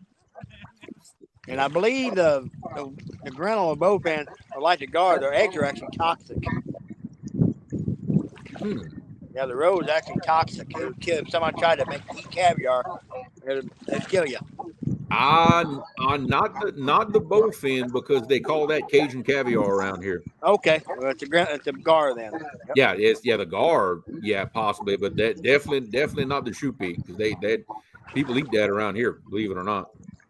They're actually they're a good eating fish if picked properly. I made the old fellow who used to live across the street from me growing up, we'd go catch them and we'd bring them to him fresh. He would take a spoon and he'd pull the meat off with a spoon and make like the patties with them. He loved it. He said it was real good.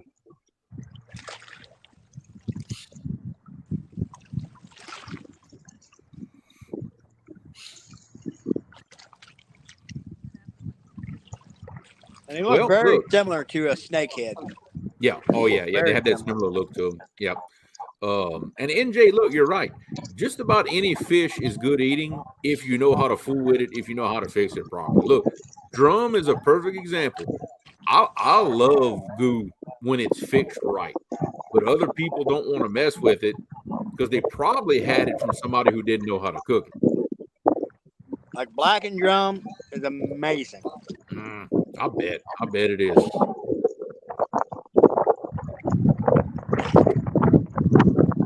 Yeah, Don, you're right. Gar have some type of a primitive lung, like on top of having gills. They've got something in their system that allows them to actually go up air and breathe air.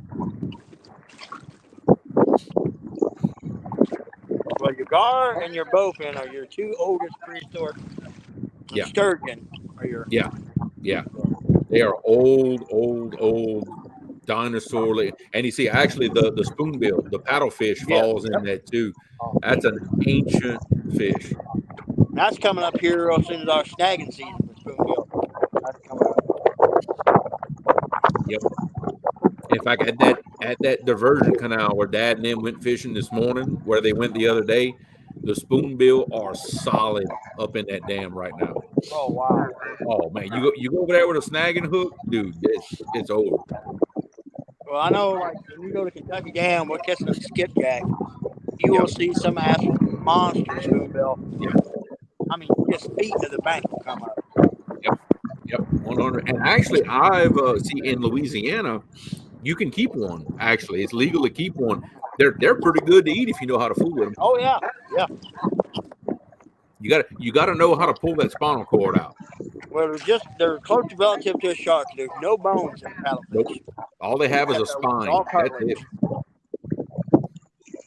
Yep, that's what we do. We'd pull that spinal cord out and we'd cut the whole fish like in some steaks. And shoot, I've cooked it on a grill before, and man, it's pretty good. Oh yeah, a little lemon juice, a little seasoned salt. Yeah, just whatever you don't eat, you just can get rid of it, because leftovers, it's greasy, like extremely greasy. So that whatever you don't eat, give it to the dog. But it has a similar texture to gar. It kind of has that stringy, slightly texture like gar does. And it's crazy, just for such a huge fish, all they eat is zooplankton. Yeah, that's right. All they eat, they're a filter feeder, and they get massive. Oh my goodness, yeah. I think our Missouri record's like something like 160 pounds. Yeah. Oh yeah, yeah. They get over 100 pounds in a lot of areas. But you see, it's funny. It's funny in Louisiana, and here's where it knows to know your laws and the interpretation. It is actually illegal to snag spoonbill in Louisiana. Really? But now here's the tricky part. Uh-oh, there's Danny. All right, here's the tricky part. It is legal to snag catfish, carp, whatever else you want. But if you accidentally hook a spoonbill, you are allowed to keep one if it's a certain size. Now, is that a loophole or what? Yeah, that's kind of an oddball. Yeah. So basically, if a game warden comes ask you, hey, what are y'all fishing for? Don't tell him you're fishing for spoonbill. Tell him you're trying to snag something else. See, that's the way the law is written. You're allowed to keep one if it's incidentally hooked. That's the way it's worded in our pamphlet. Well, that kind of it's kind of the same way it is shark fishing down there on the Panhandle in Florida. Mm-hmm. You could go out there with now you got to have at least a minimum 80-pound monofilament leaders. Well, I wouldn't go. I would go at least 150. Okay. You can go out there with a monofilament leader and hook sharks all day long. Okay. As long as you're not intentionally targeting them. Now, if you tell him that you're targeting sharks, you have to have a shark fishing course that you have to take every year. And if he pulls your lines in and you've got a steel or wire leader on there, you're automatically considered fishing for sharks. Yep, because obviously that's what you're doing with that. Yeah. You cannot use a stainless circle hook for shark in Florida. No. Really? Yep. Okay. Cannot use a stainless circle hook. Nope, because they will not rust out. Yep. Oh, okay. I understand. You must have a pair of bolt cutters or side cutters in your possession. Yep. They have to be in your possession. You have to have a pair of bolt cutters where you can cut the hook out if you need to. Or if you don't have one of those long-handled hook discorders or hook removers, I know what you're talking about. You've got to have a pair of bolt cutters carried on your cart or in your person that you can cut that cotton picking hook off with. Interesting. I'm gonna do some reading up this year on our laws with the. I mean, look, it's gonna happen. We're gonna go after sharks one of these days, even though I don't want to. We're gonna do it. But I want to read up on the laws to be sure I'm 100% on. I know there's a certain season that we're not allowed to keep them, which I don't plan on keeping a shark. I'm telling you that right now. So that doesn't affect me very much. Oh, they're good, but they're a pain in the butt to clean. But there's certain species of shark in Florida that, here's the crazy part. You're not allowed to bring them out of the water. That would be the great whites, the hammerheads, the tiger sharks. Now, the rule states you have to enter the water to release that fish, and you got to cut that leader as close as you can to that shark. Forget that. I'm going to cut it about 10 foot away and say, yeah, as close as I can get right there. I am not swimming out there to unhook a great white shark. Forget it. It ain't happening. Well, I actually have a video out where we were shark fishing down in Pensacola, and we caught an 11-foot tiger off the beach. Wow. And the guy with us, big shark fishing. Once we got the shark back in the water, he bear hugged the shark, and he waded out, and the only thing you can see is his head sticking out of the surf. And he waded that shark to make sure it got back. And when he came back, his shin was all bloody. When that shark took off, and it smacked him in the shin, that tail. Yeah. Well, I tell you what, I hope he had a wheelbarrow to carry around his coconuts in. Oh, yeah. I ain't doing that right now. Hell no. I will wade up there knee deep and cut that leader as close as I can. I ain't wading in nothing. You'll lose it. Hell no. If you look up on YouTube, there was actually a great white that they hooked up at Okaloosa Pier. It's right there just west of Destin, Florida. Mm-hmm. And these three young boys waded out there and released that great white. man, they were swimming all around that thing. I said, man, you gotta be freaking nuts. But it's actually there's a YouTube video you can find on it where the great white was hooked up at Okaloosa Pier. It's just west of Destin, Florida. And they waited out there and released that shark. I'm like, forget that. And you see, honestly, Destin, Florida is not that far from me. I can be in Destin in like 5 hours from my house. Oh. It's not really that far. Well, I'm gonna be, let's see, I think an hour and a half or 2 hours west of Destin in July. Really? I'm going to be on the Florida-Alabama state line. That's where I'm going to be at, the Florida-Alabama line. You're not going to be far from that. Well, yeah, because there's a famous bar out there called Floribama. The Floribama. Yeah. Oh, yeah. Hey, I know where I it is. will be going to the Floribama when I'm down there. I know where it is. They got a line painted on the floor in the bar. Yep, separates it. Now, at one time, they were only allowed to serve alcohol in half of that bar. Yeah, when it gets past a certain time, you got to move over to the other side of the line because it's legal. Yep. Yeah. Oh yeah. No, I just hear these things. You know what I mean? I don't. I just hear these things. But yeah, you ain't gonna be far from me at all. Now we're going to be at Big Lagoon State Park right there. Okay. It's real close to Pensacola. Okay. Oh yeah, you ain't that far from me. That would be worth a day trip. I'm just throwing that out there. Be worth a day trip.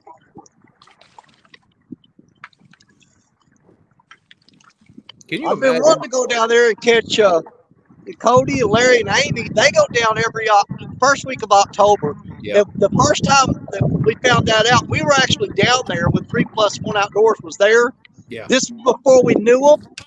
We were fishing down the beach from them and didn't even know. Oh, wow. That would have been awesome.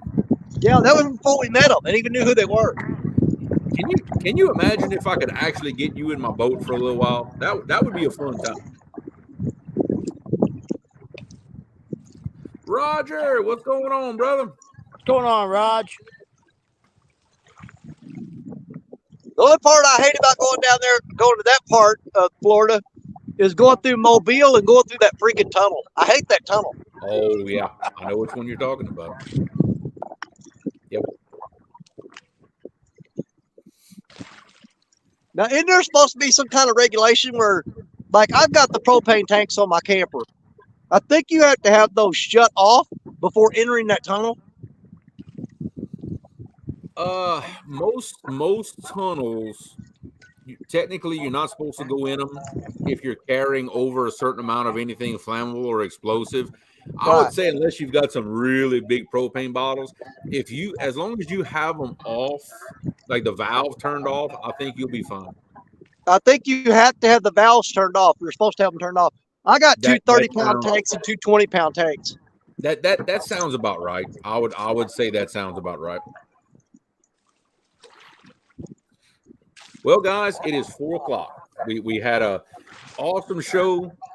I mean, watch me play around in my kitchen for a while, and then watch everybody else catch fish. So it was an awesome show. I appreciate everybody hanging out.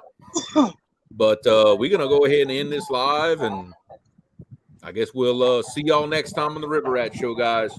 Thank y'all very, very much. Appreciate it. Later, y'all. Later, everybody.